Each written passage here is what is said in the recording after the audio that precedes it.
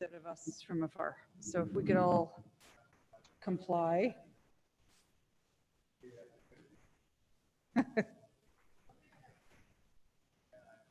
You don't have the Zoom link? It's in the calendar invite?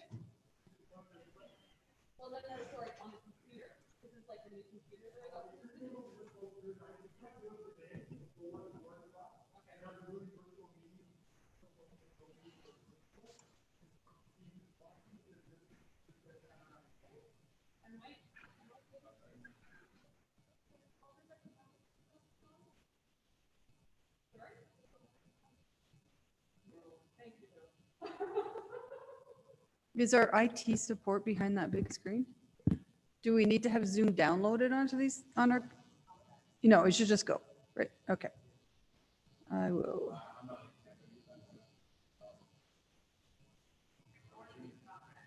Recording in progress. What time is it? 2 o'clock. Okay, hold on. We're going to be 2:05 by the time I get it organized here.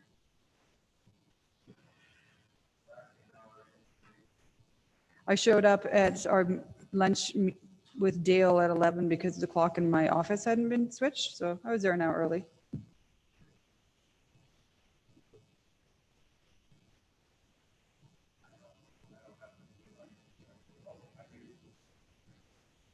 And just give me 2 seconds. I need to get the agenda too. Sorry, guys.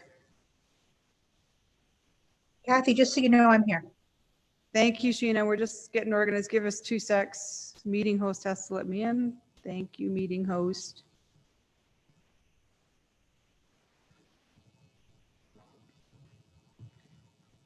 Camera on.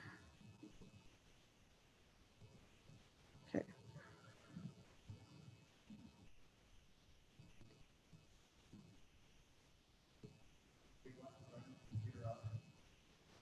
Yeah, but then just mute your mics. I'm hearing an echo. Okay. Do you need help?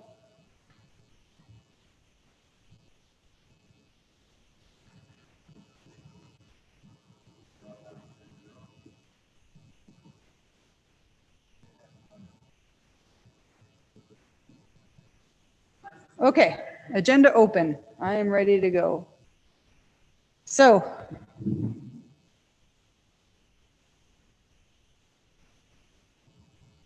budget over. When do I read the, at the end? Okay. All right, calling the meeting in order. Tuesday, November 9th, 2021, and we're only 2 minutes late.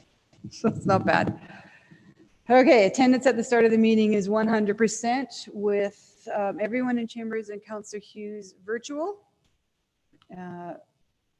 Do we have any public input? No, we do Okay, not. so that's just there, I'm assuming, because members of the public can register to address council during budget. That is correct. Okay. Yeah. Then we're going to move on to agenda item number 3. We don't need to approve the agenda because we did that. This is just a, what do you call it? A resumption. That's correct. Continuation, yeah. Okay, so we're going to start with presentations from various departments across the city. This is the entire list. I don't know if we're going to get through them all today. I don't know if we should even try because we do have tomorrow scheduled. So let's take our time. We'll try to make sure that you guys probably have lists of questions from reading the budget. We'll try to make sure that your questions are directed at the department that's presenting at that time. So we'll start with council, executive leadership, and general government. And between the two of you, you're doing all the presentations. Can you maybe just let us know what directors you have online so we know who we're directing our questions to for each department? And then we will get to the end. I will read in every BIR and post motion that's come through since we went into recess, and that's how it's going to work. So, and I will commit to letting us get out by 7 today, just so, because I think our IT support wants to go home. He was asking me. Do you like it when I call you that? Okay. Mr. Scholl will take us away with the budget overview for council leadership and general government. Thank you. Just 1 second here and I'll get it up and running.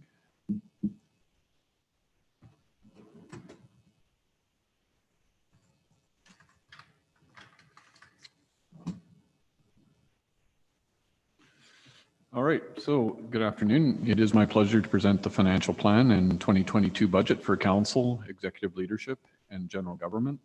So this presentation focuses on 4 functional areas within the city and their roles. Council, of course, executive leadership, general government, and corporate finance. So as you're well aware, council is the city's governing body, providing high-level direction in developing corporate strategy and related policies, ensuring municipal powers are exercised appropriately, and ensuring municipal duties and functions are fulfilled. Executive leadership provides direct advice to council and corporate leadership on all aspects of the municipal corporation, including supporting council in their governance role. This function funds the offices of the Chief Administrative Officer and the Deputy Chief Administrative Officer. This function also acts as liaison for the St. Albert Public Library. The general government functional area provides strategic guidance, planning, advice, and resources to council and the corporation to support the city's initiatives today and in the future for the benefit of St. Albert. The following departments are funded through this function: legal and legislative services, economic development, financial services and information technology, human resources, safety and environment, and finally, strategic services and communications. So further into this presentation, we will discuss corporate financing, which includes the portion of the tax levy used to support required debt payments, provides contributions to municipal capital reserves and projects, and also includes common corporate revenues and expenses such as interest income, bank fees, and lease expenses.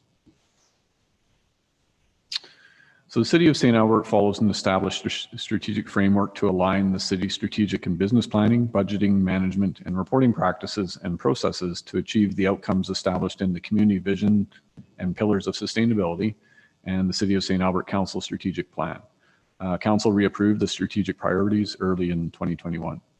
So this proposed budget is developed to achieve these priorities and to maintain council-approved services and service levels though this year we had to make some adjustments to services that were introduced last week in the overall 2022 budget presentation.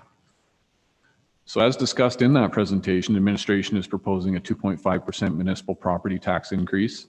This increase relates to maintaining most service levels and includes the 1.5% increase in infrastructure funding for RMR previously directed by council. So the net of that direction is a 1% increase, while inflation is currently at 4.4%, with some projecting 5% inflation by the end of the year. So as we go through these functional presentations tonight and tomorrow, you will see that administration has deferred new spending requests due to the economic realities we're facing. Departments were also instructed to identify savings within their operating budget. So now we'll start with discussing the council, executive leadership, and general government functions and the net change for each. So this slide shows the overall impact of the 2022 proposed budget as compared to the 2021 revised budget for the council function and the executive leadership function. So for council, we have minimal changes from the prior year with slight increases in salary, wages, and benefits and material goods and supplies. So about a $20,000 change there. For executive leadership, the net impact is a decrease of $362,000, and that's a result of, on the revenue side, a $400,000 decrease in transfers from reserves due to the one-time funding for opportunities for investment infrastructure and Indigenous relations. And on the expense side, there's a $341,000 decrease in salaries, wages, and benefits due to reallocation of full-time equivalents and permanent removal of the vacant pool positions to offset the tax base, and a $400,000 decrease in contracted and general services due to expenses related to one-time funding for opportunities for investment infrastructure and Indigenous relations. Executive leadership is highlighting 2 business cases in the council and CAO area that are currently unfunded. In order to present a fiscally responsible budget, these business cases were not included. Therefore, if council chooses to fund these business cases, they'll be reflected in an updated tax rate. So the first is the Indigenous program. In order to meet the growing demands of the Indigenous portfolio, there was a request for 1 full-time equivalent to address ongoing needs to fund cultural economic development and other initiatives.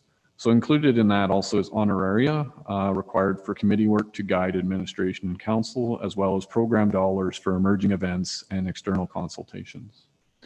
And the second one is the municipal naming review, which is in response to a council motion on June 21st, 2021. This is to review or rewrite the municipal naming policy to include St. Albert's commitment to the Behonan Reconciliation Report, Truth and Reconciliation Commission of Canada, and the St. Albert Diversity and Inclusion Declaration. This will include engagement and one full-time equivalent to project manage. The magnitude of this engagement is significant and will require adequate and timely resourcing. So the project will also include a secondment from planning and development of up to 3/4 of a full-time equivalent. This is not included in the budget. General government function has a net impact increase of just over $1 million, $1.064 million, which is mainly due to, on the revenue side, a $577,000 decrease in transfers to reserves due to funding for municipal election and a one-time funding for the business resiliency program. On the expense side, there's a $181,000 increase in salaries, wages, and benefits due to the annualization of salaries and costs, and $457,000 increase in contract and general services due to ongoing IT virtualization and the operating impact of next generation software, along with increases in the employee benefit plan, which are offset by reduction in expenses related to the municipal election and one-time funding for the business resiliency program. The city did recently apply for a provincial grant traditionally offered for business continuity planning, but we were informed the province is no longer offering that grant. So this will have to be funded entirely by the St. Albert taxpayer if it is to proceed. In terms of resource requests in general government services, there were 2 proposed growth capital business cases in the budget. The first being enterprise asset management, which is a charter to replace the city's current computerized maintenance management system with an integrated enterprise maintenance management and asset management system that will also be tightly integrated with our existing geographical information system. And the second capital growth case is the municipal area network expansion. The city's fiber optic communication network needs to be expanded in order to prepare for the annexed lands, create redundant rings, and address the security and monitoring requirements of the city's water supply. So now to the corporate financing function, which includes the portion of the tax levy used to support required debt payments, provides contributions to municipal capital reserve and associated projects, and also includes common corporate revenues and expenses such as interest income, bank fees, and lease expenses. So this slide shows the overall impact for the 2022 proposed budget as compared to the 2021 revised budget. The net impact is an increase of $33,000, which is mainly due to, on the revenue side, $2.2 million increase in business taxes due to assessment growth revenue applied to base to offset the tax increases, a $243,000 increase in sales and user fees from utility administration fee based on projected corporate assumptions, a $400,000 decrease in interest income based on lower rates, and a $2.7 million increase in transfer from reserves to fund debt payments for Range Road 260 and North St. Albert Trail, and an additional one-time COVID reserve funding to offset the tax increase. On the expense side, there's a $219,000 decrease in contracted and general services due to not renewing building leases. Just over $1 million, $1.09 million increase in debenture interest due to new debt for North St. Albert Trail, Range Road 260, Fire Hall 4, and Ray Gibbon Drive. A $2.2 million increase in debenture principal repayments due to new debt for North St. Albert Trail, Range Road 260, Fire Hall 4, and Ray Gibbon Drive. A $255,000 increase in other expenditures for corporate contingency, and $1.46 million increase in transfer to and from reserves due to the approved 1.5% increase for the infrastructure funding strategy for RMR projects. So in summary, for 2022, the council function will essentially be balanced, and the executive leadership function will have an overall net decrease of $480,000. This is mainly the result of a decrease in transfers due to the reallocation of the vacant full-time equivalent pool. The general government function will have a net impact increase of $324,000. Key influencers are primarily the increase in contracted and general services for IT services. And finally, the corporate financing function will have a net impact of $849,000, which is primarily the result of the 1.5% increase to the infrastructure funding strategy. So that concludes my presentation for these functions. Okay, so who do we have on the Zoom call, Mr. Scoville, to answer questions in this area? So we would have the directors of the areas, so legal, ledge, finance.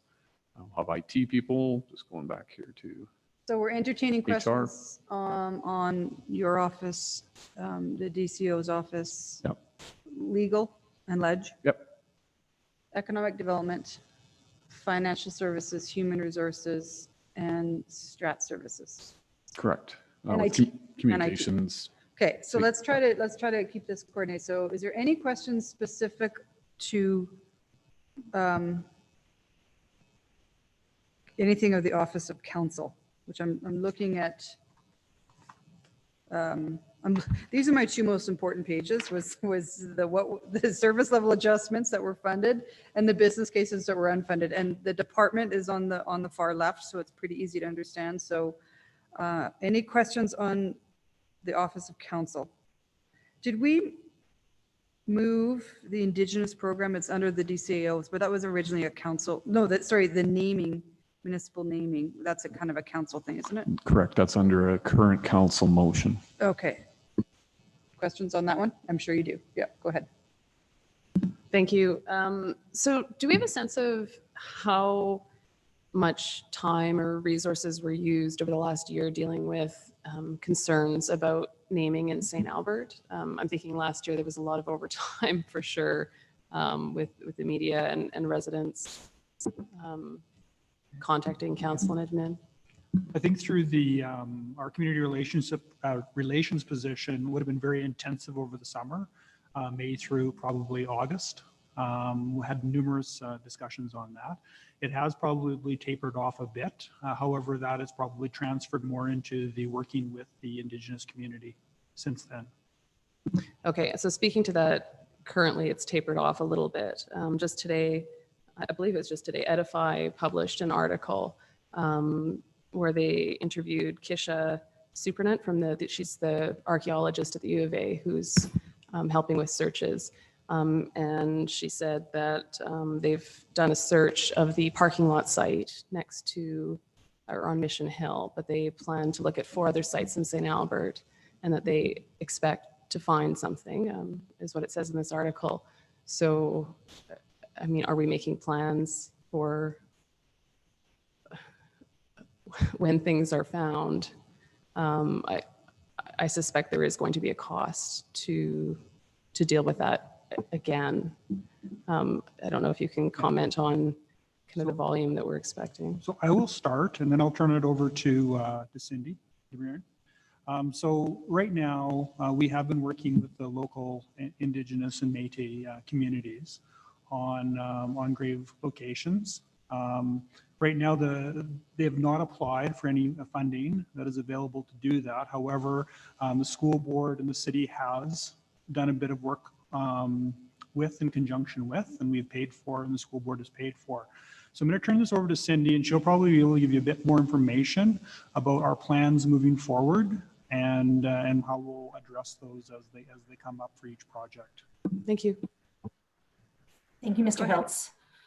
Through the chair, we have been, as Carrie indicated, we've been working with the Métis local and sort of supporting in the background. We've been supporting with things like monitoring. We've been able to use a little bit of contingency funding to support that work.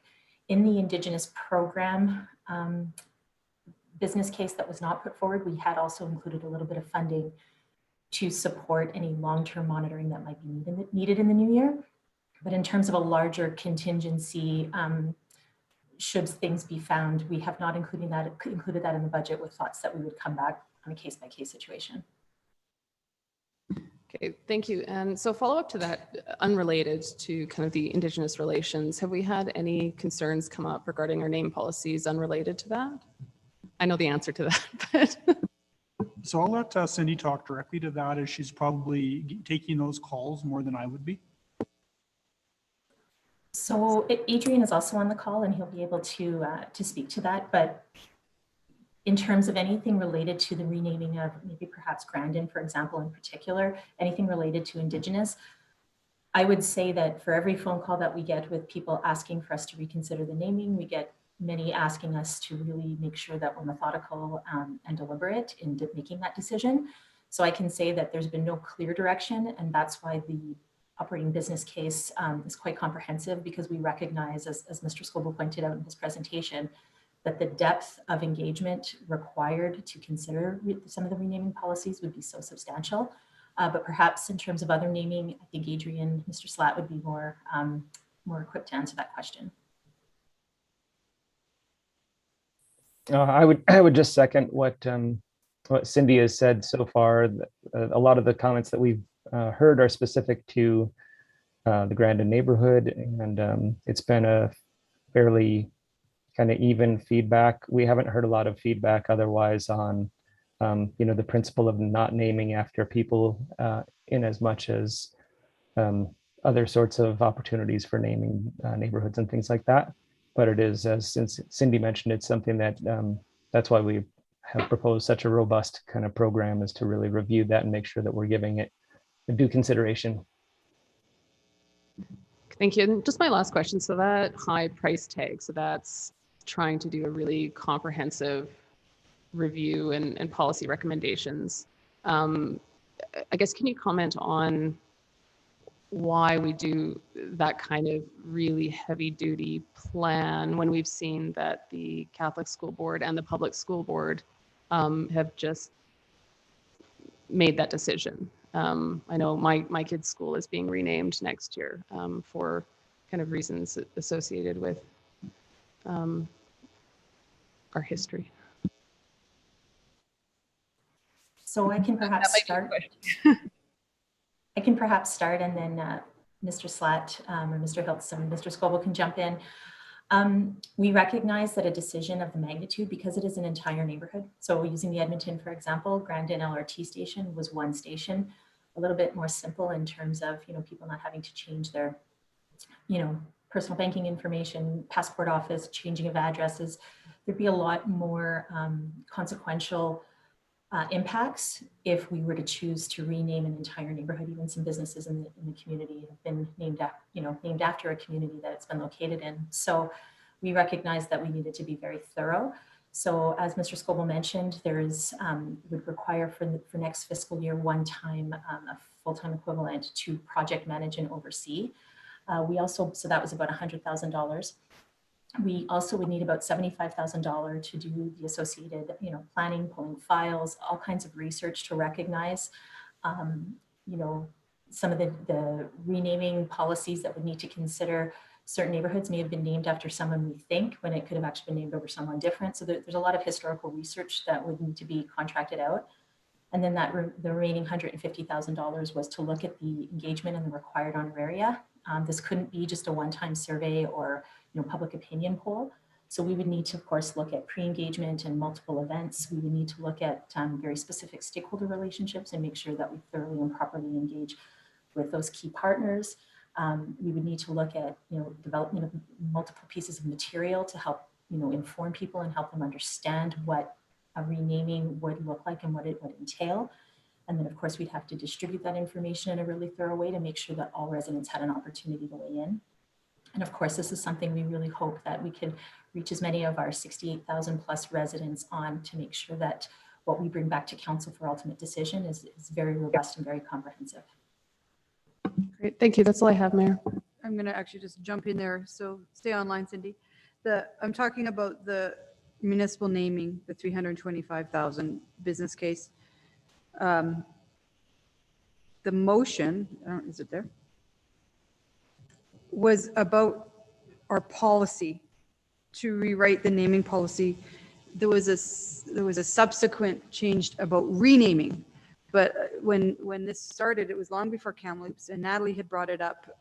Councillor Jolly had brought it up about our policy needs to move away from using family names to using other things. It started off as not an Indigenous project, and I feel like that piece is getting lost. And so a simple policy change would never cost $325,000. And I think it's a good place to start as a base point for naming. And then we could talk about renaming maybe in the future. I struggle because the community is waiting for this. We talked about it all for the last 6 months, that this policy is coming. We're going to talk about Grandin, and if we don't fund it, now I'm into debate. So is there a way to just talk about the naming policy and how we name things going forward instead of going backwards?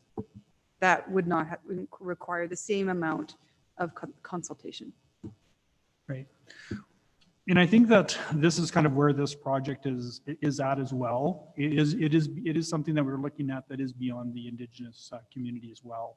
It is looking at that broader policy discussions around naming, and that is part of it. Could you do that as the first phase? Yes.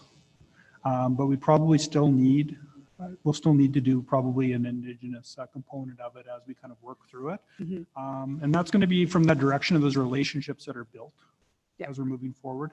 But yes, you are correct. There is a lot of research around not naming based on name and naming on other types of objects or places or things or whatever else you want to refer to. But we could probably do that, but it wouldn't be able to include that really comprehensive dig On the that renaming, Indigenous- yeah. Yes. Okay. So it'd basically be more of a policy, like we would have to come forward with a policy part of it. So let me put this to you, Mr. Hiltz. Do you need any money to redo a policy just on renaming? Because can we lower this down to 30,000 or something to do the policy, or is this something you do? We do policy changes in-house all the time Right. without a business case. And that, I think, is where we could start. And then, as we all know, I've already got a motion to try to maintain the Indigenous program FTE. And then maybe we could talk about renaming through that avenue and do the policy. Right. I'm But I'd talking prob- two different things here. Yeah. Probably what I would like to do is I'd like to take that as a BIR, Okay. what a policy would cost, because I do see the value of an outside consultant, because they would really be able to get into that difference between, historical names versus an objects, let's say. They'd be able to provide probably more context on that. So I wouldn't mind a BIR on that would actually specifically ask what would a policy cost, because it could be 50, it could be 75, it could be 15. I don't want to throw a number out and be stuck. No, that's fine. I said to council, ask your questions in chambers in Yeah. case they can be answered. And if they can't be, then we'll go through Yeah. the formal I BIR. prefer So that, yes. that's fine. So Councillor Jolly, I'm trying to save what you started pre-Kamloops, and hopefully that gets us there. Yeah, no, and I mean, it was kind of, the motion was in two parts. Yeah. Because it is two parts. Mhm. Yeah, thank you. Okay. So along that lines, the Indigenous program unfunded business case for $181,000, I assume is more than just an FTE. Yeah. Because if the FTE is making that much, then. Yeah. So the FTE, including benefits, is about $102,000. Okay. And that's classified to be very consistent with other municipalities who have that level of position. The other $70,000 or $80,000 is for honorarium, contract services, et cetera, working with the First Nation community, because there needs to be seed money attached to that. So that's where the $180,000. I believe there's also $7,000 for an office setup as well in that funding. Okay. All right. So when my postponed motion comes back, that will all be. Yeah, it's all in there. Yes. Okay, perfect. I mean, I feel like we're throwing the baby out with the bathwater. So at least if we have the FTE, we could make some headway. We might not have the money for honorariums, but it's better than nothing. So I'm into debate again. Councillor Broadhead, you have a question? Thank you, Madam Mayor. Moving on to a completely different subject. ITS and the You are municipal area. jumping net- ahead. What's that? We're trying to keep it all coordinated. So any more questions on council CAO's Oh, office? fair enough. No, we're My good. apologies. No, we can go to IT next and then we can come back to the other ones. So we're all good. Is there, Councillor Hughes, I'll ask you, is there any questions on, you're good? Yeah, no, I had a question. Thank you for asking. So with the Indigenous business case again, so if you're saying it's 7,000 for office setup, wouldn't that really go under capital? And not under operating?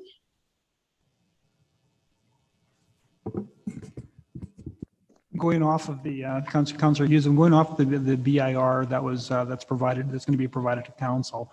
And I'm just, the number there is, we'll do at 7,000 for capitals for office setup. I'm not sure if Cindy, do you have any additional information on that? It's kind of a miscellaneous cost. Is that, I think when we apply for a position, we do add that initially to the position. I'm not sure if Ryan is on the call either. One second. And Ms. McMurdy might Yeah, have some insight as well. I was gonna say I might be able to jump in. Yeah, so the like the furniture and the technology setup that we need for a new staff would not qualify for capital. It's too low of a value. So those get run through our operating budget. Your mic is very muffled. Okay, sorry, is that better? Yeah, that's better. Thank you. Okay, sorry about that. I could hear you the whole time. So it's all. Okay, did you want me to repeat that at all? So you said the capital is too low. Yeah, for furniture and technology and equipment and stuff, it doesn't meet the capital threshold, so we always run it through operating. But it is of course, a one-time cost, not an ongoing cost. And the 102,000, that's for 3/4 of an FTE next year, correct? Not for a 1.0, not for 12 months, but for 9. No, that is for the Indigenous advisor position. That's different than the one that we were looking at through the naming. No, but when you gave me the breakdown, you said it was 102,000 for the FTE, and I'm just wondering, is that for a 9-month FTE cost or a 12-month FTE cost? We start in April. Oh, right. I believe that is for the year. Ryan, I saw that you came up online. I believe that is a year. Yeah, I just want to clarify that we costed that on the assumption that we would start the program or implement the program in January, that it would go live. So that's the salary cost plus a gross up for benefits, Councillor Hughes. For the Okay, full good. I just wanted to get that cleared up. The other thing is, okay, so just help me clarify this in my brain. So we hired somebody for an Indigenous position who has come very well recommended. She's done a great job so far. Are we now hiring 2, or is this to extend that contract? Is it to extend it, Cindy? I'm saying, I don't. We seconded someone. Okay, well, Yeah. So right now, the position. data. Yeah, So let's not use names. yeah. So right No, now, but the position is seconded, Just trying to, and it ends December 31st. So this is to make Okay. it, this ask is for permanent of the Okay. position. We could, or apply for 1 year, whatever. It just makes it a lot more difficult to get any, I guess, leverage and capacity by kind of doing stuff by seconding or by temporarily filling. So Okay. this position was seconded from somewhere else in the Yes. city, so we will then have to backfill, Yes. which is about the same, about Yes. 102,000. Yeah. Okay, good so, question. okay, so just help me figure out one more thing in my brain. So thank you for that, because I was like, I wasn't sure if we had 2 or 1 in the end. We still have 1. We're just now going to make it permanent. But when we did this secondment, I thought we had in the budget like X dollars for a person, but if you had a secondment, you wouldn't have required that extra money. So can you just help me figure out why it was like June? Yeah, hey Ryan, can you help me just write this circle around? Yeah, Carrie, I'm going to just take a stab at this and hopefully I clarify it. So we were funding that secondment through our vacancy pool, through dollars that we had in 2021. That funding is gone as of December 31st. That funding no longer exists. So when we've put this forward, it's for funding that we no longer have. We don't have the vacancy pool. That would allow us as of Jan 1 to keep the Indigenous program run. That's what that funding's for. But in June, there was also a funding request for this position. And it was for like $100,000 or so. It was a substantial amount of money that we approved in June. So I'm trying to figure out why we approved that in June, if it was coming from a secondment or from the vacancy I pool. don't remember that. Cool. That was for, again, so Councillor Hughes through the mayor, is that was for the Indigenous consulting. Yeah. Like we had put stuff through Lenny and those guys, that group. Yeah. And it was divided, I believe, into 2 pots. So that was for the Indigenous consulting that is happening right now. Not for this FTE. Yeah. And that money for that, is that still being used going into 2022, or have we used it all up? It's still ongoing, and I'll let Cindy talk to that and where we are on the project. And it was a one-time. Yes. Yes, Councillor Hughes, through the chair, that project is ongoing. We expect to have some recommendations that we'll be able to bring forward to council, but what they're ultimately developing for us is a bit of a framework so that there could potentially be something like a committee of council that could provide ongoing guidance. So things like, if we need to look at some of our public information that's out there, if it needs to be updated to be more reflective language, we'd be able to now take it to the committee to provide us that ongoing advice. So that is what that $100,000 is, partially for that, and then some of the events with the flag raising and other things that we needed to do this year. So that pot is dwindling down pretty rapidly, and we hope to have something to council in Q1 regarding longer term structure of committee and guidance. Okay, thank you for all that clarity. I figured out everything you were to say now, so thank you. No more questions. So Ryan, you're saying that vacancy pool is no longer existing as of December 31st. Is that because that's one of our service level adjustments to eliminate that? You bet. So if we were to, let's say, just eliminate 4 of those FTEs or 6, whatever, there would be a pool of money that we could fund the Indigenous, although it's just a wash, but. It would give Kevin a choice of how he would use the vacancy pool funding in the corporation to meet priorities. Kevin's strategy and the corporation strategy was to lower the tax impact, and that the impact is if we refunded that pool, council would be adding to the tax increase. I'm not talking about refunding the entire pool. Maybe go ahead. Yeah. So Mr. it's a little tough to talk about FTEs. Like this was a result of the reorganization we did in 2018, which I guess flattened the management structure. So it had management positions, but the intent was always to create more frontline service positions, which of course are at a lower wage, right? Mm-hmm. But through the last 2-3 years with that program, we've actually been able to grow it through, not redeploying some positions, or as vacancies came up, putting them into that pool. So it's a little bit nebulous, and it's a little bit tough to go by FTEs because it's really about where there's a need. So in this case, for example, we funded the temporary or the term Indigenous advisor out of that money, right? So it's not even just by position, and it's not by an annual salary. It's if we need a temporary role filled for 4 months or 6 months or whatever. So, but overall, we've been able to maintain and actually grow that pool in the last couple of years just through efficiencies in the organization.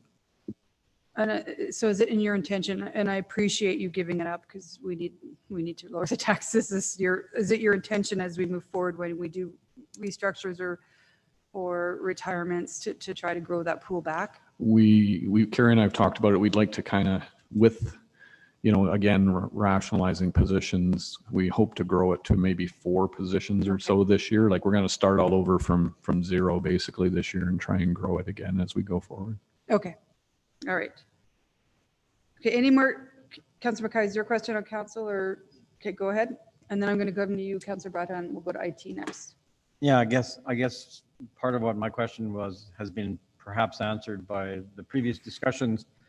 And I guess I appreciate, Mr. Scoble, your last answer in relation to this, but I guess, so if we eliminate the vacant pool, therefore we are eliminating any opportunity that we could, if another position similar to this came up, we wouldn't have that capacity any longer, correct? No, well, the business case for the Indigenous advisor is the perfect example of it. Going forward, if we need a position, we'll be in front of council asking for funding for that position in the future. Right, unless, as you mentioned previously, unless we identify an existing position that we can red circle and no longer require it. That's my language. I'm not sure if you guys use that or not. But redeploy is what we call. Yeah. So then in addition, so going back to the remaining piece of 102 is for salary benefits, then the other portion of that money was related to specific duties. Where would we be finding that now if, let's say, we had a ceremony or we needed to find honorarium? Would we have to find that internally then? You're speaking in terms of just the Indigenous or whatever. Well, we do have some contract dollars that we've been skimping and savings on, and we've been kind of pooling together to be able to do some of those things right now. But as we move forward into 2022, 23, et cetera, we don't receive that funding. It makes it a lot more difficult to be able to do those things. There still would be a little bit of money, but not maybe to the extent of. So is that contract money coming from grants? No, right now it's basically we're pooling. So basically right now under community relations, there is some contract dollars. And so Cindy has been focusing that on the Indigenous portfolio. I have a really small contract dollars and stuff, like I can give her some of that money, or Kevin might give some of his money and stuff like that. That's how we've been funding it right now. But if we do go forward this position with that funding, then it kind of focuses. It's more of a focus. It's not just this trying to shift. Yeah, so I mean, is this position tied to the recommendation in the Pehonan report? It is. So it's directly tied to Yeah. the recommendation, so. And are there any other activities that we have planned in relation to Truth and Reconciliation or the Pehonan or elsewise, where we're going to find ourselves outside of funding, either from last June or from something else coming forward that we don't have a business case on yet? I'll refer to Cindy. She's probably a lot more familiar with the recommendations and their plan forward. Thank you, Councillor Mackay. Through the chair, the reason we presented the Indigenous program as a program and not just a FATI is to capture all of those things, because we sort of need those critical pieces such as honoraria, money to do proper ceremony, money to do some of the awareness events that we're doing. Plus we need the resource in the person to be able to help coordinate and organize everything.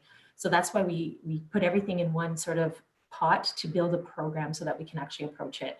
Because you're correct in that right now we've been piecemealing and trying to bring certain pieces together to be able to do the best we can with the limited resources we have, but recognizing what the increased demands have been, that's why we've created it as a program. So I guess, thank you for that. I appreciate it. And I got the feeling that right up until now, that's how we were we're piecemealing it, to use the term, sorry.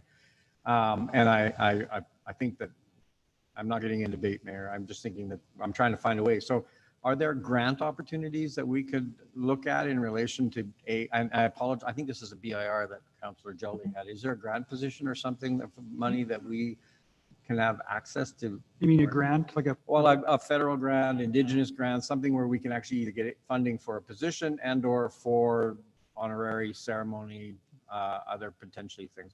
No, I'm not aware of any. However, when you do have that position in place, they may be able to access funding or through partnerships.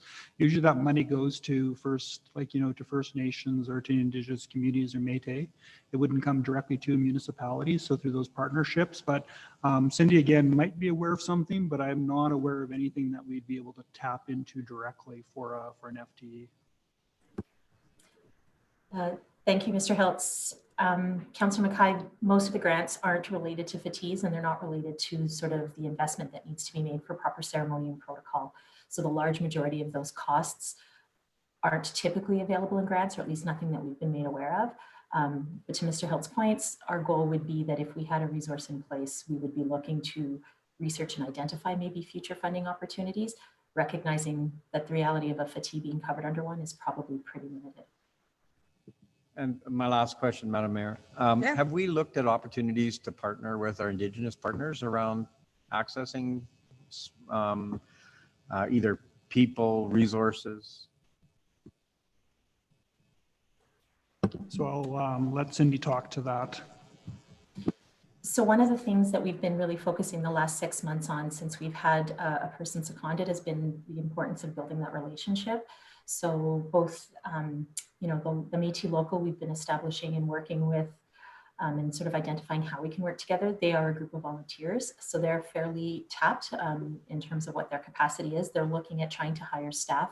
I believe they've got a half-time person that they're in the process of recruiting for. So they do want to do that work and they want to partner with the city to do it, but it's just a matter of when they have the opportunity to do it, and we're ready, willing and able when they're ready. Thank you. All right. Councillor Jolly-Sears, Council for Executive Leadership. Go ahead. Thank you. And so I already have a BR related to the corporate learning and development. It's being cut from the budget.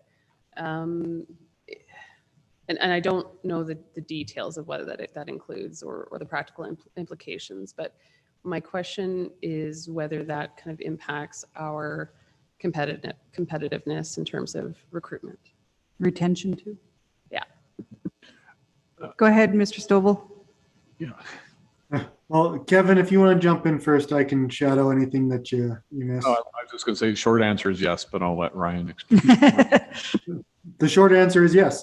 There you go. Councillor Jolly, attraction, motivation, retention. It hits all three. And that's, this is a short-term solution. We don't want to rely on this, is my thoughts.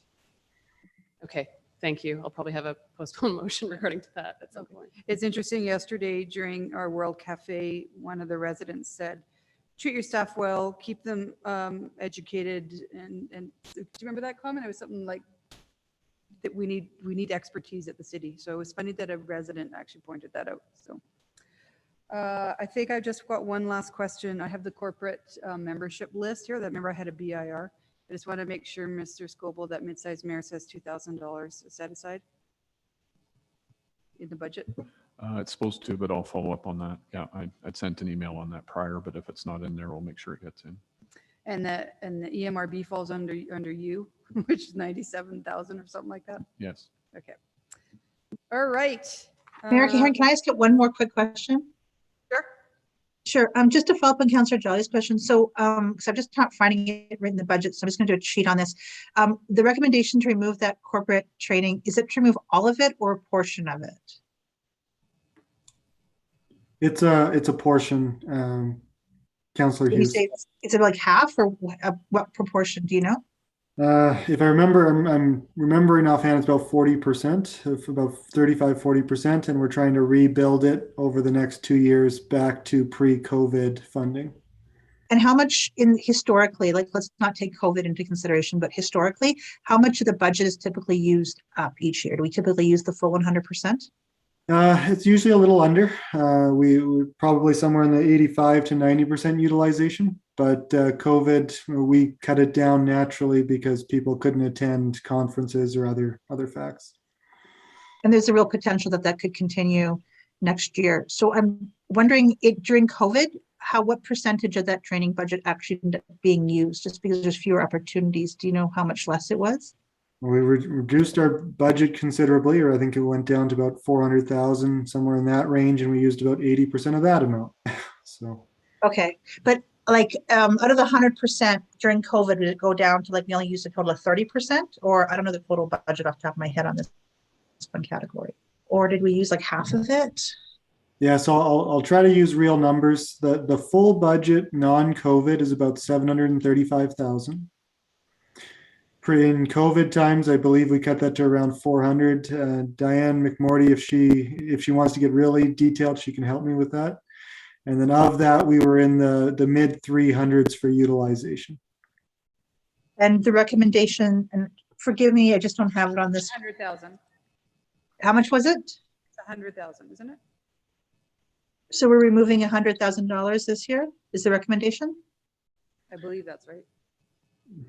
I'm just using the full gross up, you guys. It's easier to think of we're moving up from our base bottom of in COVID, we're in that 400 range.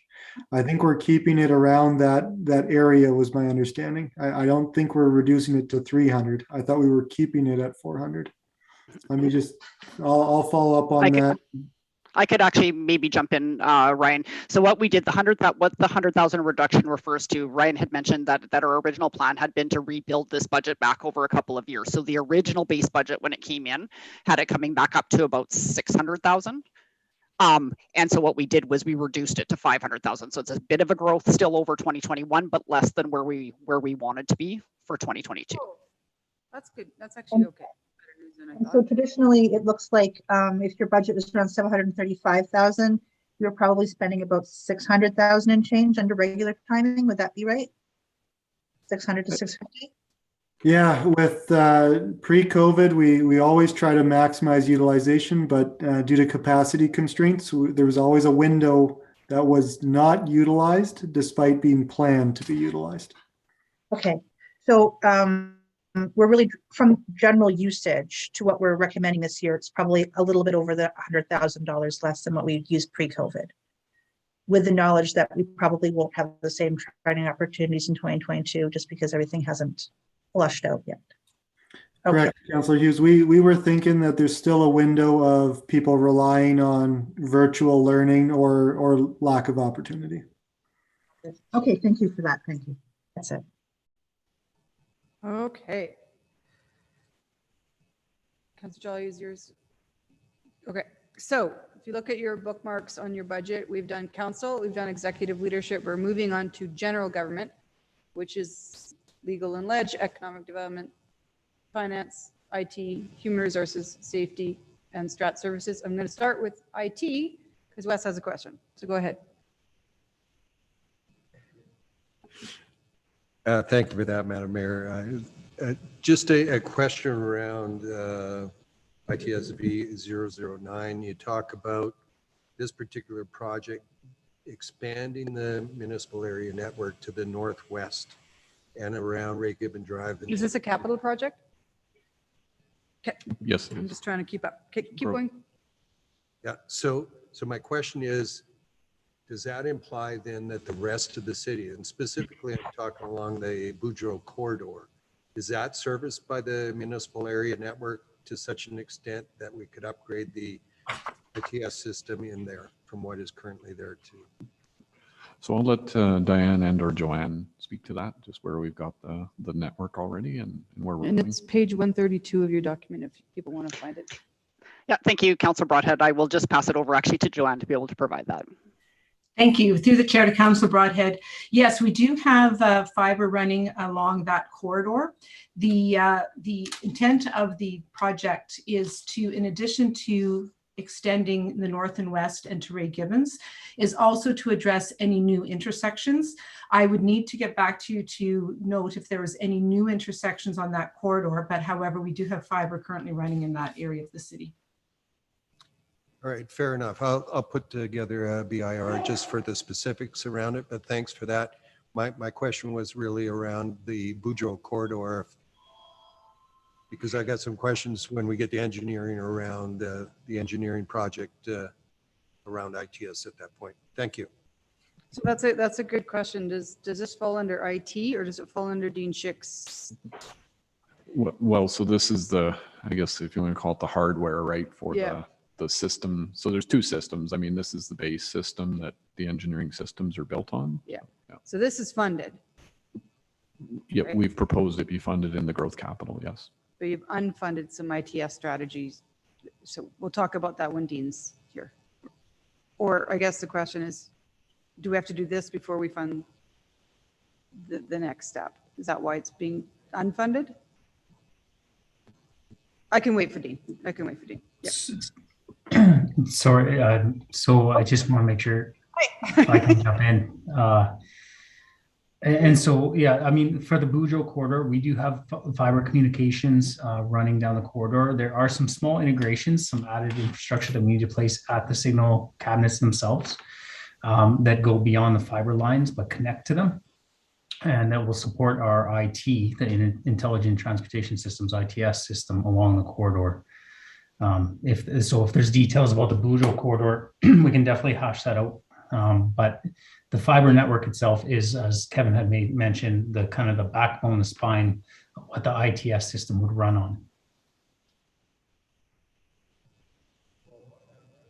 Yeah, absolutely. All right, so just a follow-up then, just a question, because when you go to the Intelligent Transportation Network, you are trialing two different kinds, and the one along Boudreaux didn't. My understanding is you were going to have a recommendation for an ITS system to settle on for the city. Is that correct?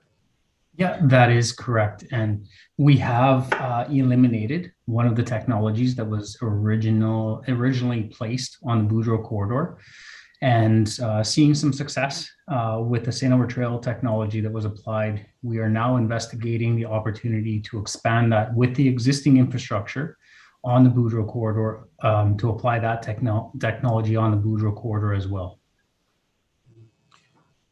Is that included in this year's funding, or is that part of the deferred or the unfunded capital?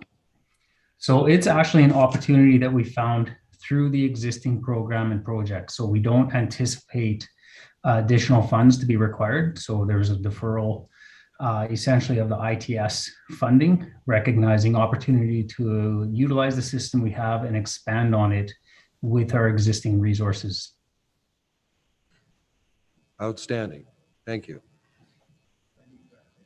Okay, go ahead, Councillor Mackay. So I apologize. I want to make sure that, You can turn your camera on now that you're talking.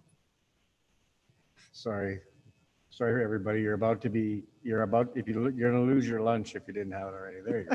Thank you. The challenge, I guess, I want to follow up on Council Broadhead's question. Sorry, I haven't given you a headache yet, Dean, but it's coming. So the what's in the defunded project is something entirely different than what, or is outside of what's already funded and part of investigating extending ITS down Boudreaux. That is correct. So part of the work from our approved funds from 2021 has allowed us to advance the two technologies. And what we've actually found is that the technology, although unfortunately was not successful on the Boudreaux corridor, the infrastructure that we placed can be applied with this alternative technology that we are seeing some success on St. Albert Trail. So it's not anticipated that any additional funds and the time to deliver this further kind of testing and expansion to the next priority corridor, which is Boudreaux, should be able to be completed with the funds and the resources that we have right now. So it's not anticipated that we would require additional funding in 2022. Thank you for that clarification. I appreciate it.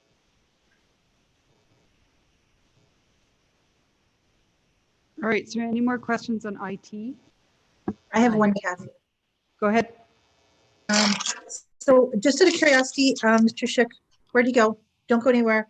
How long do you think it'll take to try to implement that technology in Boudreaux, just so that residents have a timeline of expectation and we don't give them a false impression? Yeah, so I truly do not want to overpromise and underdeliver. So I'm going to say it'll take the full 2022 and hopefully be well in advance of that. I say this solely because we are actually dealing with two, what in the normal business world would be two competitors, to have them come together and coordinate and collaborate on our roadway with their technologies. So the discussions right now are underway, and site investigations, and everyone is partnering up very well, and we anticipate that in Q1 we can start to see some actual on-site testing of the two technologies working together. But again, I will say that the one lesson we've learned, truly in 2021 with the application of this technology and adaptive signal operations, is that it's going to be ongoing. There is kind of, we're kind of continuously monitoring, evaluating, tweaking, if you will. So as we do with any, it's just a little bit more expedited actions, whereas before it would be ongoing signal control and operational changes over maybe a couple of years, kind of annually changes. This is, we get more advanced technology and this data and information that's feeding changes more rapidly, updating and influencing our actual programming and operations. So I would love to say that there's going to be a definitive date that we switch, throw a switch and walk away and say it's complete success, but it's going to be applying the technology and going through ongoing monitoring and potential adjustments, although hopefully smaller adjustments as we go through 2022. Sometime this time next year, we should be seeing some kind of progress. Yes, it'll be ongoing progress, so yes. Sure. Mayor Heron, I just had a question. So about the we have the processes, we just jumped to IT. Are we going to just let general services do their presentation and then go through it? Because I have a question about the financial services and IT section, but I can wait till we get in that order. Or do you want me to just do it now? I don't care. I thought we already did that one. Didn't we already do general government? I thought that was just executive leadership, because it says general government includes legislative, economic development, financial services, human resources, safety, environment, and strategic services. Right. I might have jumped ahead. Well, so general government is the departments we talked about. We were working. You've already talked about. Yeah, we were talking through. Well, we got to in general. Yeah, Okay. we hadn't really, we were still on council and executive leadership Do you in have that. more, do you have more to present on? No. No, okay. So we can go through. Okay. Okay. So the, IT and or financial services, because they're the same department for some reason. yeah, so I had a question about that one under the unfunded go ahead. business case. So the one for the unfunded business cases for the procure audit recommendation. So I know that this was one of the recommendations that we had there. I'm wondering, do we expect to have a cost savings as a result of implementing this recommendation? So If we were to? and then have a bunch of cost savings, right? So if I could just add, so there's kind of a couple of things going on kind of in the procurement. So if you remember back, we a while ago, of course, we had the MMP review that came out with a a list of 40 odd recommendations, that we were to be looking at implementing, and we had communicated with council that it was, there's a lot of recommendations there, and they're going to take a while to implement, and definitely some of them have to be done in a very specific order. There was also the recommendation out of the EY report around the category management, which is something that's certainly on our radar. The interesting thing with that one is many of the other recommendations from the original audit really need to be implemented before we will be successful with category management. So one of the challenges that we have, of course, we have a very small procurement department. We do have a sort of a hybrid centralized, decentralized model for procurement at the city. But the actual corporate procurement department, which oversees the overall procurement for the city, even though they don't do all of the tenders. Engineering and utilities basically do their own, but my branch still oversees for the entire city. And so we were able to, again, with generous contributions from the vacancy pool. And since that audit came out, we've had a temporary resource that's been helping us work on implementing some of those audit recommendations. And our original business case was to at least extend that temporary resource for 2022 to allow us to continue. But of course, we've now deferred that request. The risk and the implications, of course, of deferring that request is we will make little headway on some of those original audit recommendations. So, so the 102, that's really just to extend that contract an extra year and actually implement what was being recommended. That's what I'm hearing from you, right? That's correct. And so when I look at this, because the recommendations that came from the MMP recommendations really were about efficiencies and also just cost savings. There's a lot of things they said, if we do this, it'll just be that much more effective and will require less staff, et cetera, et cetera. So when I saw that, to me, it feels like it would be at a detriment, like you're almost cutting off your own leg to try to lose weight. So again, it definitely is the risk because with the only, I have 3 permanent procurement staff that are pretty much full out, just trying to manage the day-to-day procurements of the city. So there's not a lot of time left over to work on some of these recommendations, and so that extra resource has been helpful. We've now launched our online bids and tenders software for online bidding, and we're moving into contract management, and those things are going to create efficiencies, and that's where we'll continue to focus, and we'll obviously do the best we can, but without additional resources, it's going to take a long time to get a lot of those recommendations in, and thus delays the benefits that we're going to receive from making some of those changes. So, and I realize that COVID has slowed things down in the past year, but out of the recommendations, like what percentage do you think we've accomplished so far or been able to fully implement? It sounded like maybe a quarter of them. Yeah, I would say actually, to be honest with you, probably not even that high. To be honest with you, COVID really, like during 2020 for sure, we had almost no movement on any of them. It just wasn't even possible. And like I said, we've made some headway this year, which we're quite pleased with. But again, that was only with the additional resource that we were able to get. Okay, thank you for that. Now, I don't think it's to you the next question, Mayor, if I can continue to ask a couple more about the fiber network to continue, I guess, with what Councillor Broadhead mentioned. When this came forward in 2015, there was a talk about we could sell some of our fiber network to other businesses or organizations and actually do a cost recovery. And I'm just wondering if we've actually had any success in doing that at all so far.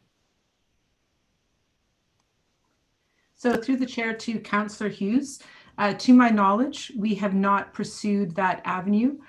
There certainly would need to be a significant investigation in terms of the cost of operating such utility. There are some municipalities within Alberta that have made forays into that, but as of yet, we have not, as far as I know, considered that. However, given I've had a relatively short tenure with the city, I'll also maybe look to Ms. McMorty or Mr. Scoble for information on that. Well, maybe what I can add to that is, you know, when I started here, that discussion was live in 2017, but that was also prior to the Pure Fiber, right? Which The is TELUS, now yeah. pretty much wrapping up this year. They've pretty much completed the entire city. So, you know, that opportunity for businesses now, you know, was the businesses in our industrial or sorry, our commercial parks that were struggling at the time. So I understand that, you know, that fiber opportunity is now available for them through that. So perhaps it's the need for that is lessened now that the private sector's put their fiber in. Okay. And then I guess this is on page 129. Let me just flip to that page. And then I think this is my last one, Mayor Herron, on this category at least. We have the upgrade for 1.1 million in software, the enterprise management. That's under the funded, right? Am I under the funded or am I under the unfunded? I get confused right now. The IT 14, enterprise management, asset management, that's funded, correct? That is correct. That is on the funded list. Okay, so it's a lot of money. So I'm trying to, I mean, it all sounded good, but I'm trying to figure out what are we doing now versus what we'll be doing if this comes forward. And it only has like the 1.1 million, but software is never a one and done. So could you just explain a little bit more as to why this would only be a one and done and what we're getting versus what we're doing? Yeah, so I will again kind of allow Joanne Tanter and Donnie me want to jump into being kind of the leader for the asset management program for the city as well. So I'll let Joanne start. Certainly. Thank you, Diane. Through the chair to Councillor Hughes. So in 2019, the city went to market with an RFP for enterprise asset management software. And at that time, we had a budget of 300,000 based on previous charters. The response to that request for proposals came in from a range of 782,000 to about just over $3 million in range.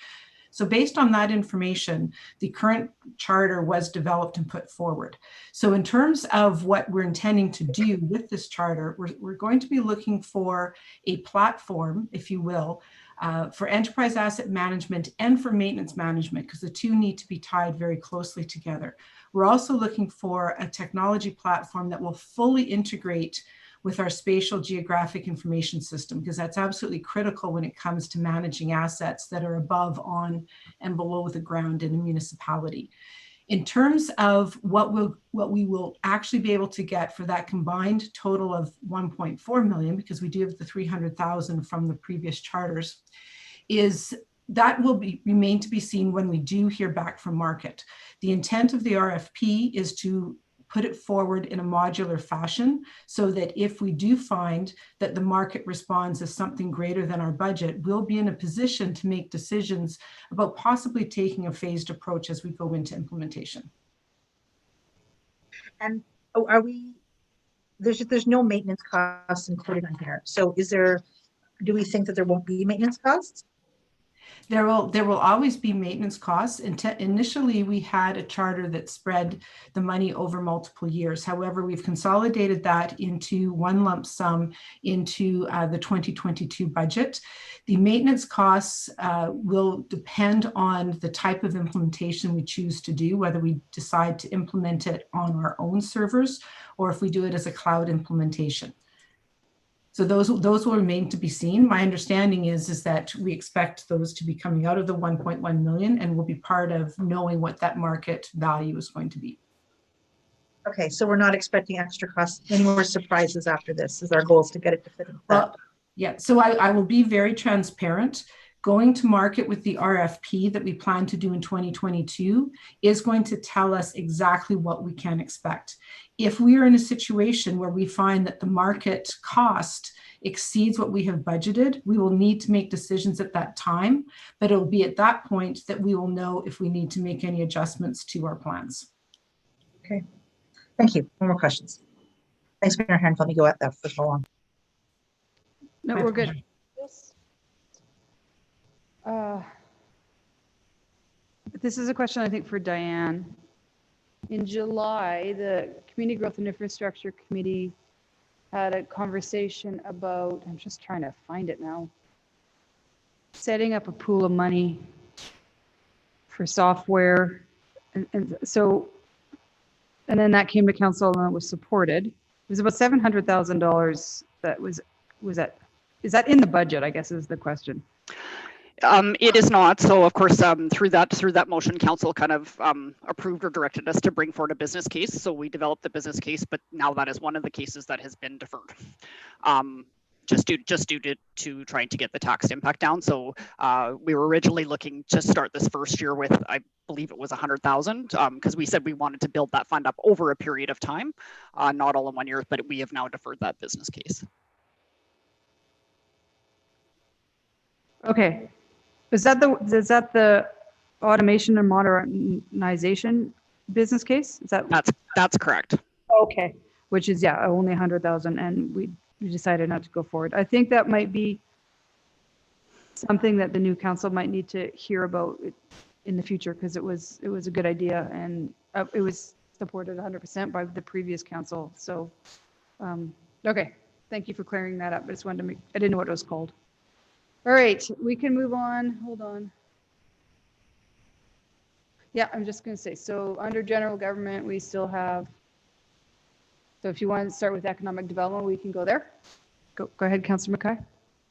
Yeah, I was just going to follow up in around economic development and the Dig-In Festival only because it's currently underway. The implications of no longer offering the Dig-In dining, have we gone out and seen what the impact would be to our local businesses? I mean, we're coming out of COVID, we're trying to build up some business resiliency, we're trying to identify this as going forward, but is like, I just need some background as to why we don't want to go forward with this, Mike.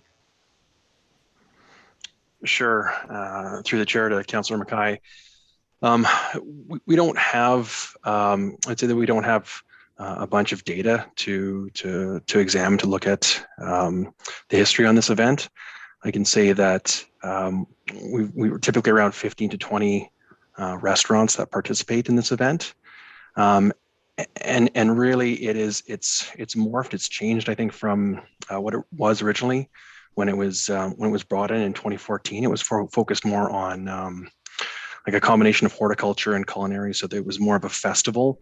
Whereas in the last couple of years in 2019, or since 2019, it's more of a focus on the dining and eating and driving traffic to our local restaurants. So out of the dollars that we put aside, were they all accessed this year in relation to all of the, so is that for advertising? Is it for, do we support restaurants? How do we utilize that $15,000? Through the chair, yeah, exactly. It's dedicated to marketing and trying to, the advertising tied to the campaign. We do a little bit. Part of it is trying to drive some infill spending, a little bit of infill spending from outside of our market, as well as local spending within St. Albert here. I don't have final numbers on of course the campaign because we're in the middle of it right now.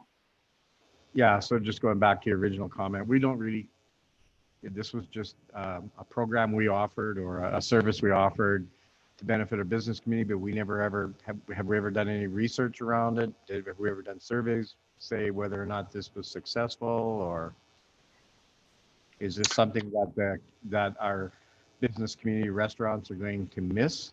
Will they be able to pick this up? I would say at this time we haven't done that direct engagement with the local restaurants in terms of their perceived value or the impact of this program. Okay. But there's never ever been any plans to. It was just a line item that we had, and we've just continued it on. We've never evaluated it. We've never. How long we've had this for about what, how many years now? Oh, Through the chair since 2014. And we've never done any research around the effectiveness of it or any surveys around how the restaurants are feeling about the program? Not to my knowledge in my our time here, but we can certainly do look into that a little bit more. Well, if it's not on, if it doesn't go forward, there won't be any. We'll hear about it. Anyways, that's just a comment. I'm not directed at you, Mike. The next one, that cancel the beautification cost sharing program. So is it an equal 50-50? Like, do we put in 20 and other businesses put in 20, or is it just we put in 20? Through the chair, there's 20,000 that's allocated to the program. In previous years, we've seen about an average of about 11,000 of that 20,000 used over the last 5 years. So it's been underspent or underused. But is it a cost sharing program for businesses? Pardon me, I misunderstood. Yes, it's a 50-50 matching grant. So businesses would have to put forward the other 11,000 or 10,000, whatever it is? Essentially, in theory, yes. Okay, so I mean, we could, I mean, we're not talking millions of dollars here. We're talking $20,000 or $10,000. We don't have to eliminate the entire amount. Yes, should council choose to reduce it or eliminate a portion of it rather than all of it, could certainly be brought forward. Sorry, Mike, I didn't mean to talk over you. So just so that I understand the beautification program, are we talking about the big flower pots with the pink petunias on the corners, or are we talking about a specific beautification projects for businesses? Through the chair, so this is intended for business storefronts for business owners to improve their facade, their storefront. Some of the eligible expenses include things like, yes, flower pots, but also perpendicular storefront signs and things like street furniture. Okay. Have we ever done any evaluation on this program, or is it just the same? Again, we haven't performed any, direct engagement or surveys with the businesses on this program. Just looking at it from the utilization perspective. So, are we finding? Would you know this information? Are we finding it's the same businesses of always approaching us, or is it just maybe there's businesses that aren't even aware that we have this program? In looking back at some of the data collection on it, it does appear as though there are a number of businesses that have used the program over several years, but there does seem to be a large number of different businesses that have utilized the program. I'm sorry, I didn't quite catch that last one. There doesn't seem there was a lot of. There have been. Yeah, I don't have the exact number of how many businesses have accessed the program over the last 12 or 13 years. Did I put a motion on that one? No, I thought you had the one for the pots. The plant pot. Yeah, I'm just wondering if the backgrounder could. Keep going, Councillor McKay. Well, no, we're not talking big dollars here, but we're talking about business resiliency in one hand, and then we're talking about not supporting them in the other. So I just was curious as to whether or not we've done any evaluation of the program, the effectiveness of the program, the uptake in the program, whether or not, I mean, will it even be missed if it's gone? That's kind of where I'm trying to go with that. But if we don't have that information, it makes it harder even to ask for a BIR on it. So hence I wanted to ask questions, that's all. I guess maybe the one thing I could add is that we did do a survey with the business community early in the year around sort of COVID related recovery supports, and that's where the business resiliency program was sort of born out of that feedback from the business community, and really what we heard was the vast majority of businesses wanted assistance with marketing. They wanted assistance with improving their digital online presence. So that's sort of what we heard from them at that point. We didn't hear or see a lot of comments around, trying to improve storefronts. Thank you. And so Councilor Paquette, I did put in a motion to try to bring that back. So maybe, Mr. Erickson, when you scribble down a backgrounder on this one, just maybe show the uptake in the last couple of years. That probably would help council decide. Would that help? Ken? Okay. I'm sorry, I thought you were talking. No, it's okay. Pierce. Sorry. Okay, any more questions for economic development? Could I speak with, Madam Mayor, could I speak with regard to the flower pot thing too? I think it was the $70,000, the citywide one that you put forward, and then the $20,000 was one that Councillor Mackay is mentioning, and they were two separate projects on the Yes, there was the flower pots is public works, so not economic development. Right. Okay, so they're But not. they here. were two separate. Yeah, they're two separate.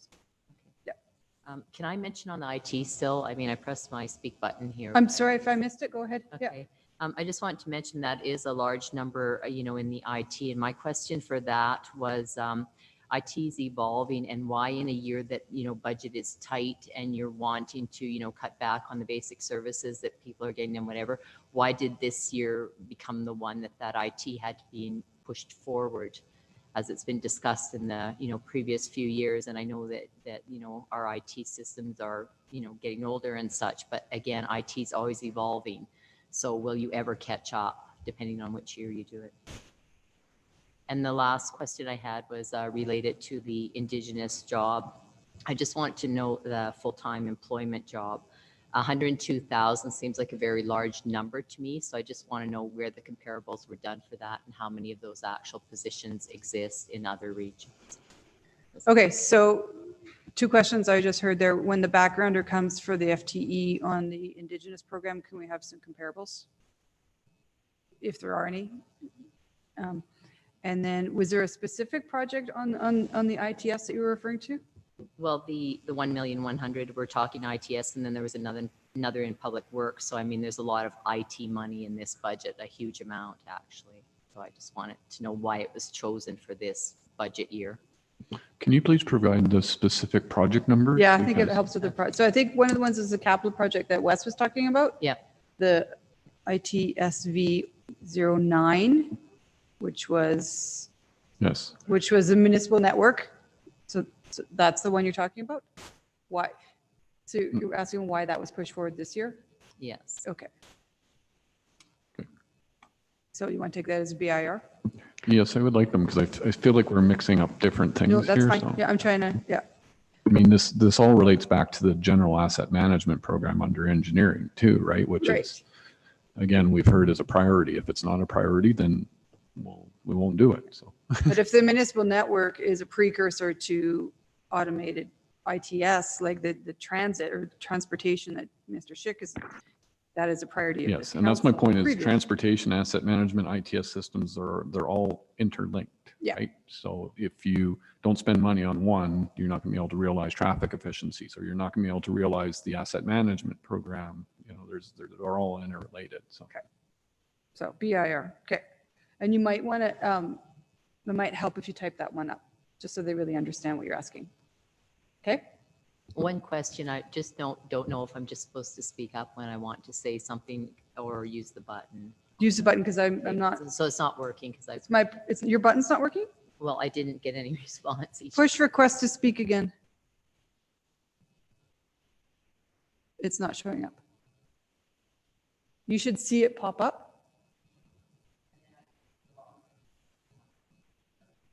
Okay, so we do have a problem because I did not see you, Shelley, and that's why.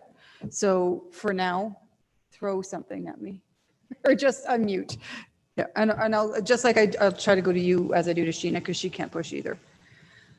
Okay, so I think we've got council, CAO, DCAO, IT, and ECDev done. So where are we now? How about any questions on, hold on.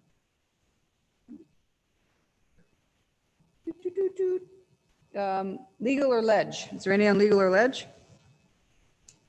I don't see any business cases. ECDEV we did, financial services and IT. How about human resources, safety and environment? I actually do have a question on this one. One of the unfunded business cases that I brought forward to fund, but actually at a little bit smaller level, was the home energy retrofit accelerator. More of a process. Why is it under HR? That seems like an Office of the Environment or engineering, not HR. Well, environment is with the HR department. It's Oh, environment. that's right. You did that. HR, environment and safety. Yeah, Okay, so any questions on environment are today too? correct. And safety and HR. Okay, all right. I don't have a question. I just wondered why it was there. I forgot that you're in charge of the environment now, Ryan. So is there any questions on the environment? Go ahead. Thank you. So the municipal energy specialist position, so right now that's a temporary position. So to add it as a permanent service level, it would be the 115 and then a request. Is that? We got a grant for that position, didn't we? Through Yes. NCCAC? Yes. So, so that position, I get the impression that it's brought a lot of value. I got a thumbs up from Ryan. Okay. So I guess what are your thoughts on, do you have thoughts on bringing that on as a permanent service level rather than a finite position? Would that have ongoing value? So through the chair, I believe to date, the position has more than paid for itself, and I believe that opportunity exists in the future. But I'll turn it over to Mr. Stovall because he's actually kind of got the ROIs kind of worked out already. Yeah, I'll pop in here. So Councillor Jolly, this was a grant funded role and the grant's coming to an end. And as an example of what this role amongst qualitative value that's been added, but in pure quantitative value, we've done real ice at Service Place, VFDs for aquatic pumps at Service, rooftop solar PV at Service, LED lighting replacement at Service, rooftop solar at Jack Craft, and that's thus far. And we've identified, when I'm saying we have a very skilled individual, so I don't want to take any credit for them, has identified a whole wealth of other improvements. So we could look at real ice at Go Auto Arena, real ice at Jerome McGinley and Connects. Jack Craft, there's some energy scans work that we can do, transit building we can do. St. Albert Place, there's improvements with approved, there's the potential for improvements with approved grant funding that we'd look at. There's Fountain Park, we could look at fleet, we could do a whole bunch of energy work with the city's fleet. There's life cycle projects in capital. When roofs are replaced, we could look at solar being added on to a roof replacement. So we do RMR and then enhance. And then there's Fire Hall 4. There could be some net zero build and savings there. So we've identified 174,000 annually in further savings that could be realized for every year if we can get some capital work and grant funding to move forward with these. So the roles need is not done. It's just, can we fund it long-term? Okay, thank you. So I'm putting together a PM for that. Having it as a specific position, does that kind of give the organization enough flexibility to kind of change with the time? So having a motion with a particular position in it, does that give you the flexibility that you need to continue on kind of this path? Or do you have a preference for more flexibility, I guess? No, I think it would suffice. Thank you. That's all I have, Mayor. All right. Anything else on HR, safety, and environment? I have something there. Oh, go ahead, Sheena, and then I'll go to you, Shelley. Okay. Okay, thank you. So just to continue on that conversation, Ryan, so if we've identified all these projects, does this person implement the projects or just identify the projects with their position? Because I'm just assuming that there'd be someone else that'd be actually carrying out the implementation. This role would be critical in audits, the grant application, the project implementation team, but we would be working with an engineer. We'd be working with project management in the engineering department. And then the post-completion review. So did we realize everything we expected to realize and optimize those investments?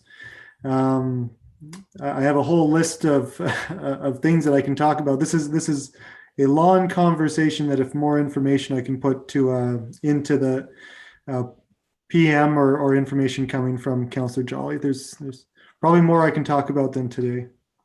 Okay, because what I was just trying to figure out is if we've already identified all the projects, or let's just say a lot of projects, enough to keep us busy for a while.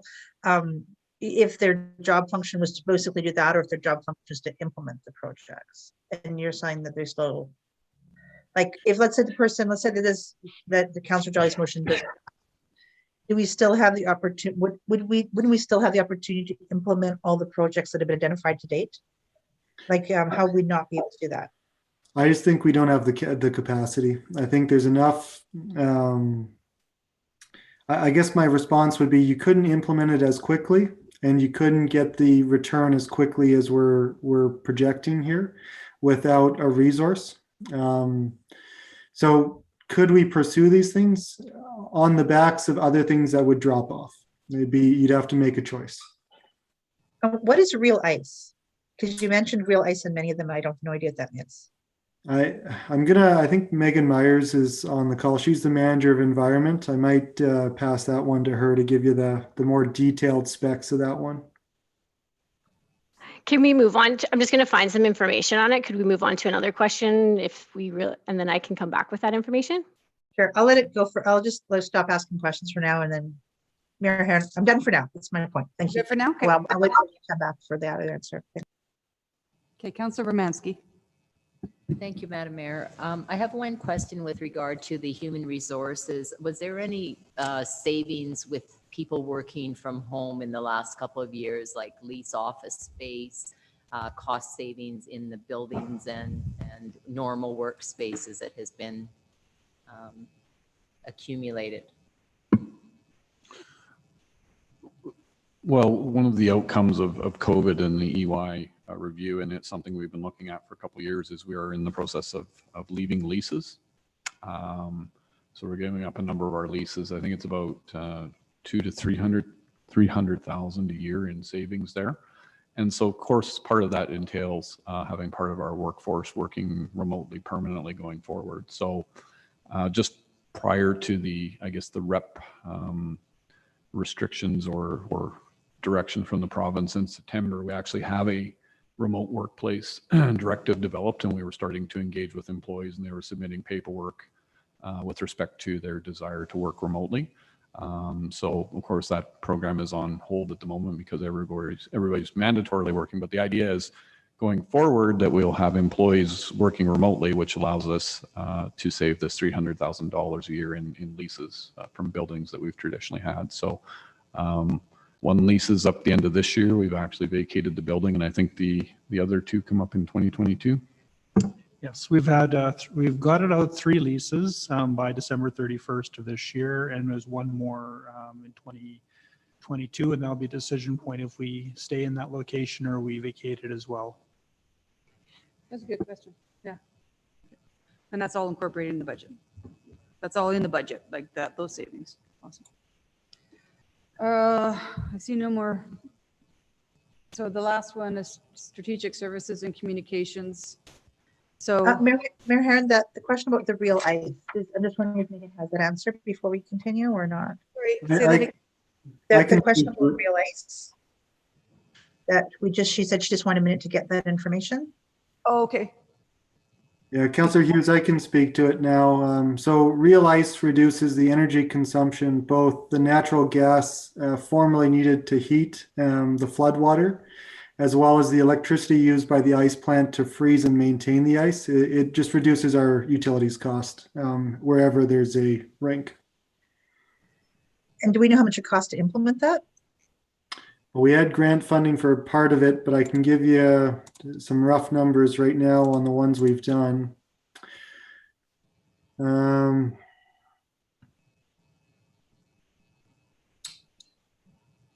I have the savings, not the, I'll get you the ROI information in the, I can answer that, Ryan.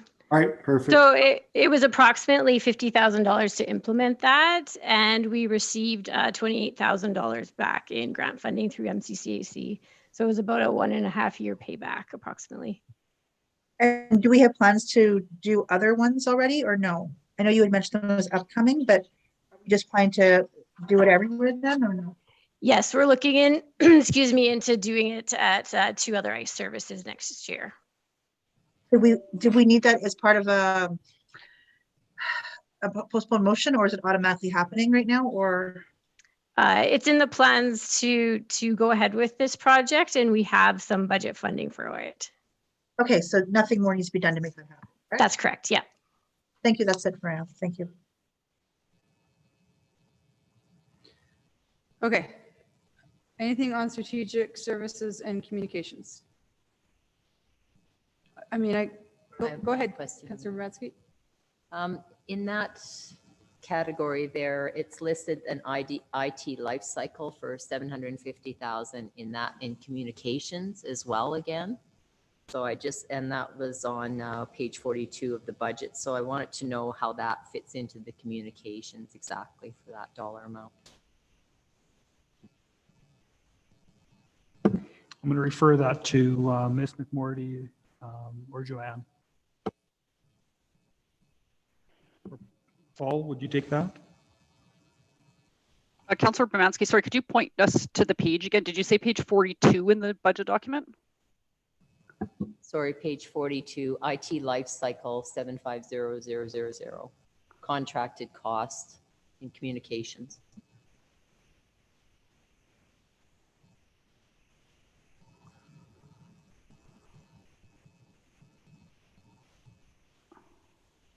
So through the chair, I can respond to what that project is. I don't have the document up in front of me to know if it's been it's under the appropriate category. The life cycle project is there to replace equipment on what is their life cycles.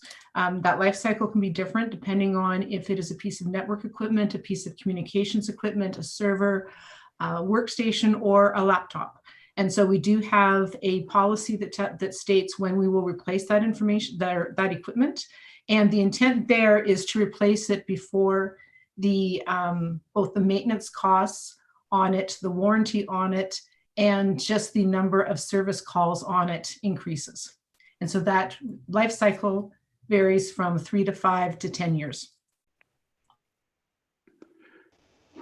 And if I can jump in as well through the chair to the councillor, IT and communications were previously in the same department, and I suspect that this was just an item that wasn't moved over to financial services when that switch happened. But Diane can confirm that.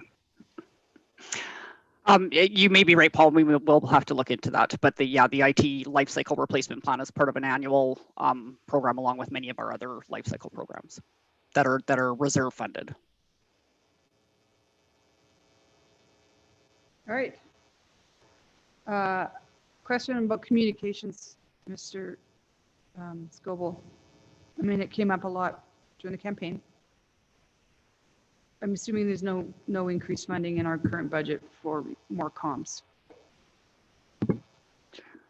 Through the chair. So, well, we have been, yes, that's correct. But, you know, we did a complete review of communications a couple of years ago with a consultant. Implementation of it started immediately, though it was waylaid a little bit with the onset of COVID, but there's been a number of changes within the communications programming, and I could defer to Carrie or Paul if they'd like to speak more about those. I'm thinking just real, there's no increase. I mean, you've said in the past that you can do more, we just need to fund it. Yes, and I'll defer to Carrie, but we have actually increased the resources again through redeployments over the years without a tax impact, but I'll let Carrie speak to that. Okay. Yes, that is correct, Mr. Scobles. We have done some redeployments, and we have filled some gaps in with some contract dollars, and we are working on a consolidation between some of the departments and bringing everything under one roof.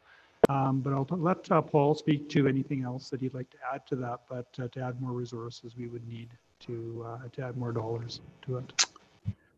Thanks, Mr. Hiltz. And Madam Chair, in addition to the consolidation that Carrie referred to, where we're bringing all of the communications and marketing resources under corporate communications, which will allow us to leverage those resources much more efficiently, and apply more resources, personnel especially, to areas and move them around as needed, depending on the situation.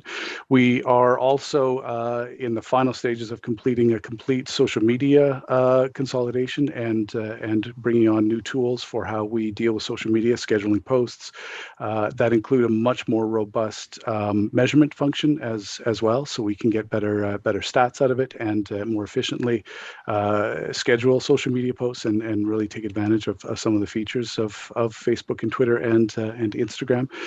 We are also in the process of implementing a new process for media releases and including a method by which citizens can subscribe to media releases right off our website, again, to more directly communicate and to get our story out more directly to residents. So we're doing all of the efficiencies internally that we can, but as Mr. Scobell mentioned, to go much more beyond that, we would need more resources. Just one more comment I'd like to add as well. I mean, while we've really worked on productivity, we, again, because of COVID, we haven't seen the full benefit of that with some of the redeployment and that, because, for the most part, we had we've pretty much had one communications person in the EOC for 15 months, let's say. And at times we've had a couple in there at peaks and that. So, we got the consolidation and the productivity all set up, but we couldn't fully realize it because we had to divert a resource to the EOC during the pandemic here. So we see potentially even more upside this year now that resource is back with the home department. Okay, so I'm hoping that when we set a date for 2 days of strategic planning sometime in February, communications is a big part of our conversation, so we can prioritize that and set it as part of our plan. And then if required in the next fall's budget, there could be requests for funding if need be. Certainly, or even sooner. But even, again, with the current engagement survey underway, we put a really heavy emphasis on resident communications and how they communicate currently and how they would like to communicate in the future. So that will be available for the strategic session too, and may form the basis of how we look at going forward. I gave a plug yesterday at the World Cafe for even if they're not part of to go online and fill out an online survey, because I think that'll be important. And speaking of strategic planning, at the beginning of the 17 term, I put a motion forward to have our strategic planning, at least the first one in the 4-year term, have an outside consultant. Is that happening for strategic planning this year? Okay. As long as it's in the budget, because I think at least for the first one, it's really important. So we get that robust plan. All right, I'm seeing no more questions and hearing none either. So it's 5 o'clock, 3:45. We'll take a quick break and then we'll come back and we will do, we'll start with community and rec services. Is that right? Okay.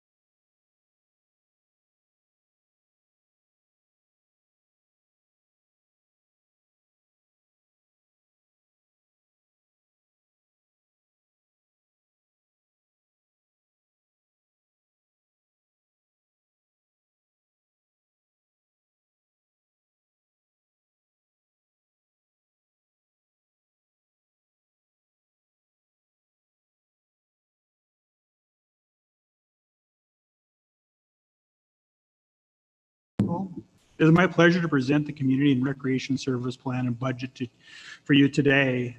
Today we're doing Community Services and Recreation and Parks, and we have both Elizabeth Wilkie and Diane Enger in attendance with some of their staff to help answer questions.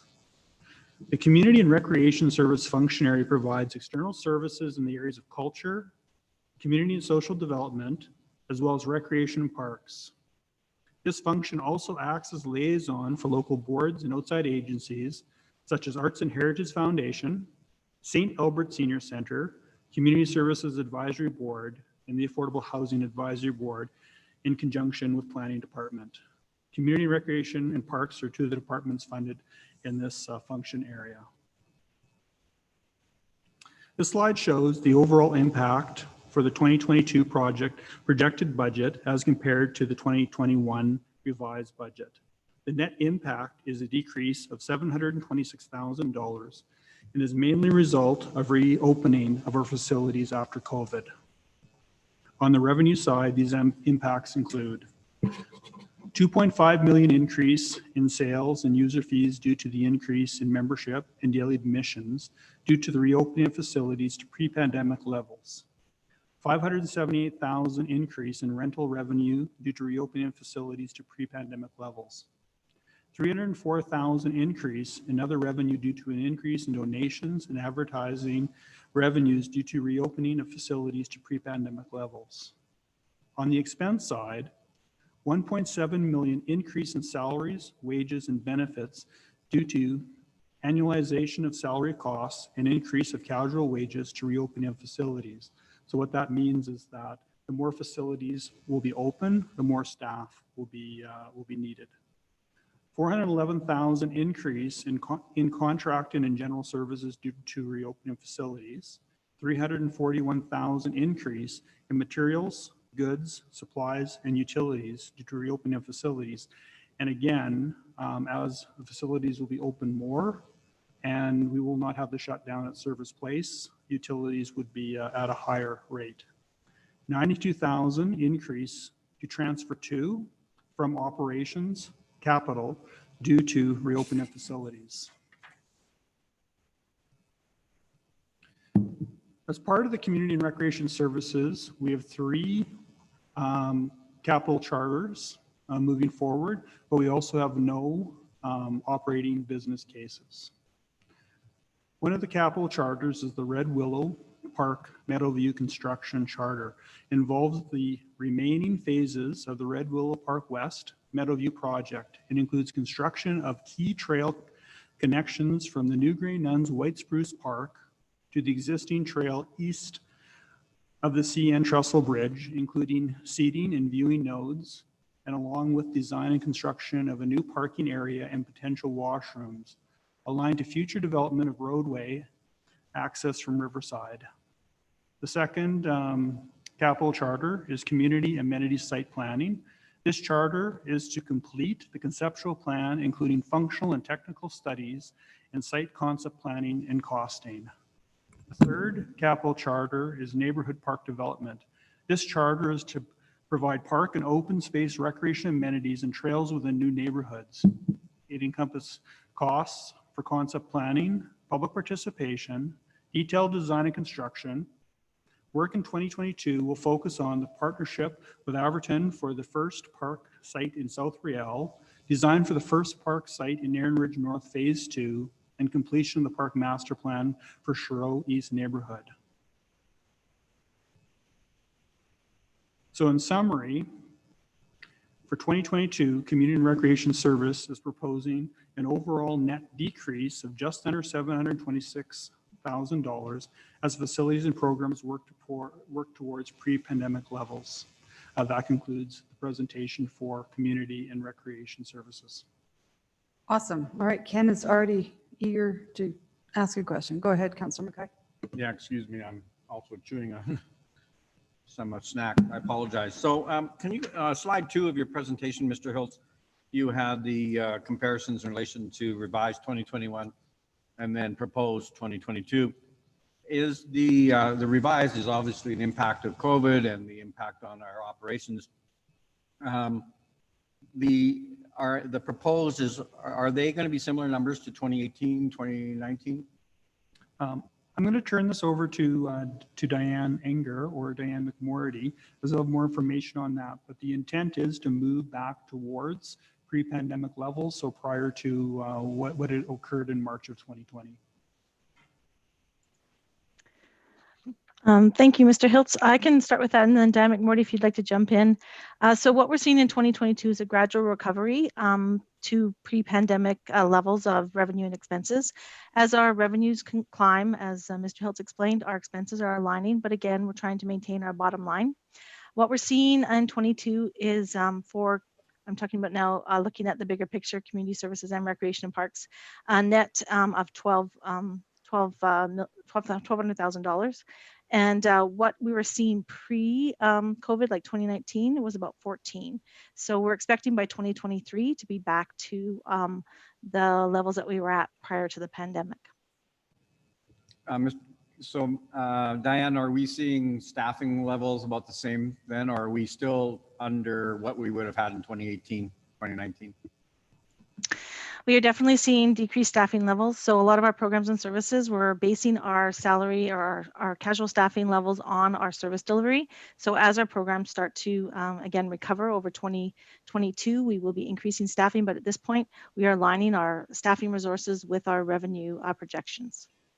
So you're not jumping ahead, you're just aligning them. So thanks, I appreciate that comment. Page 108, for everybody else, it's Rec 065. It's a community amenities planning site. We've identified a general funding of $1 million. Thank you, Mr. Hiltz, for breaking it down. But looking at the project charter, do we have any more specifics in relation to how, when is the actual costing going to come out so that we know, like, I mean, are we going to only expend $275,000 of that this year? Or are we going to spend all of $1 million? Can we get when are we going to actually get a breakdown of the actual dollars? That's a great question, Councilor McKay, and I'm going to turn it over to Danielle, and she'll be able to provide that for you. And can we do it cheaper? That's the real question. Through the chair to Councillor McKay, thanks for that inquiry. We are in the current stages of working on phase 1 of the planning for the community amenities site. So this work that would come through 065 would actually start late in 2022 and be and take fruition through late 2022 and into 2023. Planning for that will start in the later phases of 2022. So it will be a breakdown of funding through 2022 and 2023 for the next phase of work required for community amenities. But I guess that doesn't really answer my second part of the question in relation to the $1 million. I mean, so we're going to get the costing. Correct. So is the $1 million going to go over 2022 and into 2023? Can we not maybe identify maybe only, let's say, and I'm just pulling numbers out of the air, like 250,000 in 2022, and then the remainder in 2023? Like I'm just kind of concerned that we've just identified a pot of money, and I don't even know if it's coming out of, where is it actually coming from? Is it coming out of our debenture? Where is it coming from? So we could break the charter into $500,000 to be spent in 2022 and another $500,000 to be spent in 2023. At this point, we had put it all in one charter and would just spend it through the fruition of 22 and 23. And Ms. McMorty maybe can speak to where that was funded from. Sorry, having problems getting my mute off. Yeah, so when we look at capital, Councillor McKay as well, we also look at sort of our available funding over a 4 to 5 year period. So whether we sort of approve it over a 2-year period or approve it all with over 1 year, it's one-time money. So it's basically what we like to do with stuff like this is we want to make sure we have the commitment to kind of go through that whole stage of the project and not be bringing it back for debate again the second year when you're already kind of halfway through. So that tends to be why we'll put it all together in one charter. And over the 4 to 5 year period, you know, with our capital recommendations, it doesn't make a difference over the 4 or 5 years which year it's actually allocated from. And also, of course, given that it's capital, it wouldn't make any impact to the tax base because this is capital funded. That's kind of the point I was trying to identify, that this is not off the tax levy, this is a capital funding, right? That is correct. Yeah. Mr. Hiltz wants to jump in. Yeah, thank you, Your Worship. I'd also like to see if is kind of get more of a clarification answer from Danielle or Diane Anger on what exactly is included in the $1 million. So I think that's kind of where Councillor McKay was coming from in terms of what function areas are going to be part of that $1 million. It's going to be, you know, needs assessment to geotechnical to whatever, and that may help them understand that. Sure. Through the chair to Councillor McKay, I can give you a bit of a breakdown of that $1 million of funding. So approximately half of the funding, about $500,000, would be attributed to the programming and the operational model. So that would look at partnership opportunities and alignments, operational model and cost analysis, as well as a program plan and model for amenity development. And the other 50% would go towards preliminary design, including the technical studies, the geotechnical, the environmental assessments, the traffic impact assessments, and would also give us improved costing, a preliminary design and phasing for the project moving forward. Okay, so it's not going to tie into any of the servicing that's necessary. That's going to be separate, like the servicing from Lakeview, that'll all be out of a separate pot. That'll capital, yeah. I might defer that to Dawn if she's on like the offsites, yes, but there'd be some on-site costs, like the cost of the pipe and the roads on the actual. But that's not included in the detailed design, is it? I would defer to Donnie on that. There is an offsite road network from Villeneuve to the community amenity site, the access point where we are planning on putting the facility. That is currently budgeted as part of the original servicing capital budget project, which we can spend any time when this project goes ahead, sometime in 2024, depending on how things move forward. So there's a road portion is included, but not other servicing on-site is not currently included in that charter. Okay, so I'm, excuse me, sorry. So I mean, because what Danielle was just saying in relation to doing kind of the geotechnical, kind of the other things, I mean, are like, where does that happen? Does that happen in this $1 million, or does that happen as part of the servicing that you just explained? Or is there no money allocated for that piece yet? The geotechnical on-site will come later, but a preliminary investigation can occur as part of the concept planning that Danielle has put forward. But definitely it occurs as part of a preliminary design and further into detailed design for the on-site portion of the infrastructure. Okay.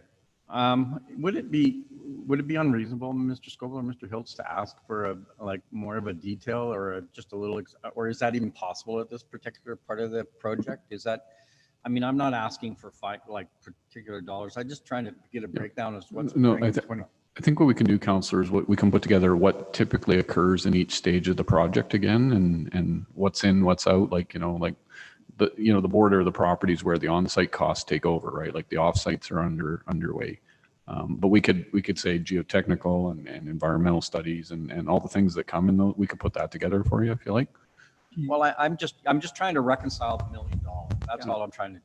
I mean, it just seems like a lot of money and it's just sitting in a pot. And how are we going to use it? When are we going to use it?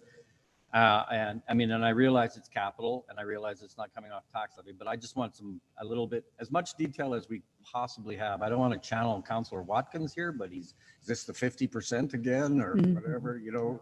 So where are we? It might be something to do with the chair, right? Maybe that's what it is. I'm not. I mean, I think when this was presented to us a while ago, a lot of it was public consultation.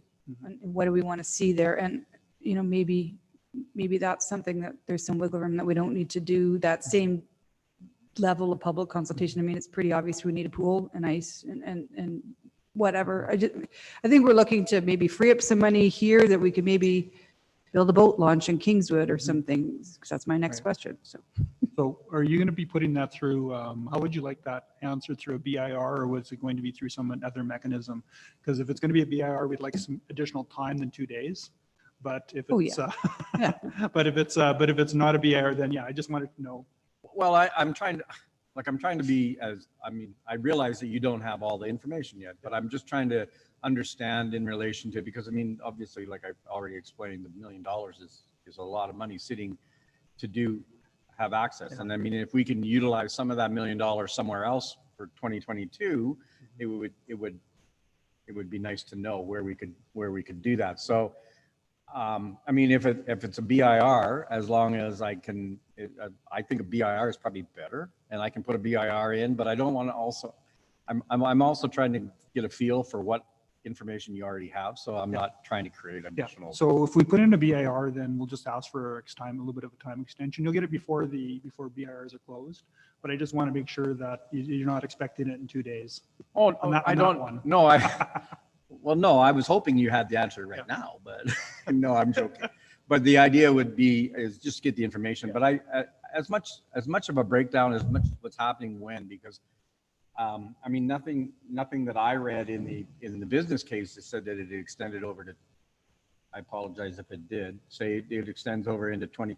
Yeah, no, it's all listed under financial information, investment year 2022, $1 million. I mean, there's nothing saying it's spread out over. I would suggest that if it's going to take a little bit more time, that's fine. And then if there's a motion coming out of that, then we'll accept it after the deadline of the 19th. Yeah. Yeah. Fair enough. Thank you. I appreciate that. I don't have any more. All right. I mentioned the boat launch in Kingswood. I know you put these capital projects through a priority matrix. I was just surprised to see that one fall off so quick. I mean, it was a direct result of some of the COVID, let's get outside, the kayaking that happened in the river in 2020. Is there somewhere that I can see where it ranked? Is it close to the top? I don't know. I'll refer to Diane McMorty. Yeah, go ahead, Diane. So yeah. It's Diane, okay. Oh, I was just going to say on the 10-year growth plan that you have in your budget package, where we have the recommended and the unfunded ones, they are actually listed in order of priority in where they came out where they came out in the matrix. All right, thank you for that. I did not know that. All right.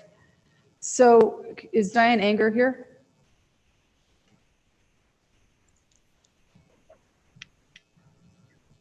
Yes, I'm here, Okay. Mayor Herron. Hi, other Diane. 1, 2, 3, 4 down on the unfunded, but in priorities is DARP 005, Millennium Park.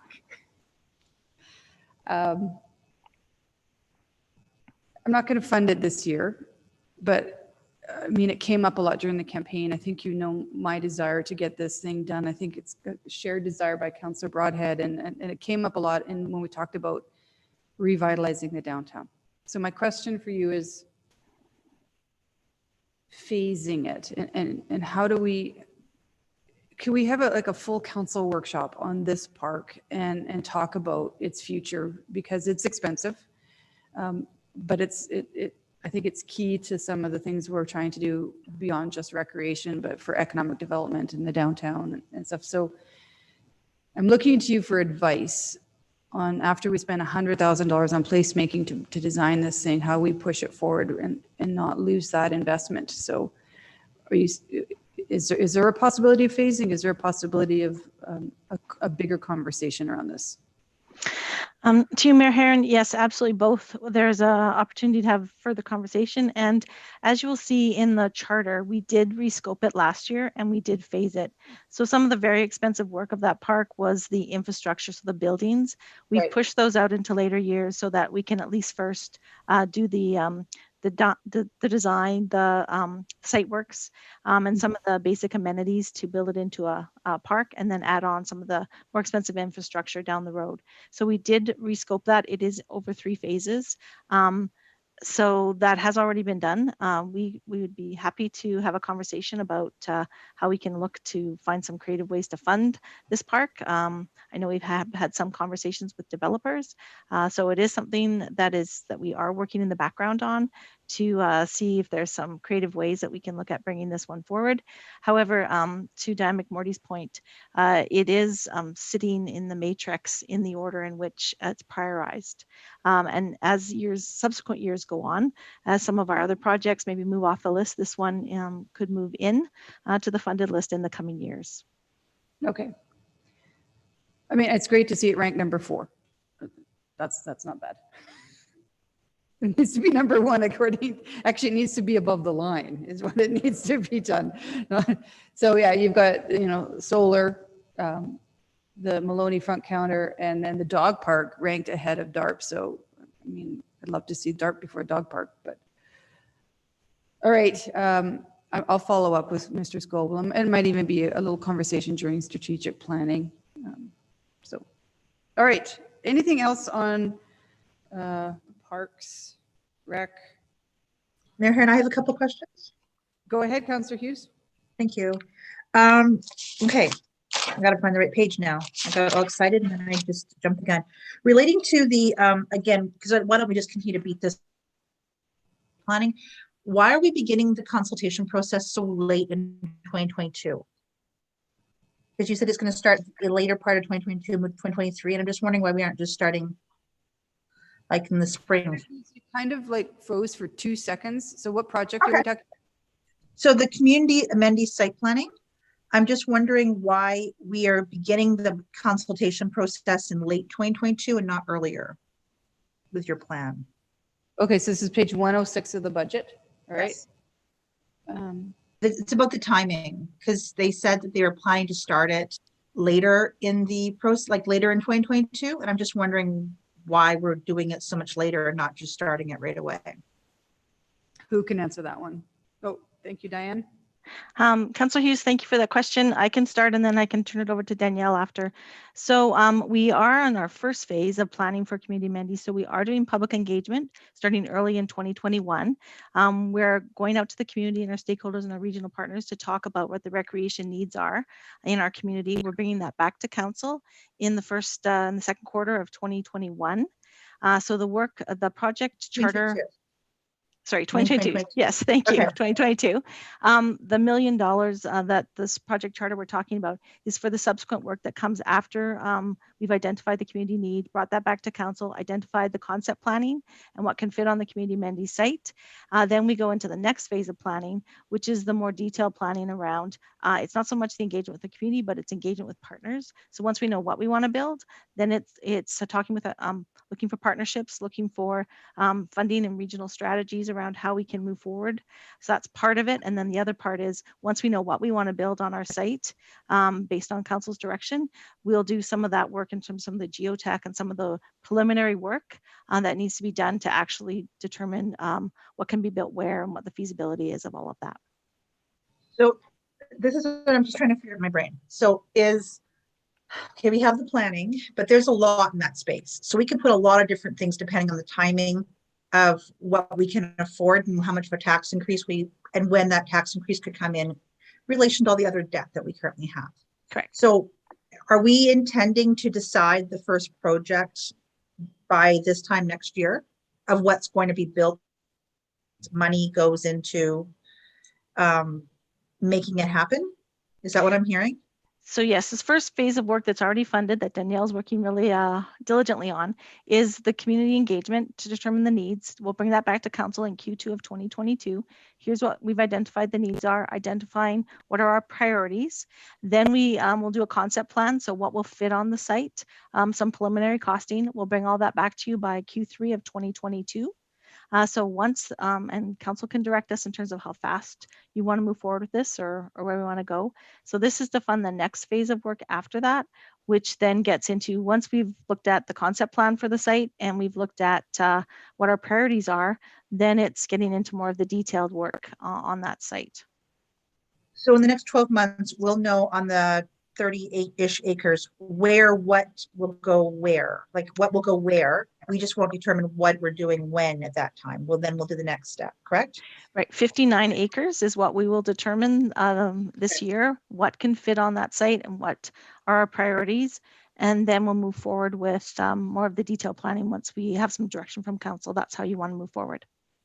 So one of the things that I'm just wondering is how much are we going to be having discussions with the public about the costs of both operating and maintenance and just the realistic tax increases? Because anyone's willing to say, sure, build me a pool until you say, yeah, well, it's a 5% tax increase over 3 years. Are you still comfortable with that? So are we going to be really disclosing those type of expectations when we do these public consultations so that people have a realistic idea what they want versus what they want to pay for at this time? Sure, I can start out and then I will hand it over to Danielle because she's really engaged in all of the engagement activities we're doing. So right now what we're going to ask our community is what their recreation needs are. So not necessarily do they want to build a pool, do they want to build ice, how do they want to recreate, what do they want to do, what are the activities? And then we'll take that back and bring that to council and determine our facilities from there. In terms of cost, well, I'll hand it over to Danielle. And Danielle, do you want to jump in and provide some more detail in terms of our engagement? Yeah, so the first phase of engagement, as Ms. Anger said, it will be to understand what our public wants to do, our regional partners, how they want to recreate in the future so that we can use that to inform our prioritization. At that time, we'll then take it to a concept planning on the site, and we'll get some feedback after the concept plans are developed from the public as well in terms of maybe some learnings that we have. So what are some things they like about the concept plans? Maybe what are some challenges with that site as well? And one of the things we did hear from council at our July workshop was that you did want to understand what the cost impacts look like to the public as well. So we did hear that. So we'll be working with our engagement specialists on how we can understand from the public some of their reactions to cost, both capital and operating moving forward on those developments. So when we come back to council with the final concept plan, we can actually also relay that to you in terms of public's acceptance of cost as well. Okay, thank you. Okay, just to stop talking about that for a change. The Woodlands Play Park, we're talking about a reduction in service levels of 38,000. And I was just wondering what page of the budget is this? I'm not even sure anymore. Sorry, I didn't write down the page. Help everybody get It's the reduction of service levels. So it's not even, it's on the separate document. One of them is the reduction in service levels. Page 54. Thank you. Got it. We're following that. Okay, thank you for that, Mary Ann. So the reduction, what are we looking at for reduction? What are we looking at reducing it by? Because it just says reduction of 38,000, but it doesn't tell me what we're reducing it. How are we saving that money? Thank you for the question, Councillor Hughes. So what we are is we're reducing the staffing structure. So we are looking to move to, as opposed to 2 staff being there during all hours of operation, to 1 staff being there and then 2 staff during our highly utilized times. We have some very good data that we've tracked in terms of what our flow looks like in terms of our utilization, and we will staff according to our trends and our patterns in utilization, as well as we'll have 1 staff as opposed to 2, and then we'll rotate supervisors in so that we're meeting all of our OH&S requirements in terms of safe work site practices, and finding ways now that we can work remotely, we can have supervisors work down on that site and provide sort of a dual oversight as well as continue to do their other work. So it's just a change to our staffing structure and how we operate that facility. Okay, so I'm going to ask something way out in left field, but have we had any thoughts to charging either everyone or at least non-residents to use that facility? Has there been any thought at all into that? And how, I mean, since we have it gated and it's 1 entrance in and out, how difficult would it be to start charging to use that facility, especially for non-residents? Councillor Hughes, to your point, yes, we are fenced and we are gated, and we had to control traffic going in and out based on some of the restrictions during COVID. It's not something that we have looked at implementing. We have not done any engagement. What we do hear from our community, though, is they really like the balance of offering we have in terms of our recreation amenities. Some are low cost, no cost, and some are user pay. And so our water park is one of our amenities that is free to play to our community, which provides a balance of offerings, whether it's charged or free access. So it is something that we could look at. It isn't something that we put in the budget right now. We have, again, not done any engagement on that. We would probably want to look at the balance of offerings we have in the community that are free to pay.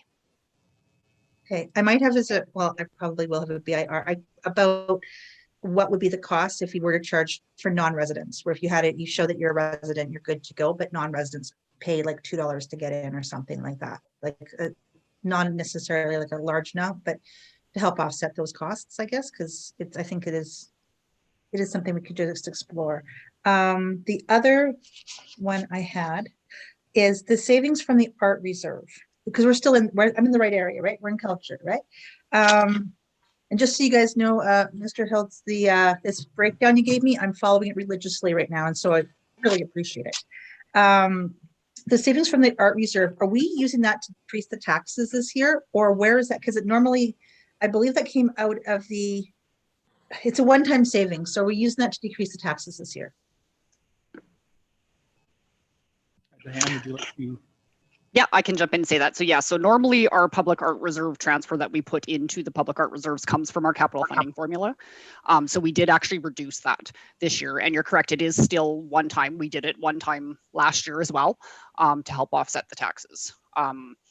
You know, in future years' budgets, because it's policy based, you know, we would be looking at building that transfer back in.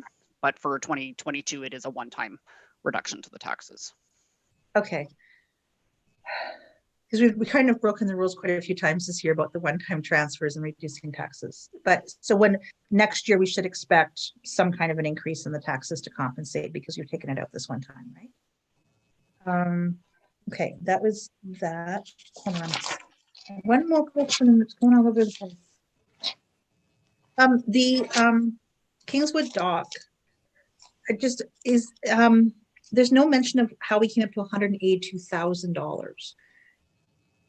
Paving it, or how do we get the number so high? Because I'm thinking about like the temporary dock that we have over in the Rotary Park, and that was like 15 or 20,000, I think. So I remember asking that question when this came forward, because you're right, the Rotary dock, the dock at Rotary Park was around 5,000. Yeah. But I think the answer was that they're paving a trail. Okay. Yeah. So I'll It's turn a this over permanent dock. to Diane Inger. She has the information on that. Thank you, Mr. Hiltz. There is a lot of assessment that has to go into the dock based on environmental assessment. There are costs, as you said, to the paving the trail. We have learned a lot through the docks that we currently have in place at Rotary Park. And maybe what I'll do is I'll ask Amanda Wild if she could add to those comments in terms of the costs associated with Kingswood Boat Dock. Yeah, absolutely. Through the chair to Councillor Hughes, when we did look at the potential of putting a new dock in Rotary or in Kingswood Park, we looked at the existing issues with the Rotary dock with the fluctuating water levels and it not functioning well as water levels fluctuate. We did meet with the City of Edmonton through their Touch the Water program. They had put in 7 new docks and launches and had quite a bit of learnings to share with us from that. We're also able to engage with their consultant on the cost to do the assessment of the site, make sure that the site is appropriate for that use. There is some environmental issues with the existing site, including some flowering rush, some embankment erosion from people just accessing the bank on foot. So through that, that amount would allow us to do the environmental assessment, get all of the permits that we'd need, as well as address some of those environmental issues and make it a truly sustainable dock system. The dock system that we are looking at is not a fixed level dock, which means that it will fluctuate at least fairly well with the water levels in the sturgeon. It is a more extensive piece of infrastructure because you have to anchor it into the bank as opposed to the wheel-in dock that we have now. So it is a little bit more expensive, but it does extend the use quite a bit and deals with some of the issues we're experiencing at Rotary. Okay, so we're having some problems with Rotary then, that I wasn't aware of that, but we're having some challenges with that current setup. Yeah, as the water level gets quite low because it's a fixed height dock, you end up with a drop between the dock and the water. And sometimes that drop can be almost make it unusable. Okay. Do we still have an arts mentoring program in place or no? There was, I remember last year I heard we talked about like a mentoring program for artists or something of that nature. Do we still have that program in place or did we discontinue it? So I'll ask Elizabeth Wilkie to jump on here to answer that question. Sure. Through the chair to Councillor Hughes. So I'm not sure if you're specifically referencing like Amplify as a program, which was our artist mentorship, but through our community development team, we do continue to provide mentorship opportunities in connection with artists. The opportunity to do that over this year has been limited, but we have plans for the next year and is included within our operating budget. How much is that? I'm going to ask our cultural programming manager to join us, Andrea Gamon, to get into the details.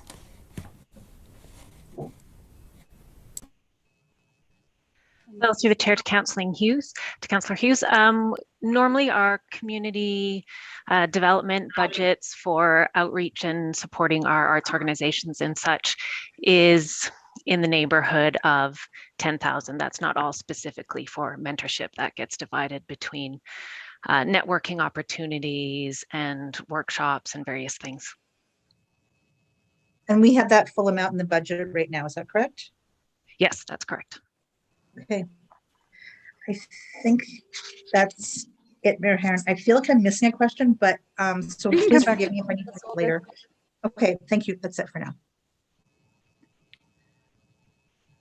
I have a question, community services about the counseling. So I don't know who's online to talk counseling. Elizabeth can start, but she does have her team on that will be able to help her. Okay. Absolutely. Elizabeth, by the way, I love your glasses. Thank you. So a service level adjustment on page 54 is about no longer offer free confidential counseling and will be contracted out. So, will our community experience that service level drop? Because it sounds like we're going to provide it in other means.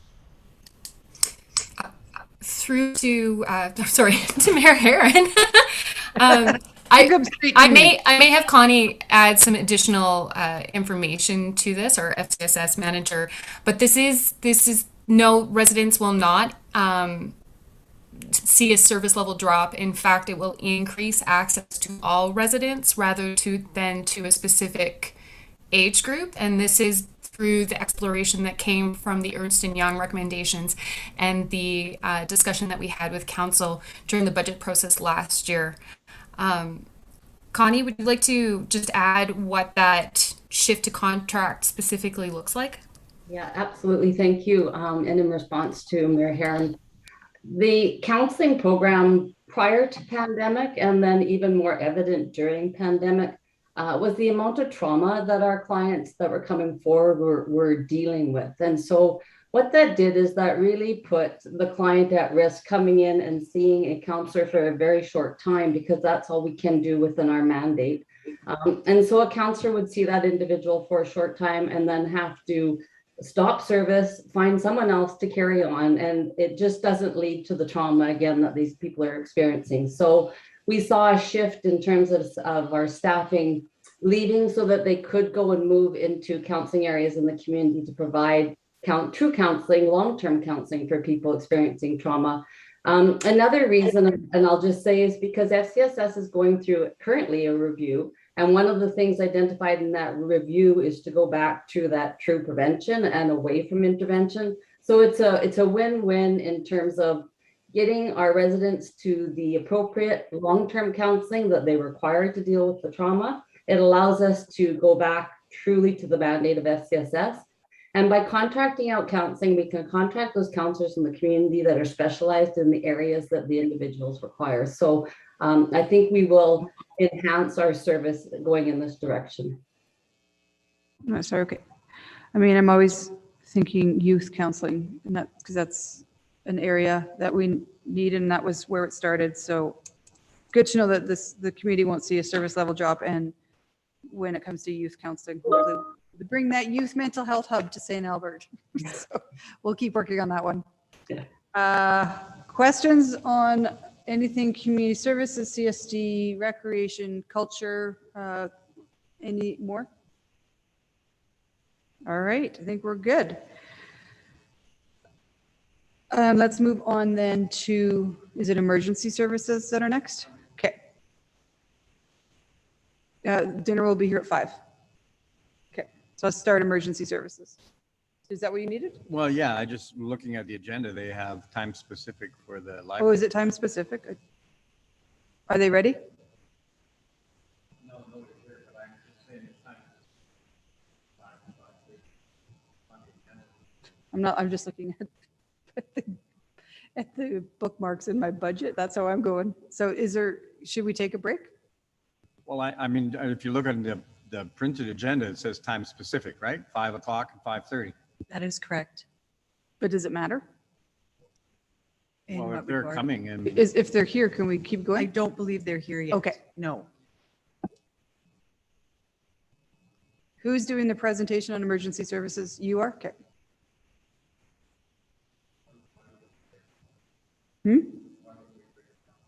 Because there's no food here.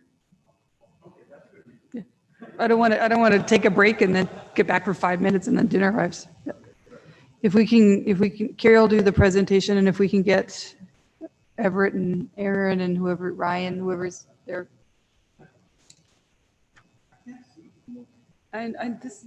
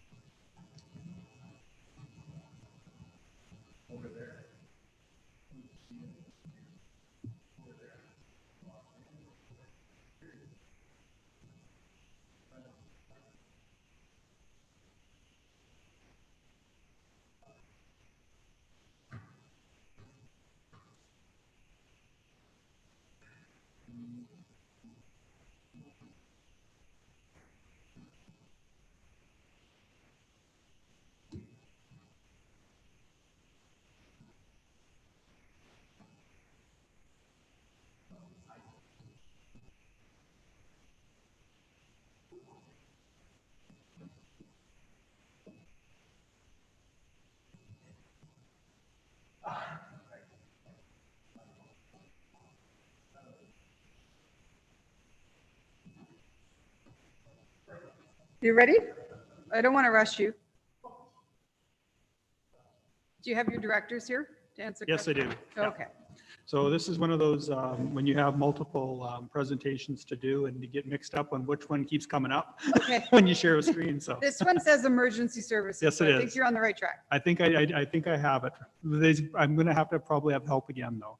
So this, for emergency services, this is for fire services and policing services, and I do have Everett Cook, the Director of Emergency Services, online today to help answer questions. And bylaw enforcement as well?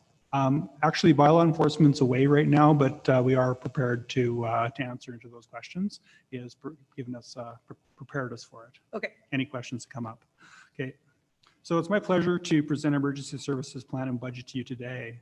Emergency services functionary provides external services in the areas of fire and policing. The function is responsible for the delivery of essential programs and services that ensure the overall safety and security of residents. This presentation focuses on city emergency services only. This slide shows the overall impact for the 2022 projected budget as compared to the 2021 revised budget. The net impact is an increase of 1.67 million and is mainly due to, in revenues, 1.23 million decrease in fine revenue due to a lower trend in tickets issued. In the expense side, 214,000 decrease in contracting and general services due to less tickets issued. 1.7 million increase in purchases from other governments due to the increase in the per member rate in the RCMP contract and settlement. And 143,000 increase in other expenditures due to equipment charges for emergency service vehicles. Emergency services proposing one capital charter. Policing building accommodation. This renovation and parking lot expansion ensures our compliance with the Municipal Police Service Agreement with Public Safety Canada. The new space is required to house policing services both for the RCMP and municipal employees and is estimated to accommodate needs through to 2034. In summary, for 2022, emergency services proposing an overall net increase of approximately 1.7 million over the 2021 budget. Key influences are primarily related to a decrease in fine revenue, increase in the per member rate in the RCMP contract retro pay, and equipment charges for emergency service vehicles. This concludes my emergency services presentation. Thank you. Okay, where do you, okay, Councilor Bermansky, go ahead. Thank you, Madam Mayor. I do have one question with the policing 5 million accommodations budget. I know it's been directed by whatever means. I'm not sure of that process that was explained there. But with policing that we have to pay all the back pay this year and the increased wages, it's kind of an odd timing to be doing the accommodations rebuild as well, or refurbish. And also with perhaps, discussion of provincial policing versus RCMP, would we be losing that accommodation cost if the province was to change? Would it be a complete different building? Councillor Barents, is this a capital project? It's under policing. And it's funded? So we're just looking for the project. Like, what page is it on? 172. Thank you. Okay, so it's funded? I'm following along. Okay, go ahead. So I just have questions of why that was planned for this year, in particular when there was so much charge back to the city for the policing at this time. So I'll start and then I can, I'll turn it over to Mr. Cook. So this project charter probably started at about $20 to $24 million and for a new police building. To accommodate our RCMP members and our municipal police and our municipal enforcement officers. Through a feasibility study and planning study that we did, we looked at various options and we brought forward the option that we felt was probably the most palatable, and that was an expansion of the Mahoney Place, both in the building and in the parking lot for roughly $5 million. And that also includes the design costs, et cetera. Basically within the RCMP and the Public Safety Canada agreement on accommodations is they have, within the provincial contract, they have language in there that basically says that if the municipality does not accommodate the spacing required to provide policing, they will do it and they will charge that back to us, and we lose control over that project. So it's kind of a timing issue where we've been holding this off for a few years now. Could we hold it off for another year? Potentially. We also have another charter within the budget for the front entrance costs. And so we have to kind of do a bit of a chicken and egg thing there as well. So it's basically we're looking at this as an opportunity to move this forward. And we also know that if the province does go with provincial policing, or if we looked at a regional model, et cetera, or something as the future, I don't know what the future holds there, but we'll still need to accommodate policing locally. So there's still going to be a need for this at the local level. And we don't know when that's going to be. So could we hold this off for 5 years? No, we couldn't. Possibly for 1 year. And I'm trying to be as honest as possible there as we're kind of moving forward. So I'll turn it over to Everett if he has some additional information on that. Thank you, CEO, and through to council. The only other additional comment that I can add, in addition to what CEO has provided, is with the accommodation comes the ability for the building to further accommodate staff at the Mahoney Place until approximately 2030. So that does allow growth in addition to the officers that we currently have right now. Keeping in mind too that our enforcement staff also inhabit that building, as that relationship is one that is unique and we really do not want to sever. And what I mean by that is having municipal enforcement in the building with the RCMP.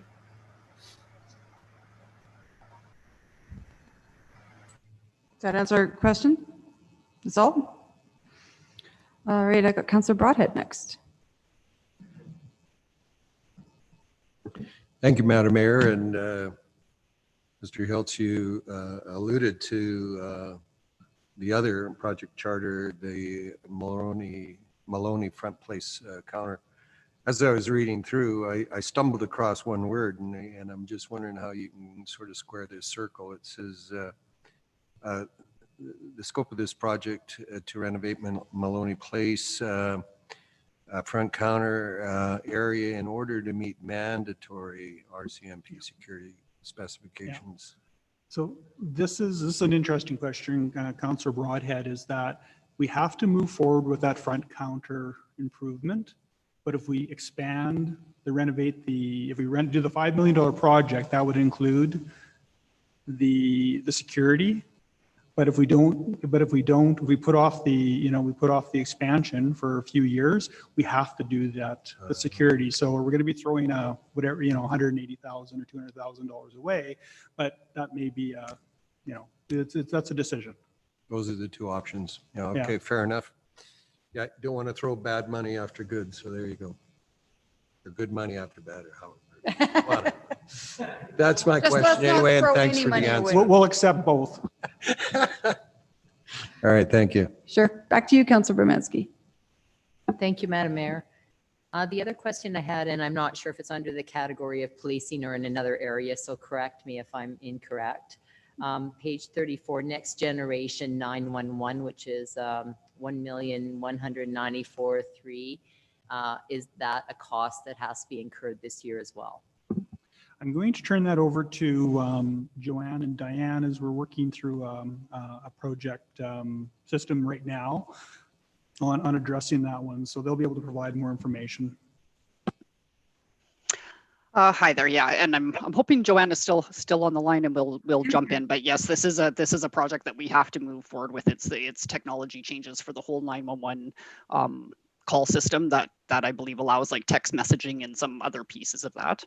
I'll just wait to see if Joanne. Yep. There she is. Good. So through the chair, the timeline for the NG 911 is very much directed by the CRTC. And in terms of the dollars that will be expended in 2022, we are currently in the planning process in order to be able to answer exactly that. We know that we will need to secure contract resources, term resources actually, for project manager to lead that effort. There is currently an operational review underway that is also going to inform what we're going to be doing in terms of the different types of technology that we need to bring forward. So we will certainly have more information once that review is complete. So at this time, I cannot say specifically how much will be expended in 2022, but we can certainly take that away to see if we can flesh that out for you. Is that a regional directive or just, what area would that be covering? Certainly, it's actually a national directive. So the CRTC, the Communications Regulations, Radio and Television Communications, governs 911 service delivery across the country. And they have mandated this move to NG 911 that is going to allow, there's a lot of complexities to it, but basically for citizens, it's going to allow them to get 911 services through texting and video, as well as have geolocating services as well. But it's driven from the at a national level. Thank you. Councillor Mackay. Just related to speed enforcement, has the moratorium had any further updates from the province and timeframes around their release of their speed enforcement review? I personally have not heard of anything recently, probably over a year, but Mr. Cook may have information on that. Unfortunately, no other information is available on that as of yet. However, we are long overdue, so we could be receiving a report at any time. Yeah, I meant to ask Mr. Nally that today. Actually, we could have sent that to him. Going to the negotiated contract settlement, and I asked this question earlier. I've asked it a couple of times. So I mean, we realize that there's a potential impact of what, 3.6 million in relation to that. And we do have kind of feelers out through ourselves, AUMA, in relation to seeing whether or not the federal government can fund that or the provincial government will fund that. Any timeframes on that? Because I mean, is there a breakdown as to how that is going to roll out over the next couple of years? I don't believe that we've gotten any more information than what was released probably 6 weeks ago. But Ms. McMorty may have some additional information there. But again, it's the preliminary information that we received is basically at the 3.6, what the breakdown was on the 5 years of back pay. And I do know that the various provincial, like AUMA is working with FCM, et cetera, to try to work with the federal government on that right now. And there's some strategies in place, but where we're sitting right now is I don't believe there's any additional information. But Diane, you can correct me if I'm wrong. No, you're not wrong. We would still be waiting for the detailed calculations for the city of St. Albert in terms of what our retro will actually be, our preliminary calculations. As you had mentioned, we are guessing somewhere in and around the 3.7 million. So really the question is, well, like when it's due and payable, you know, it will likely happen in 2022. And then the question is just going to be who's going to pay for it. So we'll have to manage that as more communications come out. We'll keep council informed. But going forward, we have enough in the reserves to carry over the actual new salary agreement. So if we're going into 2021, 2022, we're paying them now at the new rate. That is correct. So that's what's driving the big increase in emergency services of the 1.6 million is getting us up to the current per member rate. So going forward, that's now completely covered within our operating budget, and now it's managing the retro payments. Okay, and then the other. So when other equipment costs get thrown down on us, like for example, body worn cameras, new firearms, do we pay for that, or is that through an agreement with the province and the municipality, or where does that come out? Right now, I think it's basically by equipment to equipment. My understanding on the body worn cameras is that the federal government will be picking up the bulk of those costs for the first couple of years, and then it's going to be turned over to the municipalities. But we're hoping with our membership of being X number of cameras that we'll be able to come in under that quota, and they'll be able to be covered by the federal government.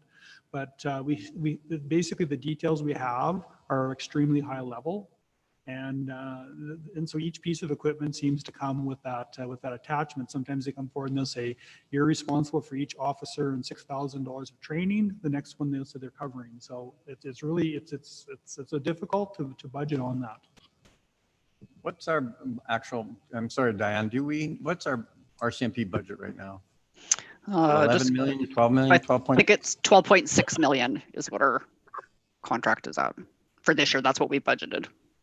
All right, thank you. Thank you. I can not share my video anymore. Pardon? And actually, sorry, and if I could just add to that, Councillor Mackay, as well, just to remember, because of course with some new council members as well, is that our budget is different than what we strive for. So we are budgeting for 65 officers, and that's what the current budget is based on. However, our request to the RCMP is for them to fill 70. And you know, and that's because we always have leaves and stuff, and we end up not always getting the full amount that we ask for, so we over ask, but our current budget is for 65 members. And that's just for their benefit as well. That's all we're billed for, is for the actual members. No, so we will be billed for whatever they're able to provide. So we are theoretically on the hook for the full 70 members. If they were able to get us full 70 members for the full 12 months, we would be able to, we would have to pay for that. And that's the whole concept behind the RCMP reserve that we have. So we have the equivalent of 6 budgeted officers sitting in the reserve. So in any year where we actually got more members, we were able to get more members than we were budgeted for, we have that reserve to backfill the difference. Right now, though, we're intending that should any of that retro pay become the municipality's responsibility, we will likely be recommending that we draw from that reserve to help cover it. What's But that? you're right, we only pay for what we have. Yeah, but I understand that. Yeah, I mean, we're only billed, if we only have 61 in that year, we're only billed for the 61, even though we budget for 65. That's correct. But if they, like I said, because we over ask for 70, if we were actually able to get 70, we would have to pay for that. Yeah, thank you. Right. I understand that. I just wanted for clarity in relation to that, but we're not budgeting for 70. we're budgeting for 65. The follow-up question to that then is, I just lost it. It'll come back to me. Sorry, hopefully maybe after supper it'll come back. I have no idea. But anyways, I just lost it. I apologize. All right, let's take a couple more and then we'll take a break. So Councillor Broadhead. Thank you, Madam Mayor. Still on frontline services. I know it's unfunded, but just a question around the fire training facility. As I understand it, we initially had thought to approach this whole idea regionally.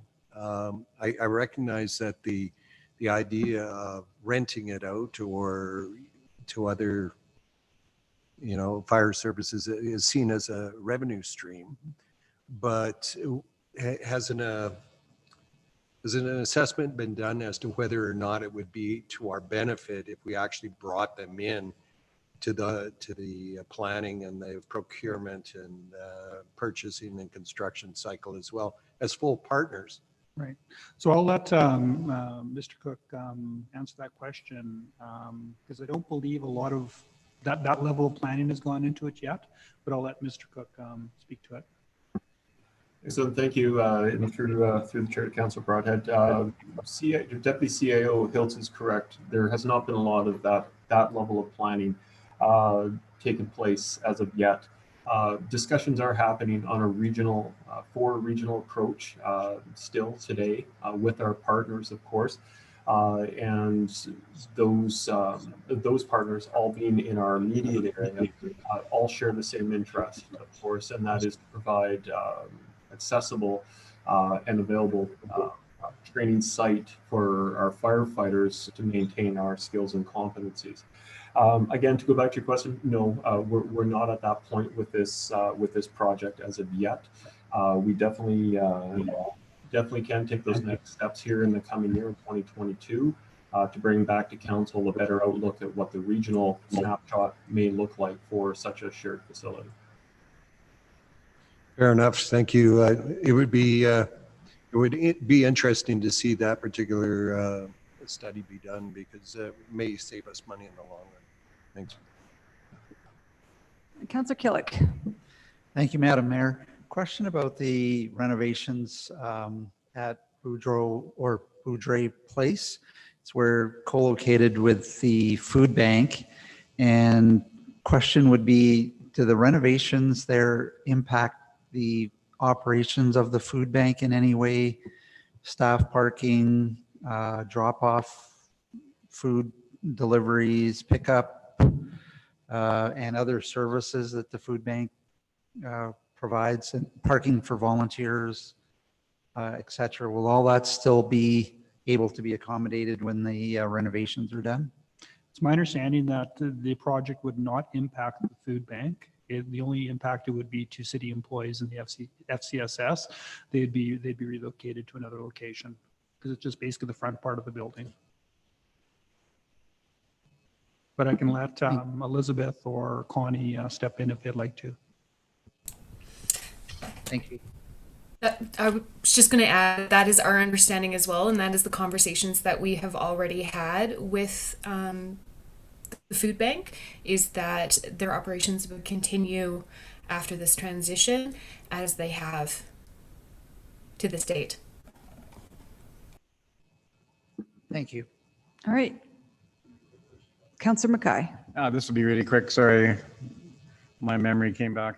The question I was going to ask, and it's to Diane McMurdy, in relation, you spoke about the reserve. So, and you talked about the fact that we kept a little bit there because in case we had got full billing back. Did we will there be a risk that right now our reserves are depleted, or do we know how many? Like what's the funding we currently have in our reserve, or is it gone already in relation to pay off some of the increase in the salaries? Yeah, so at this point, I can't tell you the exact amount. I want to say it's around 960,000 is what we have in that reserve, which is the like I said, mentioned by policy, is the equivalent of 6 officers. So it's going to depend, obviously, what that retro payment looks like. We've also been planning over the last couple of years and carrying forward money, knowing that this RCMP settlement was coming. We know we probably didn't save enough, so we may have to go into that reserve. If we ended up depleting that reserve, we'd have to work to build it back up. Because the only way that reserve is funded is through annual surplus. So if we actually get billed less than the 65 members that we budget for, we take that extra surplus and we put it into the reserve to make sure it's at its max. So if we had to utilize it for the retro, then we would have to work to build it back up. Okay, thank you. Sorry, did you say there's two different pots, Diane? So we were expecting the back pay, and so that's a separate pot from the 900,000? It is. So we've been accruing that through the salary contingency, and we've been carrying it forward for the last couple of years. Okay. Yeah. So we have some money in there. Is the expected retro pays 3.1 that million, and you think we can cover that off? Well, so right now we currently have about 1.1 in our carry forward reserve that we've been carrying forward. Okay. We have 960,000 in the reserve, and we're expecting to potentially have another 500 maybe from this year that we'll be able to carry forward. So we're barely there. Yeah, and I would suggest actually that the 3.7 million is probably a little bit on the high side in terms of an estimate, because it's really going to depend on sort of the level of officers that we had during those years, whether they were more junior officers at the lower end of the pay scale or more senior officers. So we think it's a pretty conservative estimate, and it may not come in quite that high. Okay. I mean, I think it's unrealistic for the federal government to send us a bill for $3.7 million. So we'll figure out how that goes moving forward. All right. Councillor Hughes, any questions before we take a break? Two questions. You know, the one I said I forgot before I remembered. So if I can just go back for 1 second to the Recs and Parks, how much are we going to have for a service place subsidy and operating this year? Do we know? I don't know if Recs and Park are still online, are they? Diane might know though. Probably is, so we'll turn it to Diane. Okay. Sorry, could you repeat the question? To What Diane. are we anticipating? What are we anticipating the service place operating subsidy to be for 2022? Oh, okay. Sorry, is Diane Enger still on the line? Because I think she did actually quote that number. Did she? If not, we might have to take that one as a BIR. It's a quick answer, but I don't have it off the top of my head. It's okay. The other BIR, hold on, Councillor Hughes, if it's a BIR, can you give us kind of like a percent of the overall? It's like a cost recovery kind of number as well as the actual number. I think that helps. Is that okay, Councillor Hughes? I can add. Okay. The other question I had was on page 66, just relating to the debt, Diane. So and I'm just kind of waiting. I'm like, when do I bring this forward? But it's got fire hall going up here right now. So when I see fire hall, like what we have here is just the debt accrued as of 2021, right? So this is not really the debt from 2022 to 2024 because we're expecting to increase it by 33 million in 2022. So where do we put the money of what we are moving forward on in the budget in these documents? I'm trying to figure out where I'm missing it. Yeah, so it's under corporate financing is where you're going to see the debt or the principal and interest payments for all of our debts. What we have, and so basically what we show in the budget document is only the principal and interest payments for the projects that are already approved where we've actually taken out an debenture and are required to make a payment in 2022. So it doesn't include, for example, say the 2023 and 2024 payments. If we take out more debt next year, then there'll be an additional payment in the following year. So for example, for Fire Hall right now, the only thing that's included in there is the $2.5 million debenture that we're taking out at the end of 2021. That just covers the land piece because no other debentures have been taken at this point. We have money that's going to be coming on debenture into 2022, but that money is not included in these numbers, correct? The payments that are required in 2022 are included in these numbers. Yes. Because I thought we had an extra 33 million that were coming out, and I just don't see it reflected in these numbers. So I'm just trying to, is it in the 2021 numbers? Is that what it is? Like, because we haven't taken that money out yet, right? Like they're planned debentures, I guess, type of. Yeah, You know so planned debentures would not be included yet in the budget. Like I mentioned before, we always try and delay taking out the debentures as long as we can based on the cash flow of the project. So like we've only taken out a portion of what we will in total take for Reagaman and Drive. We've only taken out a portion of what we will in total take for North St. Albert Trail, all of those pieces. So like I said, we try to kind of delay it and push it out kind of as far as possible to match up with the cash flows required from the project. Thank you. That's it for questions. Okay. I'm seeing no more questions on emergency services. So Pardon? Right now? Do you want to do their presentation now? Okay, that's fine. Are you guys okay with the library presentation?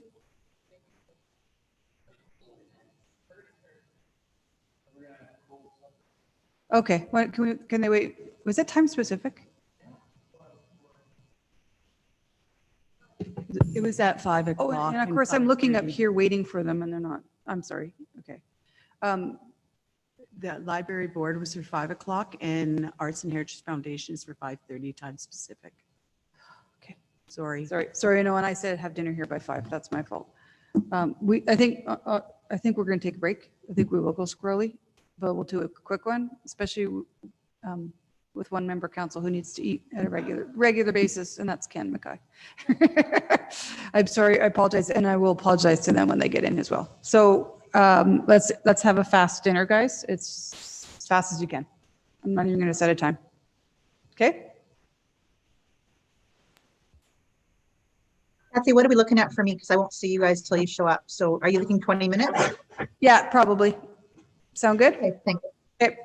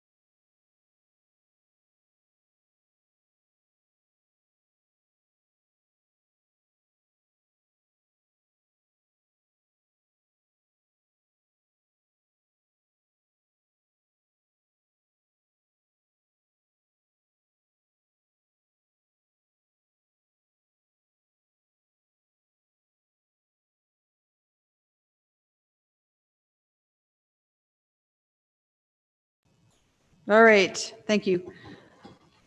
All right, so we're back at it. Councillor Hughes, you with us? And by the way, the camera for council chambers is really high, so they can't see us. There we go. Okay. All right, so first on our list, according to the schedule, which I didn't read, is the library board. So, Mr. Bailey, are you with us? Yes, I am. And our chair, Janice Marshner, should be with us. Cannot hear you. Nope. And it doesn't look like you're muted. Oh, Hello? Can you hear me? Janice is not. I can hear both of them, just FYI. Okay, hold on, maybe it's in here. Sean, we can't hear them.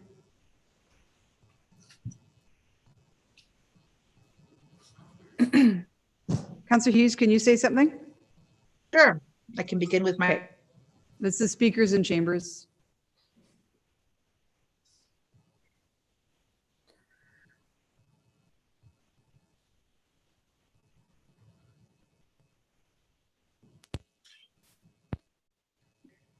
Testing. All right. Mr. Bailey, try say something again. Testing is Peter. Perfect. Okay. And you have Janice with you. So who's doing the presentation? First of all, I need to apologize. It did say time specific for the library.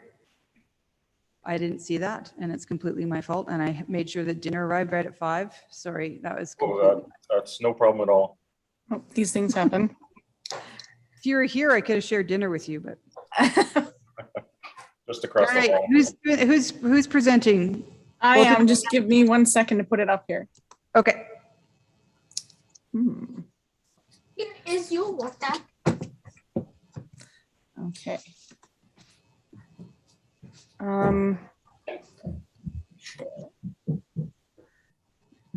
Beginning. There. Is it showing up? It sure is. Yep. Okay, great. All right. Hello, I'm Janice Marshner, Chair of the St. Albert Library Board. With me is Library CEO Peter Bailey. And thank you for the opportunity to present the library's 2022 budget request. We've all been having difficult conversations around budget this year. I know we're all walking a fine line, balancing budget cuts and service level reductions with our commitment to supporting the community in moving through and recovering from the pandemic.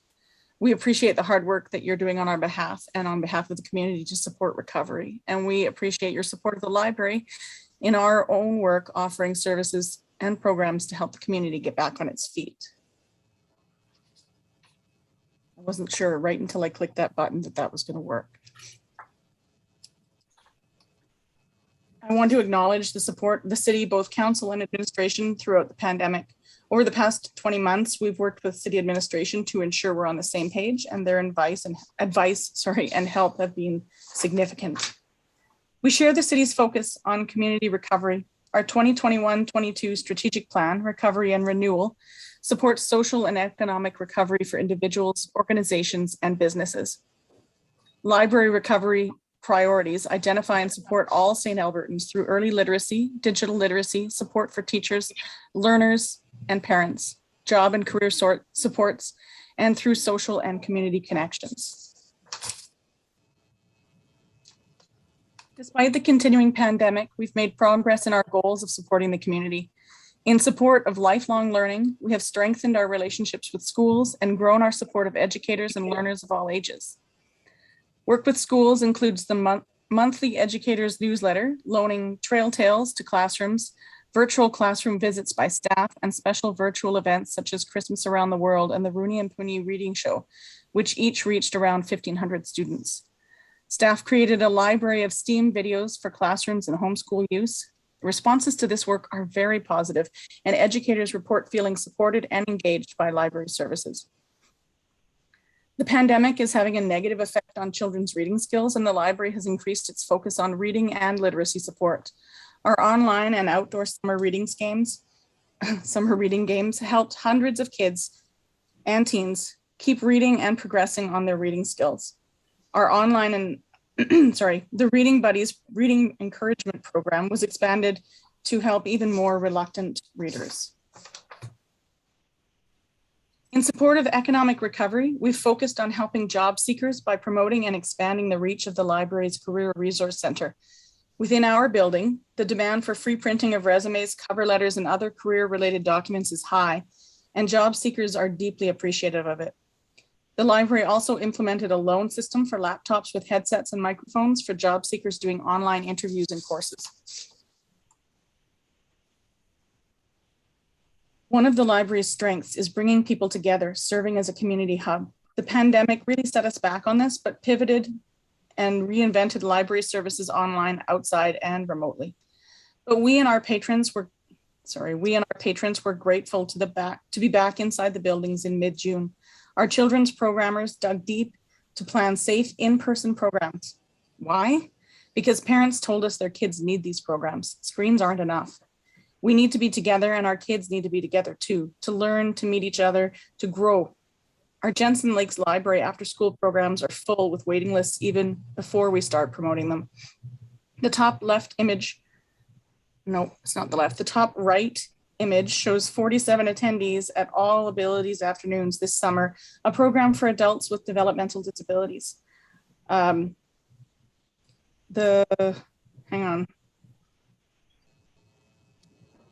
The bottom left image shows our Spooky Trails Tale last week for Halloween. It had 430 attendees. In the photo, you can see them lining up for free hot chocolate.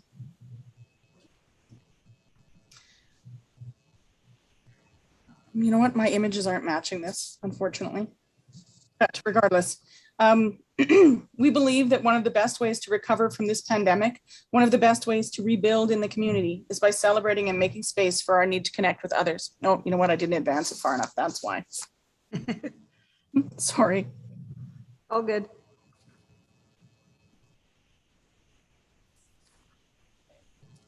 The library is part of the community. Oh, you know, technical difficulties. Sorry. The library is part of the community, the heart of the community. As Councillor Broadhead noted recently, we see every day how people are hurting. We know the people hit hardest by the pandemic are working families who struggle to protect their children's educations, women who've been forced out of workforce by childcare issues, individuals on fixed incomes or with precarious employment, individuals isolated by health, ability, or familial circumstance and in need of community connections. These are the people the library serves most and serves best through free resources like story times, after-school programs, teen programs, seniors programs, the summer reading game, the Career Resource Center, and many more. And we'll continue to help people in our community in 2022. We understand the financial difficulties the city finds itself in with reduced revenues and continuing pandemic restrictions. We've made permanent staffing changes. We've put bigger workloads on our staff and budgets in collections, materials, and personnel. The budget request for 2022 is based on continuing our current service level reductions. We continue to hold the line on expenses, working with a budget smaller than years ago. This despite opening the Jensen Lakes Library in 2020. We're truly doing more with less. Once again, in 2022, the library is requesting no increase in funding from the city, as in 2021, 2020, and 2019. We've talked about how we're supporting the community through the crisis. We're very aware of our responsibilities to our city funders too. We've maintained the 2020 funding level through 2021 and now in 2022 with a zero increase budget. In addition to city funding, we anticipate the province continuing their existing level of funding for 2022. As we continue supporting community recovery in 2022, we understand the need to dig deep and do more with less. To get to a zero increase means looking for efficiencies and cost savings and into service level reductions. In 2021, we eliminated one full-time equivalent position permanently. For 2022, we have eliminated another full-time equivalent. We've found savings with some reduced personnel costs, and we continue with last year's freeze on salary adjustments. We continue to implement careful cuts to materials and non-staff areas. This budget includes maintaining a reduction in opening hours.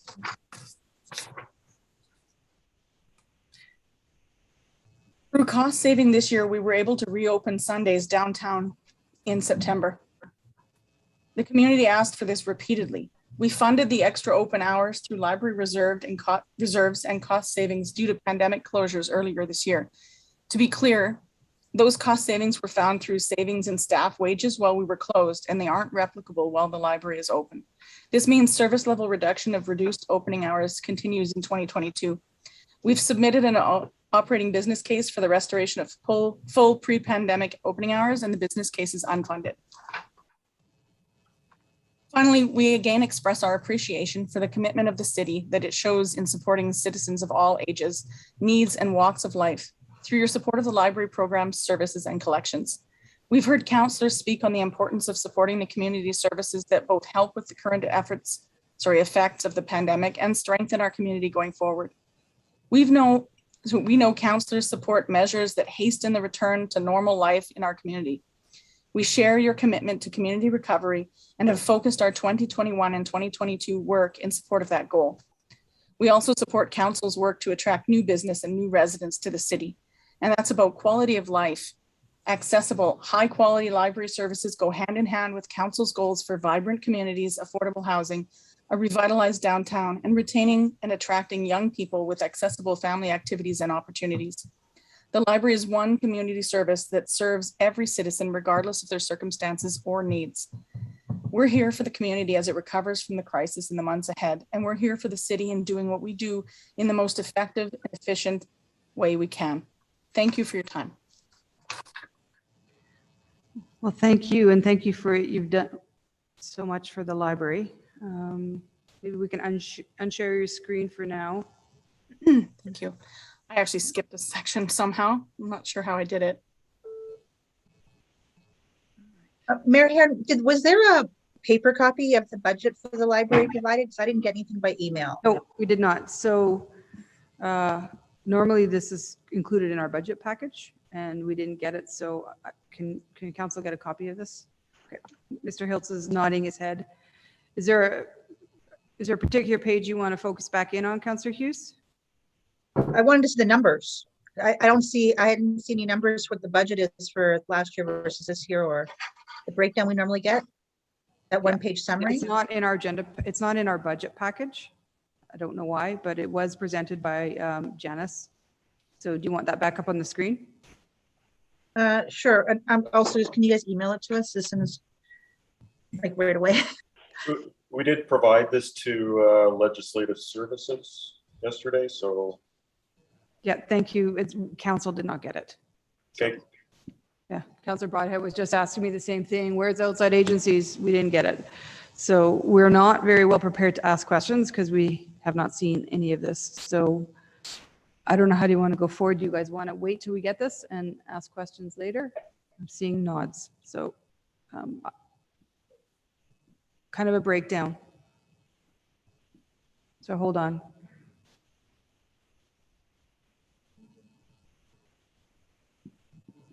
And it's going to be the same thing for Arts and Heritage. Do you want me to try and put that up on the screen? Sure, Janice. We're just seeing if they can quickly email it to us. But even then, pardon? Yeah.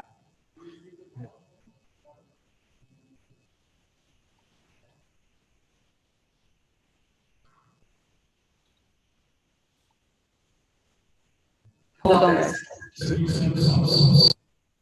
Madam Mayor, it's really not fair either to the library or to us to go into a question period.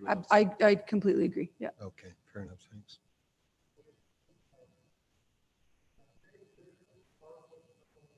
Okay. I can email it to you right now, but.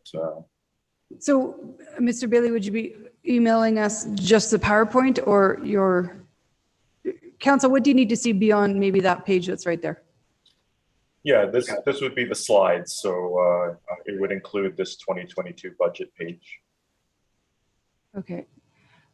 Councillor Hughes, would that be all you would need to see? Yeah, it's a good start. Just I'm trying to absorb it now. That's all. Just okay. Oh, okay. We're going the opposite direction here. Okay. Hey, council, I'm looking at you. I mean, this is. Do you want to take some time to read this, or do you want to ask the library to come back another day after we receive the PowerPoint. I'm seeing a nod from Councillor Broadhead, Councillor Jolly as well.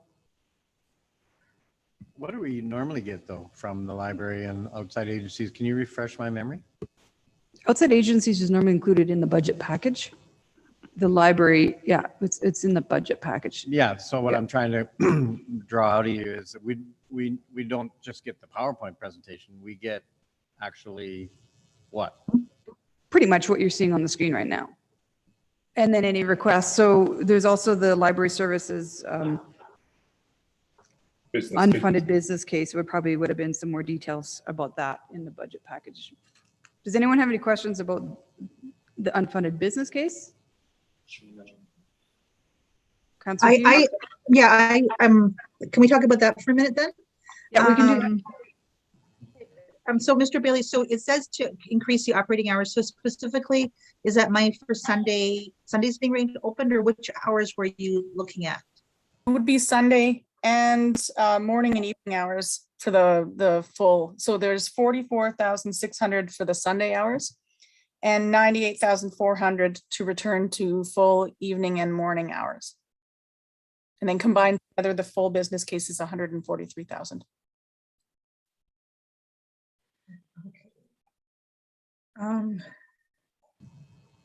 So if this was not approved, then Sundays would be off the table as of January 1st, is that correct? Unless we found some way to pull money from an existing area. At this point, we would have to trim in other places. So right now, we're already cutting full-time people. But yes, that's what it's sitting at right now. Okay. I think that's it for those questions for that.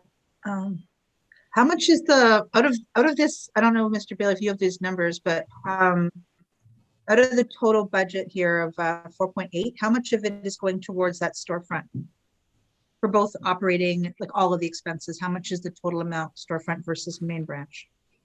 I have it. So the storefront cost for 2021, total cost is we've budgeted at 358,000, and it looks like it's going to come in around 315,000. So that's the lease, operating costs, and the personnel costs. So you're budgeting for 358 for 2021 or 2022? That's the cost for 2021. The cost for 2022, 366,000. So you came, so if I understand you correctly, you came under budget by like about $40,000 for 2021. Is it just because it was closed for longer than you were budgeting for, or? Yes. That's right. Yeah. So okay, so assuming it was open. Costs. Okay, so the 366 is including, assuming it's just open for full 12 months, right? Okay. Okay. Yeah, it's full operating year. Okay, perfect. Thank you. That's it. That's it. Okay. Councillor Bermansky, go ahead.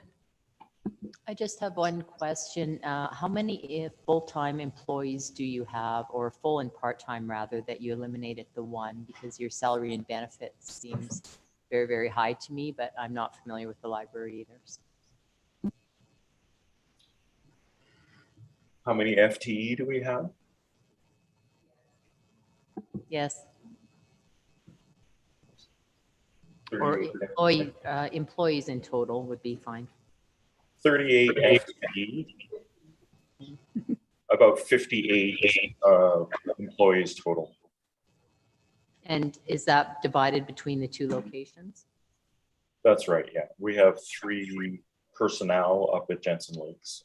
None of them are full-time. Thank you.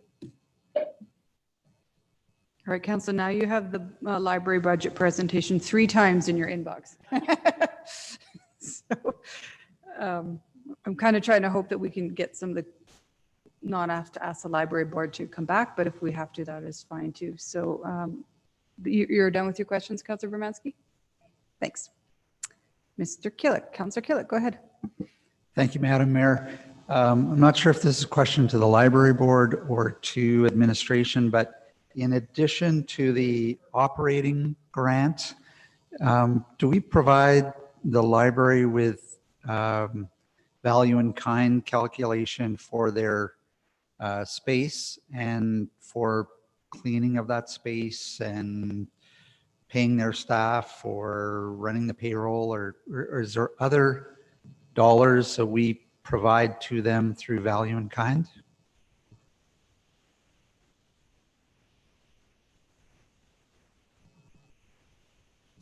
Do you want me to take this? Please. Mr. Hiltz is going to start and then you guys can supplement. All right. So my understanding at a very high level cursory look at it, it was estimated to be in the range of about $280,000 to $300,000. That's the value in kind. And that's on top of the grant. And I don't know if Cindy is still on the line. She could probably provide some more details to how that was calculated. And then the library can jump into. Cindy, are you with us? I am here. Through the chair to Councillor Killick, we do have a bit of a breakdown, but I don't have complete information. What I can share is from a finance perspective, we estimate, I'm wondering if I should just take it as a BIR and then I can give you the specifics, because we do have a database that looks at the financial support, the HR support and safety support, IT, as well as facilities. So if you'd like to submit that as a BIR, I could share that document and all the detailed information within the next day or so. Okay, I'll issue one. Thank you.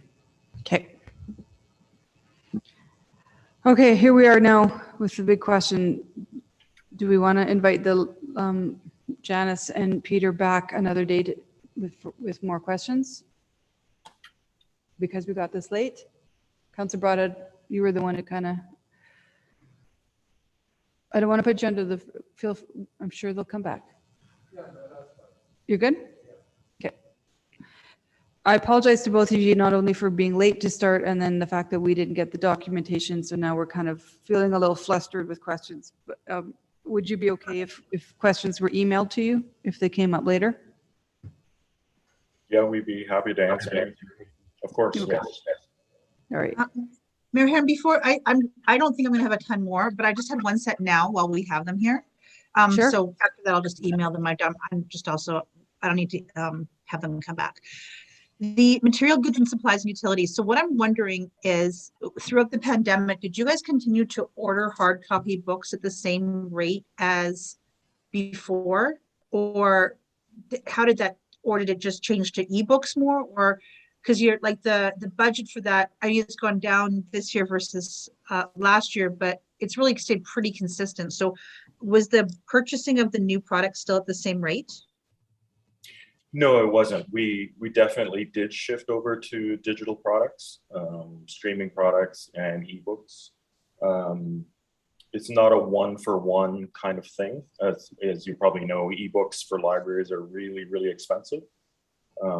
But there was a huge uptake of digital products, ebooks and streaming stuff.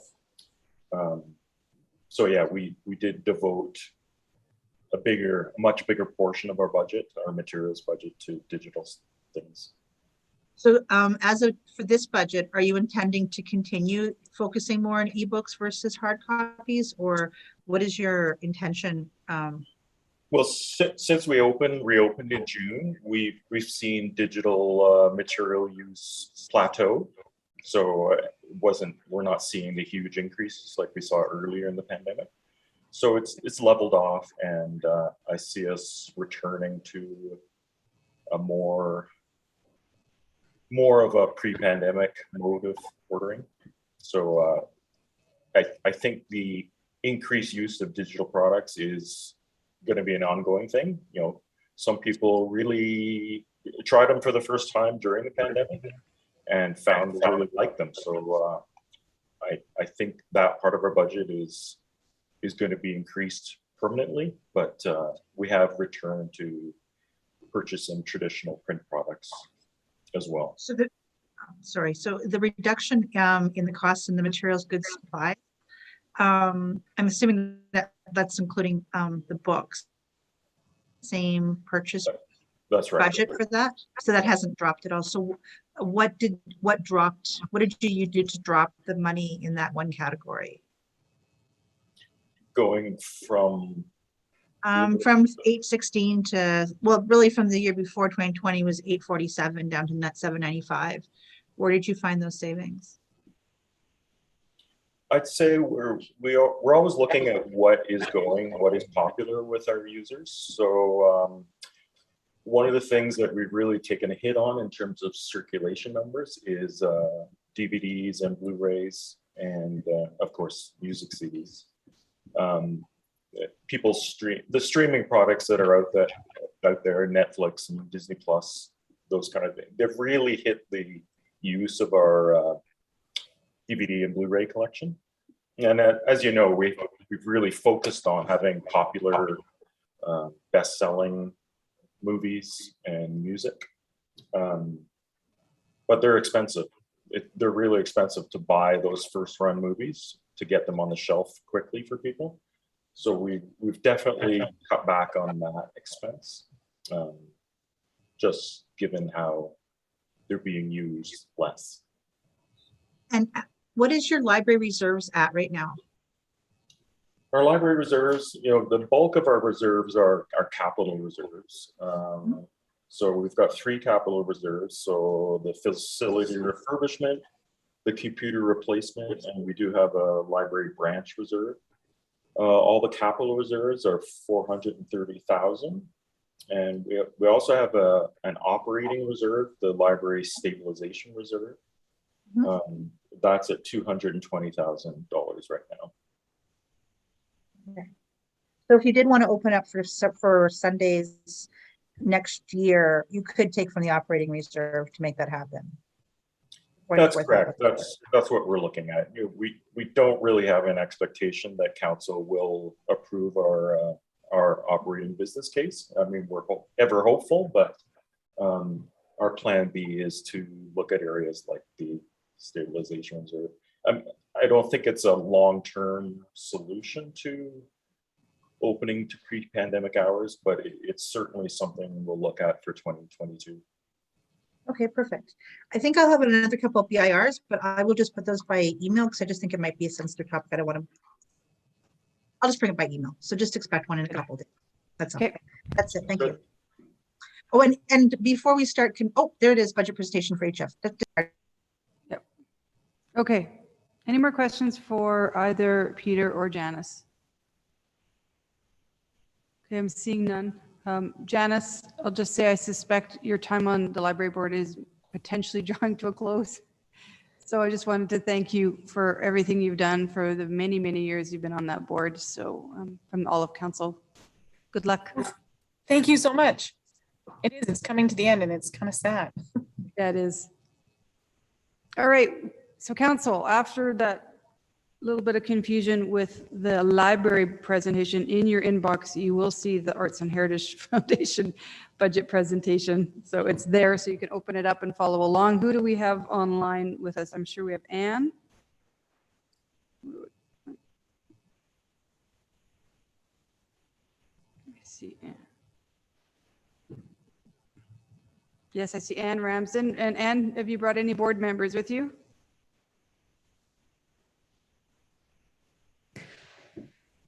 Yes, I have with me today, I have our treasurer, Suzanne Richford, who will do the presentation, and I'm here to answer any questions. Okay, thank you. Okay, good evening. As Anne said, my name is Suzanne, and I'm the treasurer on the Board of Trustees for the Arts and Heritage Foundation. And Anne, of course, is here to answer all of your questions. The Arts and Heritage Foundation of St. Albert is a nonprofit registered. Just hold on. Did you want to share the presentation? You bet. Yeah, it's happening right now.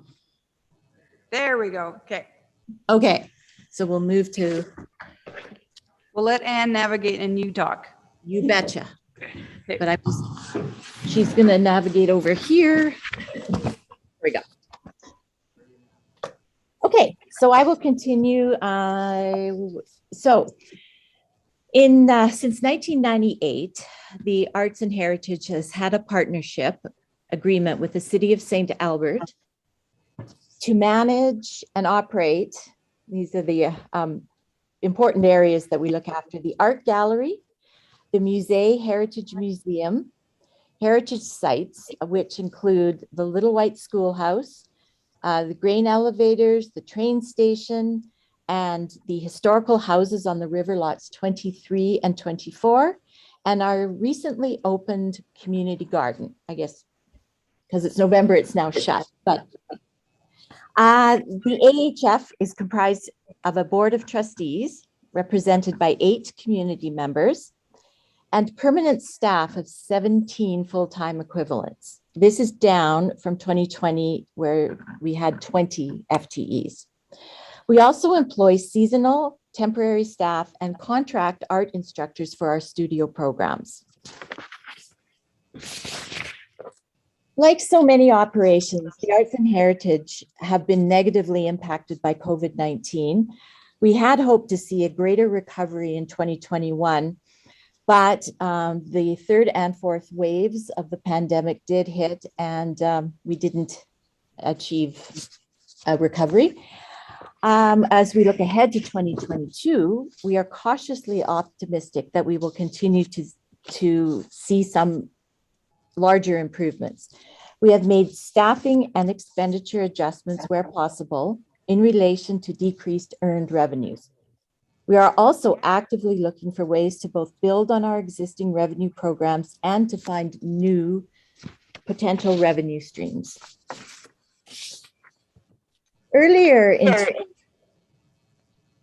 2021, the board and the staff of the Arts and Heritage Foundation got together and we prepared a 2021 to 23 strategic business plan focusing on efficiencies and opportunities that would help us recover from the impact of COVID-19. Some of the areas are build for the future, expanding our audience, and strengthening our network.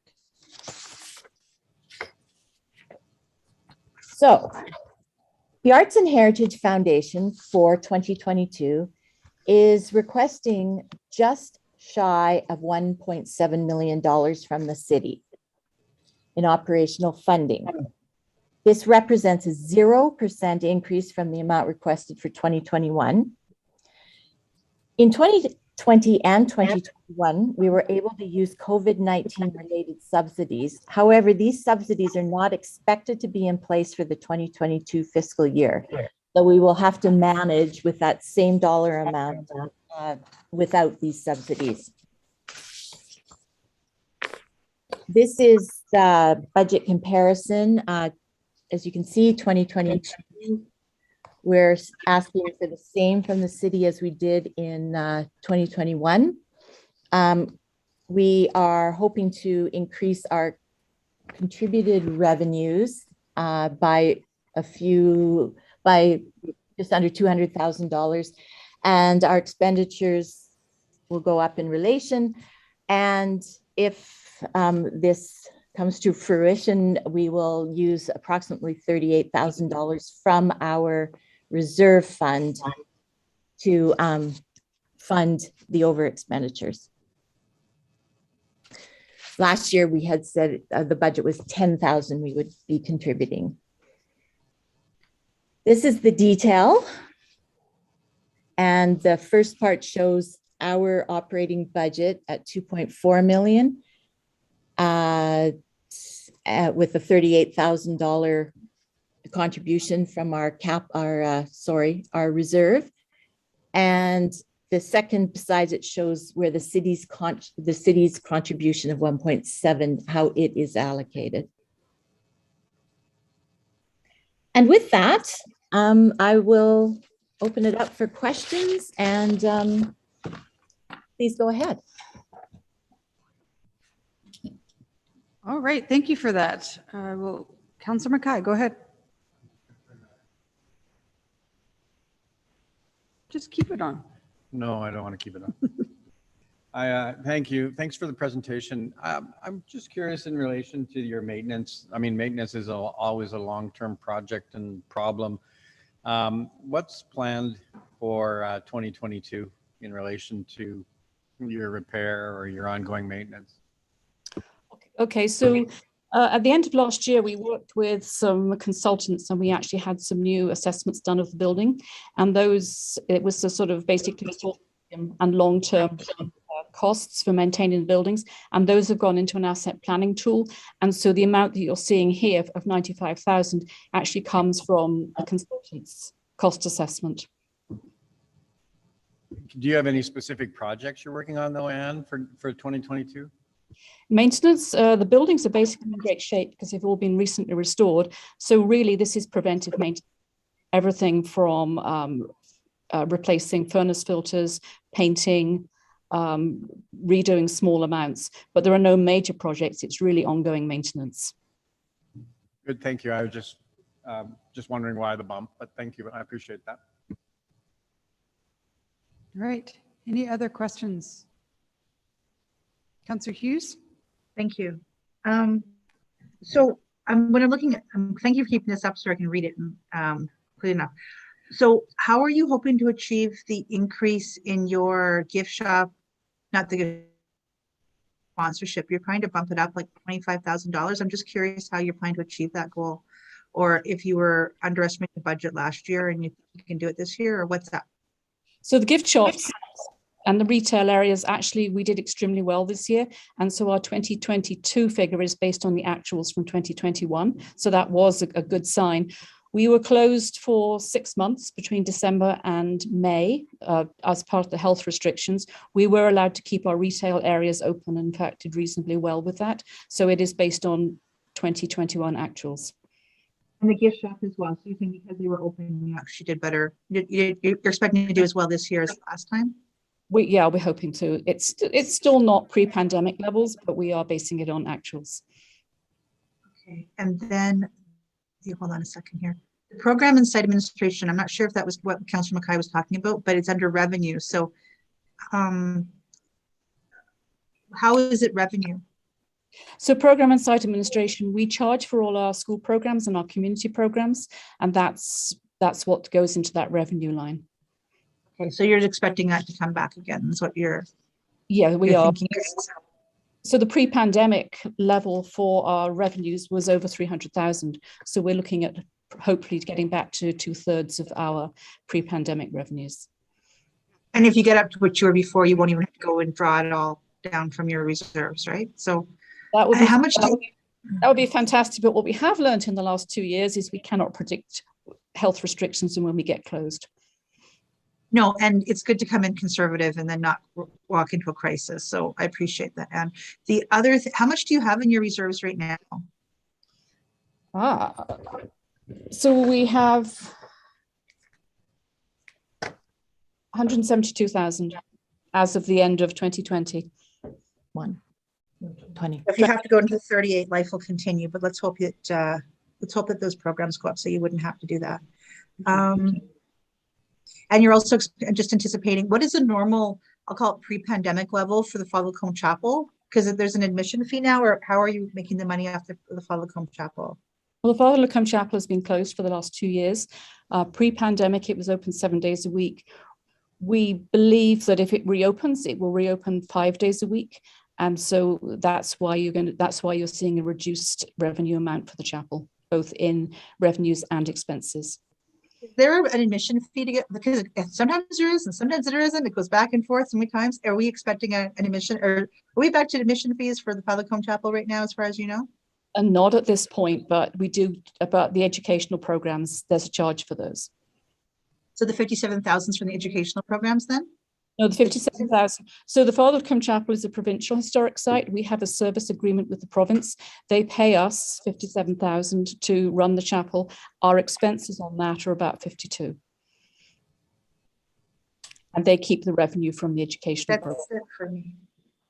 Wasn't too painful this time, was it, Anne? That was it for me. Thanks. Okay. Do you have any other questions? Councillor Bermanski has a question. Go ahead. Hello, thank you, Madam Mayor. I just have one question in your wages, benefits, and contracted services. Could you describe what contracted services are and what they entail? Contracted services could be anything from using outside consultants to also, we have some staff who are actually on contract as opposed to on salary. What portion of that total would be contracted services? It's very small. It's probably around about the $70,000. Sorry, 17? 70. If it's significantly different, we can let you know. But it's relatively small, and we are trying to keep the contracted services lower. We also we fill a couple of vacancies, and we did fill them with people who are technically on contract. Thank you. Thanks. Councillor Broadhead, you had a similar question in the form of a BIR. Do you want to ask it? BIR? Okay. I have a question, just curiosity on expenses, because I'm not an accountant. You have office, and then you also have rent and utilities as separate line items. So what falls under office if it's not rent and it's not utilities? The office includes all our IT costs, and I actually do have a breakdown here. Just trying to find it. So office includes all our managed IT. It includes our computer replacements. It includes software licenses and office supplies. Okay, thanks. Rent. Just curious, anything? Okay, rent, we actually rent this office, and we also rent a warehouse, which is an offsite warehouse for oversized objects. And then utilities, those are just the utilities that we're paying on these buildings. Awesome. All right, I'm seeing no more questions. So, yeah, looking around, no more questions. Councillor Hughes, you're good? I'm assuming she's good. Good, sorry. Okay, so, and you will be getting a information request from Councillor Broadhead, but you'll get that through email, I guess, right away. It's just a breakdown of the wages, benefit, and contracted services, and he is willing to wait for that. So I appreciate you guys coming in attendant today, and I will apologize to you as I did to the library board. It was completely my fault that I didn't notice the time specific, and I promise to never do it again. Okay, thanks. I can't really promise that. I'll try never to do it again. This year. This year. All right, and thank you for keeping a 0% increase. That helps us with our budgeting too. Thank you. Appreciate the partnership, ladies. Thank you. Okay. So back to the municipal budget, according to the agenda, which I will now pay a closer attention to. We have 3 sections left: public operations, planning and engineering, and utilities.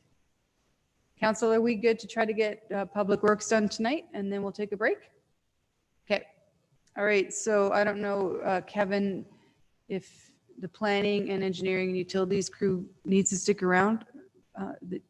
If you think they do, they can, but we're just going to end up with public works, and then we'll be done for tonight. Okay, yeah, we'll probably let them go for the evening then. Okay. Okay, so who's doing a presentation on public? Go ahead, Mr. Hiltz. I have to be nice to Kevin sometimes. So it's my pleasure to present the public operations plan and the budget for you today. So part of the public operations is public works and St. Albert Transit. The other part of public operations is utilities, which you'll be getting tomorrow. I have Jay Mason and some of his staff on the call tonight to help answer any questions. The public operations functional area ensures that St. Albert residents are proud of our parks, facilities, and roads through quality infrastructure management as a professional, courteous, and efficient service. This function also provides safe, reliable, local, and commuter transit to residents. This slide shows the overall impact for the 2022 proposed budget as compared to the 2021 revised budget. The net impact is an increase of 1.2 million. It is mainly due to revenue. 323,000 increase in sales and user fees due to increased volume in transit services. 317,000 decrease in rentals due to vacancy of city tenant vacancy of city tenant resulting in corresponding decrease in rental expenses, 260,000 increase in other expenditures for garage reconceivables, which reflect updated equipment charges, usage, and rates. On the expense side, 682,000 increase in contracted and general services due to return to full service in transit, partially offset by the move to Saturday on-demand service, increase in insurance premiums, additional maintenance on NACI facility, park and ride, offset by a decrease in rental expenses. 226,000 increase in materials, goods, supplies, and utilities due to gas and vehicle maintenance costs and tree maintenance increasing to pre-COVID service levels. 195,000 increase in other expenses to reflect updated equipment, charges, usage, and rates. And 92,000 increase in transfers to operations due to the increase in the independent transfer. 92,000 increase in transfers from operations due to an increase in the interdepartmental transfer from Service Place. In summary, for 2022, public operations is proposing an overall net increase of 1.17 million over 2021. Key influences are decreased transit revenue, increased transit contract services, and updated equipment charges usage rate. This concludes my public operations presentation. All right, Councillor Jolly's got the first question. Go ahead. Got a really easy one. This is probably for Ms. McMorty. For the dog waste decrease in the budget, right now that's coming just from the tax levy. That's how we pay for that service. Yes, that's correct. That would be just part of our base budget. So I guess my question about that is why isn't it paid through the dog license fund? I'm sure there's a good reason for that. I think if I'd have to go back and read the reserve policy on the dog license fund, but I don't think that fund, because it's a reserve and one-time money, it's not intended to fund ongoing operations. So I believe that money tends to be directed towards new dog park type amenities. Okay. But I could go back and read the schedule. Okay, I can as well. Okay, Yeah, thank you. Yeah, I wouldn't mind that because I've got the motion to reintroduce that back as an ongoing service, funded out of taxes. Councillor Jolly brings up a great point. Dog owners should be paying for that. So I wouldn't mind to see if that was a possibility, and even if it was another $1 a year more for dog licenses, because it's the dog owners that aren't picking up the dog poop. They should be paying for it, not the general taxpayer. So good call. Okay, so Ms. McMorty, do you want that as an IR? Is that kind of easiest? Or even as part of the background or on my motion. Okay. Either way. That's better. Your motion is even better. Yeah. Okay. Because if there's any possibility to fund it, another source, I'm open to it. Okay. Good call. Is that all you got? All right, Councillor Bermansky. Thank you, Madam Mayor. I have two questions with regard. Is the tree planting budget back this year?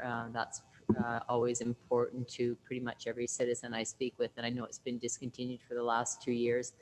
And the second question would be on the IT again. It seems like we have a lot of IT costs in this budget, you know, in just about every area this year. Mm-hmm. And the 1,101,000 for Public Works IT equipment upgrades. So I'd like to know if that all has to be put through at this time, if it's all necessary, and what it entails as well.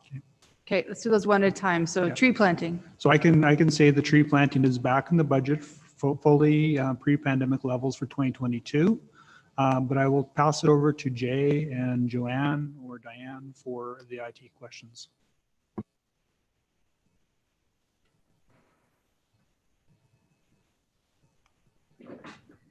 Hi, Joanne. Are you able to jump in on the IT question there on the? So just actually through the chair, just for clarification, are you referring to the same capital project charter that was listed in the IT component of the presentation this evening? I believe it's a separate one. It's on page 127, 129, and it's Public Works equipment replacement technology, I believe.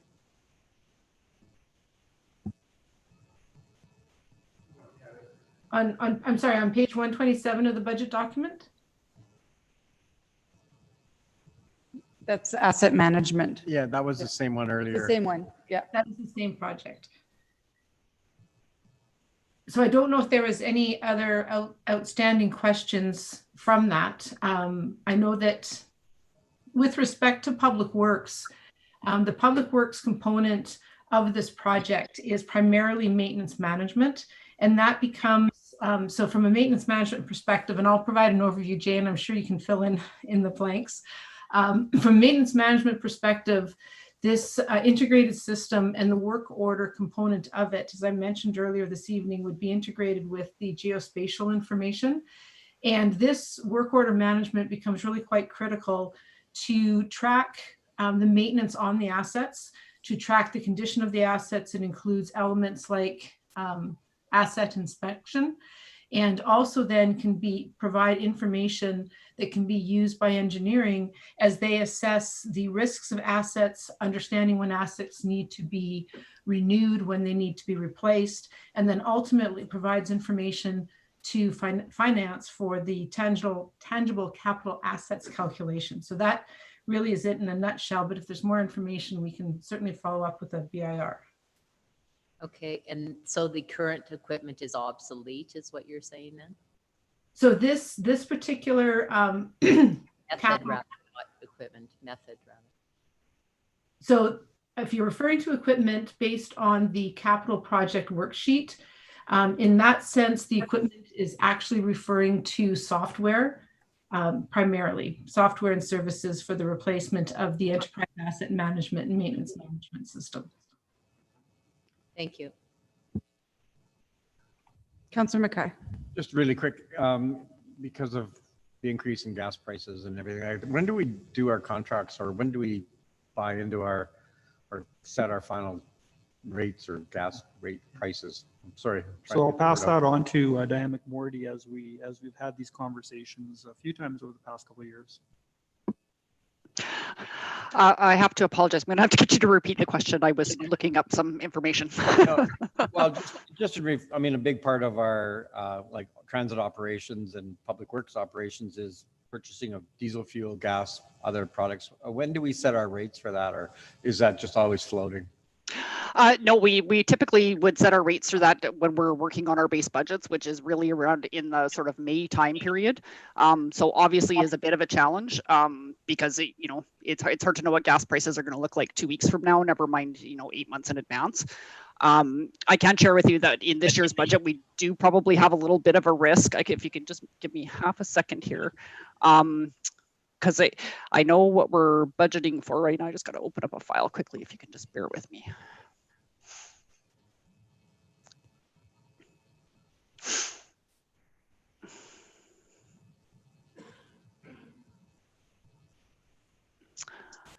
Yeah, so like right for this year, like we're budgeting $1.03 a liter for gas and $1.05 or just under $1.06 a liter for diesel. So we know we're already kind of in a deficit situation right now, but come next year, those prices may go down. It's something that's always a challenge. It's a bit of a crystal ball when it comes from a budget for that. So where do we make up that difference? If it does that come out of some reserve somewhere? I don't know where we make that reserve. Yeah, so I mean, at the end of the day, that's really what our stabilization fund is for. When you have unanticipated price increases that you're not expecting, yeah, that's where ultimately it would come from. If we didn't have other surplus that came within the city, we would recommend pulling it from the stabilization fund. Okay, thanks. I have a quick question, and I'll get to you, Councillor Romansky. On page 60 is our 10-year growth capital plan.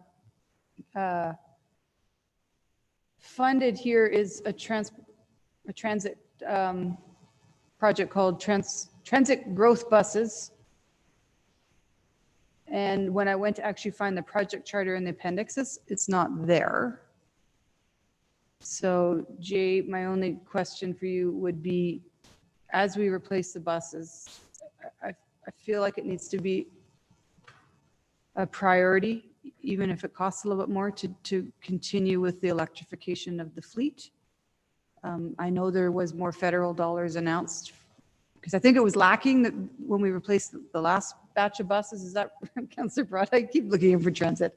It was lacking, so we went with diesel again, and now it's back. So I just want to make sure that that is a priority in as we plan. And if we could get a copy of that missing capital project charter, that would be awesome.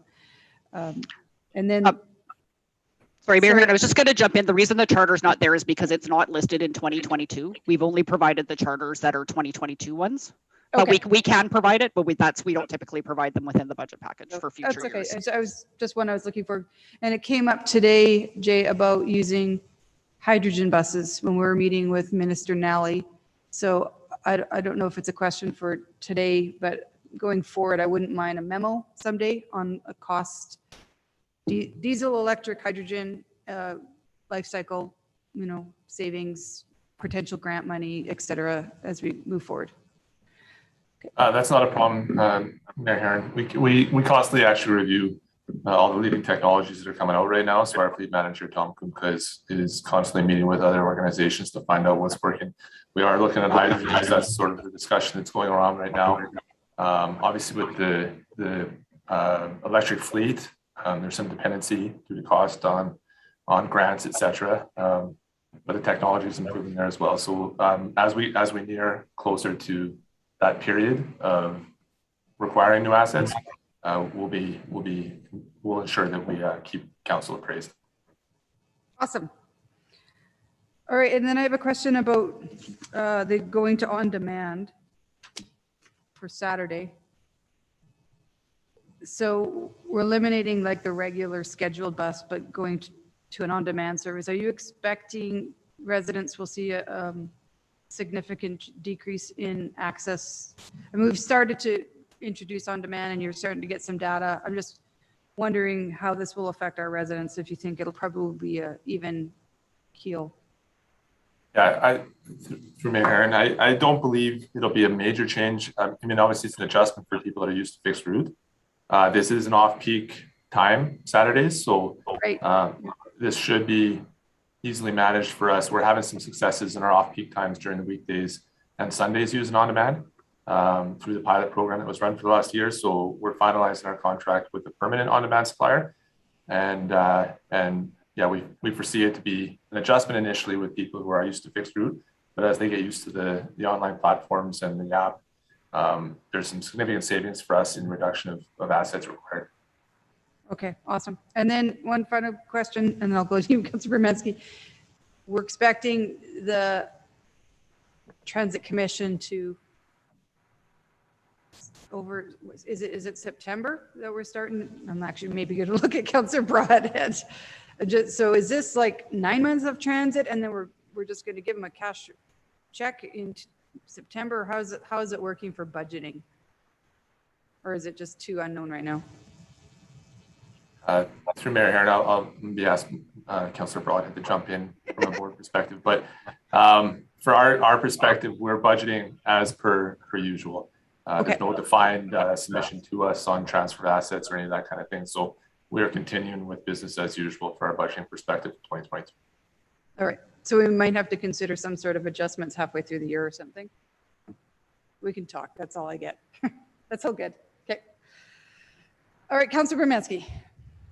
Thank you, Madam Mayor. I do have another comment about a Public Works item that's 2404800 mobile equipment replacement, and that's underfunded. So I was just wanted clarification of what that is. And also you had mentioned the insurance costs have risen, and I know with COVID, everyone's, getting gouged by insurance companies, so to speak. And did you raise deductibles in that? And do you have, any information that those insurance costs will come down in the future?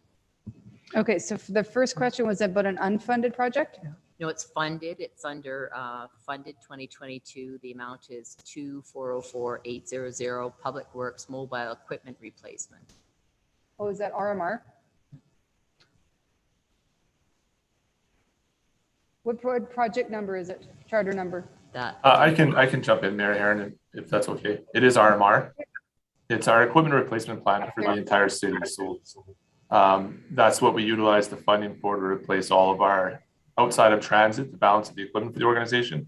So it includes all of our fleet vehicles, fleet equipment, anything that's mobile in the city is funded through that charter.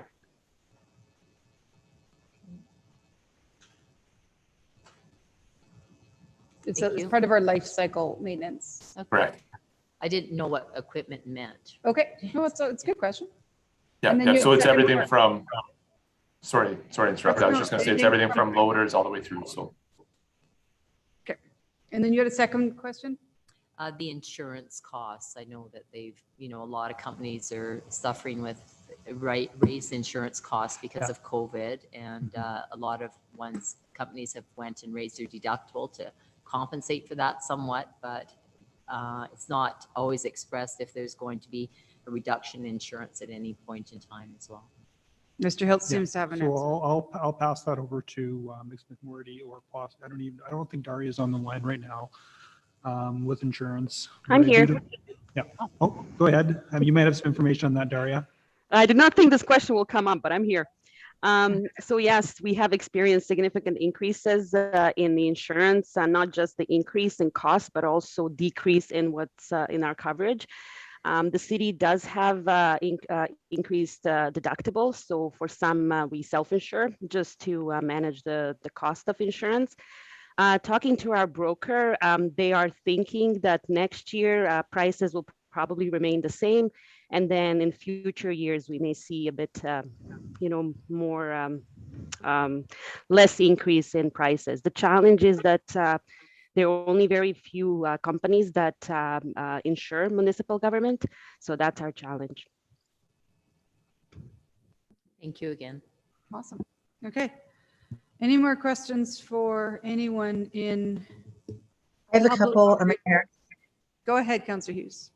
Okay, just a couple. So you mentioned in the presentation the 92,000 increase in transfer from operations due to increase in interdepartmental transfer from service place. I don't know what that means. Could you just explain? 2,000. So I'll have Jay and Dan Anger refer to that. Thank you. Is that kind of like the snow clearing? It's Basically, contract our own. it's moving from one department to the other department. Okay, but yeah, they can probably explain it better than. I can speak to that, Councillor Hughes, through the chair. It's a transfer between us and Service Place for services rendered. So we provide the arena support for service, as well as some other additional activities within there. So during the pandemic, there was a reduction in need on their side. So this is just bringing it back to pre-pandemic levels of service requirements. Okay, cool. Thank you for that.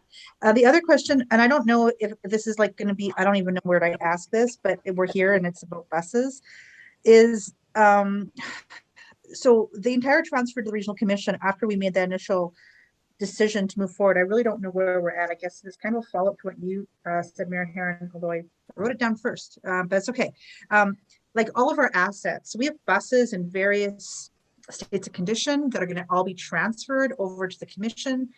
If we're giving them a brand new bus versus a 20-year-old bus, how is that rectified to determine what, how do we get paid back or not get paid back for this? Or are they just all gifts? Because if we're buying buses this year, we're just literally just giving them brand new buses.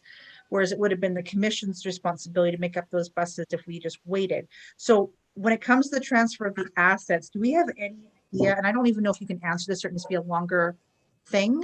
How is this being sorted out? Do we know this yet? Because we're getting pretty close to the wire.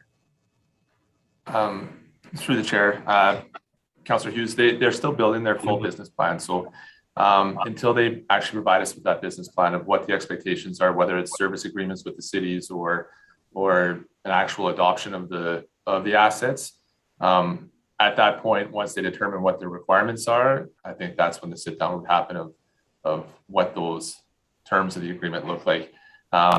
We are managing, that's why we do have the bus replacements that are in our long-term plan because of the unknowns. But obviously if we're close to requiring a new bus, those agreements would have to be sorted out before we'd actually purchase. So right now it's in there as a placeholder as RTSC or EMTSC develops their business plan. Do we have any idea, and I'm looking to you, Councillor Broadhead, because you're at the table. Do you have any idea what the timeline is to when we're going to have those type of details actually ironed out? Or anyone? Like, because we're in November now, so we're thinking like by April, or because the assets are being transferred in September. And is there any, do we have any input in this decision, or are they just informing us of what they're going to be doing? Do we know any of that? Well, we certainly have input. So the EMTSC, the board, which is about at current about 4 people, or the organization, they have a team of the administration from all 8 municipalities that are a part of it that are working through this.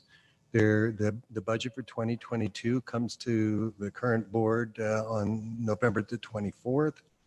And at that point in time, we'll go forward with the work around answering the very question you have. And Jay kind of alluded to it. What is the operating model going forward for when we go operational?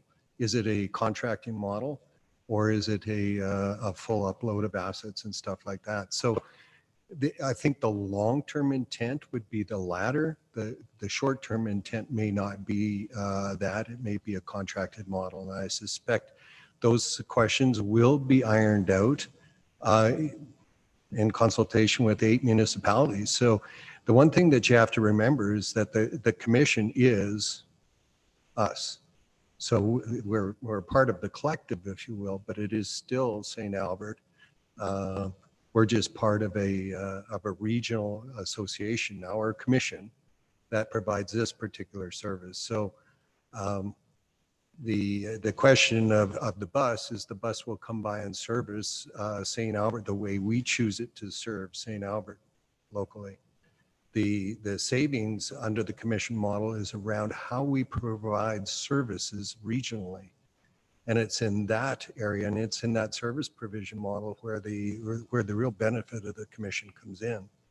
And there's real savings as a result of that. So I'd love to be able to tell you that on February the 25th, you'll get this answer. I don't know that date yet, but it'll certainly be in the spring or late winter. Is there an intention to have like a report that goes to each council just to give us an update of what's happening, Councillor Broadhead, or how will we get that information? Do you know that, or from saying right yeah, now? no, the information is all public. You know, we run the EMTSC is a commission. It runs like a council, quite honestly. All of the meetings are in public. They follow rules of order, all of those things. But quite honestly, the interaction between the municipalities and the commission is live and ongoing. And perhaps, Jay, you can speak to how that goes forward. But the commission is not being born, if you will, without the ongoing consultation of the 8 municipalities. Through the chair, I can speak to that a little bit. We do meet with the MTSC typically bi-weekly. And as well, that's from a stakeholder input with all the municipalities involved, as well as operational. We have an additional set of meetings that the operational managers from the different municipalities meet with the MTSC to provide that input. So there is ongoing consultation between all the parties. Okay. Okay, let's go. When you have those that details, can you forward it to us just so that we also have it, just so we know what's going on? The other thing, Mayor Herron, is I have a motion I've written up. I was just waiting for today to do the dog waste pickup from the licensing. So it won't come from the reserve, but from the dog licensing. So I've already got that ready to go. I don't think you need to send it in. It's going to be part of the administrative background or to mine, and we'll. Okay. Well, whatever. I can still. Because I know we can do it.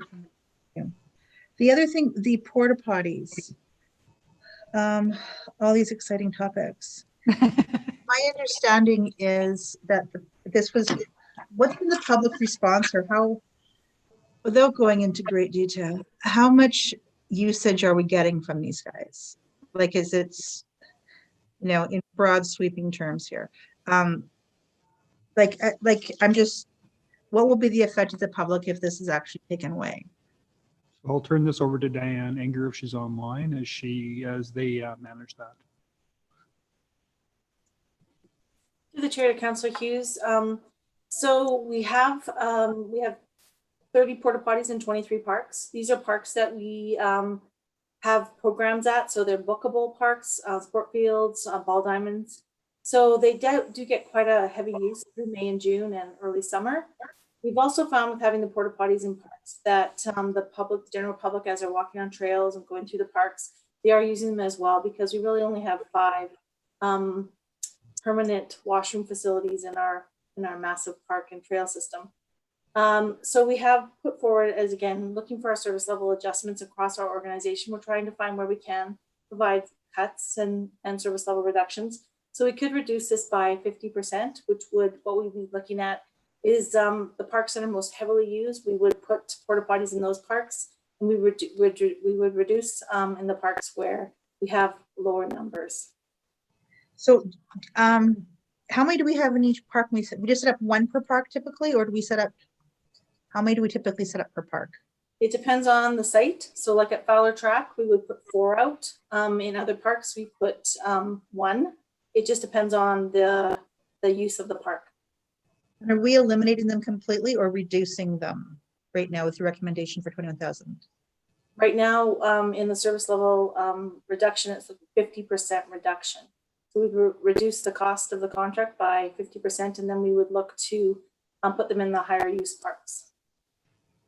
Okay. Was there any thought about doing it like, let's say 3 in Fowler and putting just 1 in the lesser used parks, or like just spreading them out a bit thinner? Is that also an option that you would consider?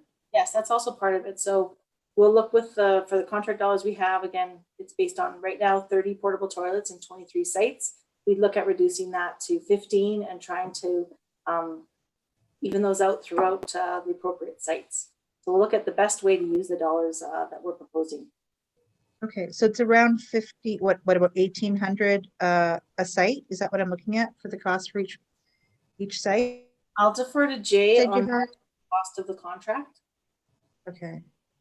All right. So the other question I had was the casual staffing about the outdoor rinks. So I'm just trying to figure this out of how bad it would be if this goes down, because my impression was, and you can totally correct me if I'm wrong, because I could be completely off my rocker here, but it's just that they have provided a safety element, especially on the indoor portion, like the changing area. I know it's like mostly skates, but still there was like a safety element. So if we had the buildings open and no one there, how does that work? Like, are we concerned at all about having open buildings and nobody in there? Because I guess we don't have anybody in Lions Park, for example, at that washroom, right? And so if we were to implement that same standard across the 5 outdoor rinks, what do we see as potential risks?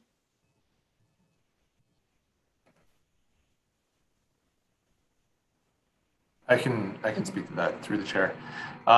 There's still discussions on how we're going to manage those buildings, whether they're open or partially open. But the intent is to remove the biggest changes is not having someone there. We do have 2 facilities currently right now, like you mentioned, one at Lions Park, the other one's at Kingswood, that stay open.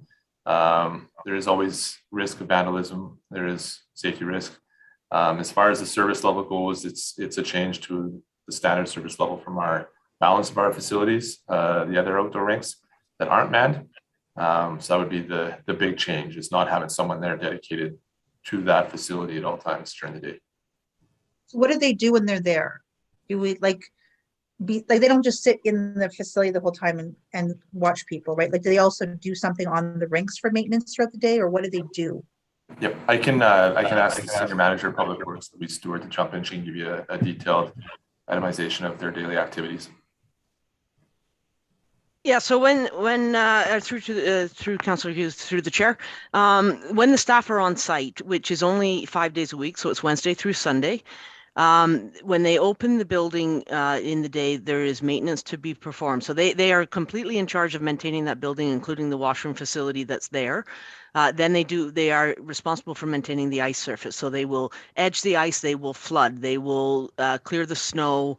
They will, if there's some minor repairs that they need to do, they will do all that on site, but particularly the ice maintenance. So those rinks themselves, those 5 rinks with the staff are getting flooded every day versus the other rinks may get flooded every day. It may be every second day. It's sort of as needed, whereas these guys, that's why they're there. But then they also provide that contact and interaction with the public. We find a lot of, it's the younger families that are using these sites more often. There is a warm space for them available to go and change. There's washroom facilities on site. There's a telephone on site because they're all carrying cell phones with them. So it's a sort of a safety aspect for parents to bring young children or to drop young children off to enjoy the activities. And so the porta potties, just to go back one thing, the porta potties are not by the other outdoor rinks, correct? Like in the wintertime, these are just a summer type of option, right? Or no? So last year, sorry. Last year, in response to COVID, because we elected to remove the staff from the site, but still wanted to provide washroom facilities, there were porta potties placed at those sites and the buildings remained closed. That was not typical of previous years. The porta potty program itself was mainly a summer program that was intended to support the programming options in the fields. So last year was just an exceptional year, that's all. If this is, let's say we remove them because you have them until I guess December type of thing, but then we start finding there are serious issues with security. I'm assuming that you would come back and let us know that we do need to have somebody on site, right? Like if this reduction does occur, but we are seeing that there's a lot of significant negative effects, that you'll let us know that we should reconsider it. Through the chair, yes, we'll be monitoring the whole way. Obviously, if there's any negative impacts, that would be brought forward through the council. But we'll monitor as we go. It sort of turns them back into a standard outdoor rink. Righty. Okay, thank you for your help. That's it. Thank you. Councillor Romansky. Thank you, Madam Mayor. This is going back to transit, and I don't fully understand the transit or the commissioner realistically the full process at this point, but there's this, in 2022, there's allocated 6C1200 for covers for bus stops. And with transit usage down, I was wondering why this was the timing for it, or are you expecting an increase in that? You know, nobody wants to stand out in the cold in the winter, but we haven't had it to this point. And then there's the bus garage 2023 550,000, and then we're in the 4 million and 1 million in the years following. So I just want a clarification of what this garage is and what, you know, and these are, you know, future costs in the next couple of years that are very substantial. So just a little bit of clarification, although not too detailed. So I'll turn that over for Jay and his team. I see Will's on the line and possibly Tom. Yeah, through the chair, just to speak to that, I as far as the shelters go, I'll bring in our transit service delivery manager, Will Steblik, to speak to those. There is some reasoning behind with policy, but he can speak a bit further. Yes, we had a program to purchase a number of shelters. They're called shelters each year under this program, and I believe it added up to about 4 shelters each year that we wanted to introduce into the city. And Jay, I don't know if you can verify, but I believe that those dollars were halted during 2021, and we're reintroducing them so that we can get some shelters in place. They're also used to replace some shelters. Some shelters are quite well used, are worn, and these can be used for replacing those shelters as well. Through Chair, that's correct. Will's correct there. The one thing we have to also realize is with the growth of transit, it goes into the prioritization every year to review whether or not that's this is in the 10-year plan. That doesn't necessarily mean it'll be funded in 23 and 24. There's going to be lots of variables that'll happen between now and then with the RTSC, EMTSC, as well as that. But they are growth requirements as the city. So with the transit facility, we're at capacity right now. So it's additional growth to support that growth of the city as more subdivisions come online, et cetera. And then with the shelters, et cetera, that's to support growth in the city and requests from residents of wanting more shelter during the winter. And as part two of your question, Councillor, you mentioned some sizable capital expenses. Those were intended for a garage expansion. Our garage has reached its capacity, and we do not have enough room in that garage to park all of our vehicles. So those figures are for the expansion of the existing garage facility so that we can park all of our vehicles indoors. It's been on the books for a long time now, but I can't speak to, I can just describe to you what it is intended for, but I don't have the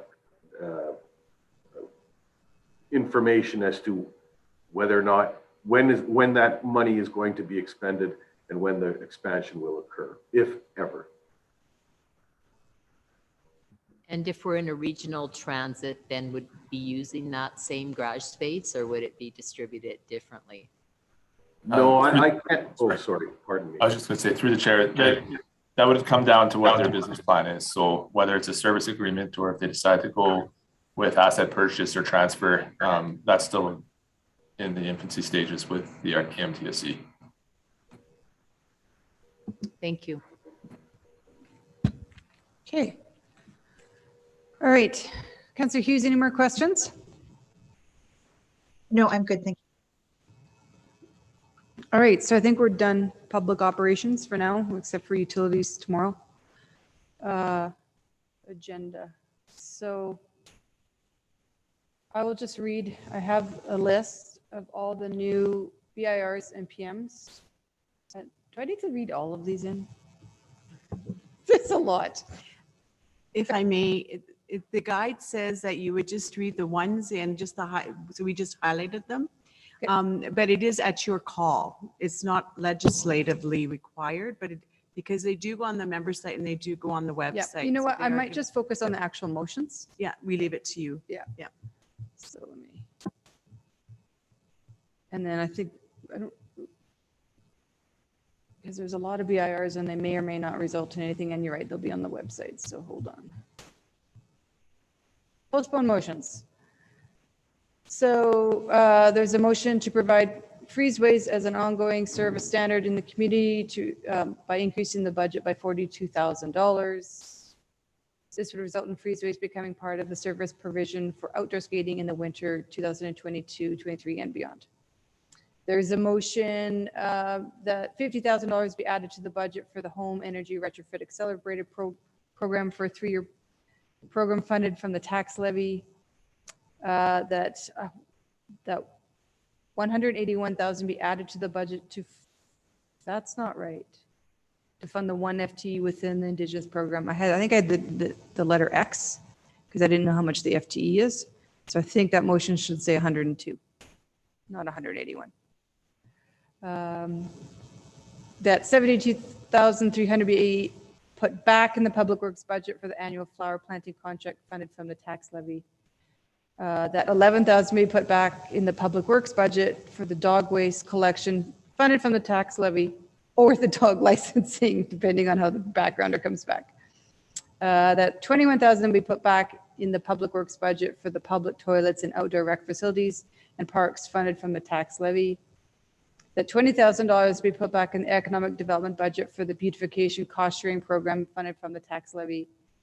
That to plan a feasibility study with outdoor partners to convert Fire Hall 1 into an emergency homeless transition shelter. And Councilor Bermansky, I think you might want to call somebody in CSD or talk with Carrie, because emergency and transition are completely different things. So they might want to know your intentions. And that 15,000 be put back in the public works budget for the take it or leave it event funded from the tax levy. And then we had BIRs sent in, but I don't think we had any postponed motions sent in today, did we? No, we didn't. No. We had 3 actually from Councillor Jolly. There's Councillor Jolly just come in. Okay, so that municipal naming be funded for 325,000 from the stabilization reserve. Could the background include a cost split between the policy update only and the renaming portion? Second motion is that municipal energy specialists be funded for 115,900 from the tax levy and be added as a permanent service level, and that REC 073 Kingswood Boat Dock for 180,100 be funded from the capital reserve. All right. Mayor Heron, I have some, I was just saving them. Can I read them? You have some motions? Go ahead. Yeah, I have BIRs and motions. I've just been saving them all in this one. BIRs, go ahead. Yeah. So the BIRs are what would be the cost to implement an admission fee to the Woodlands Water Park for either free admission or low cost for residents and a separate non-resident fee admission?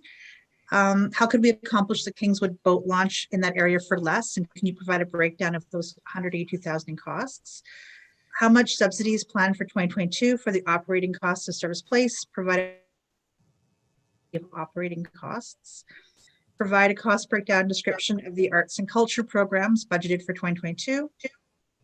When does the library storefront lease expire, and what is the penalty for NPT? What is the net revenue or loss from the Service Place Starbucks location with a category breakdown of revenue and costs, and when does the current contract expire?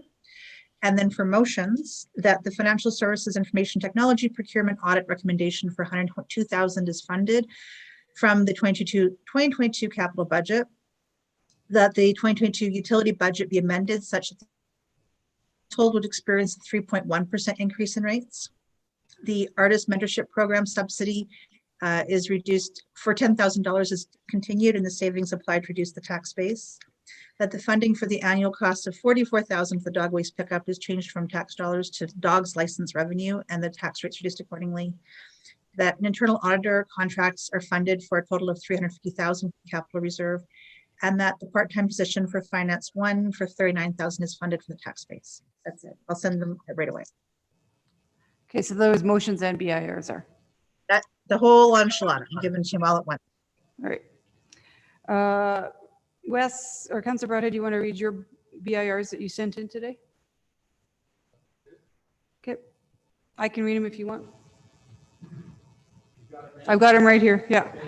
So what is the percent increase breakdown per section, wages, benefits, contract services, budget line item, and that's for arts and heritage. And then he also had one on ENG 069. Could you please identify the proposed schedule of intersection road corridors, where and when to be serviced with ITS systems by this capital charter? What savings, if any, would be realized by accelerating the project timelines? For example, the cost of the project was completed in 5 years as opposed to the proposed 10-year schedule. What ancillary benefits, if any, would accrue as a consequence of total completion of this project beyond improved traffic flow? And I think Councillor Mackay had one as well. Do you want me to read it, or do you want? If you've got it there. I got it right here. Councillor Mackay had a BIR. I get a further breakdown of the individual project components of any preliminary cost projections of each component and proposed timeframes for the community amenities site planning capital project charter. All right, that's a lot of words. Okay, so it is 6:50. I said we'd be out of here by 7. Well done, everyone. We'll see you guys back here at 2. I'm thinking we'll probably be done in a short, quick 2 hours tomorrow. That's my guess, because we really only have engineering and utilities. All right, meeting is recessed.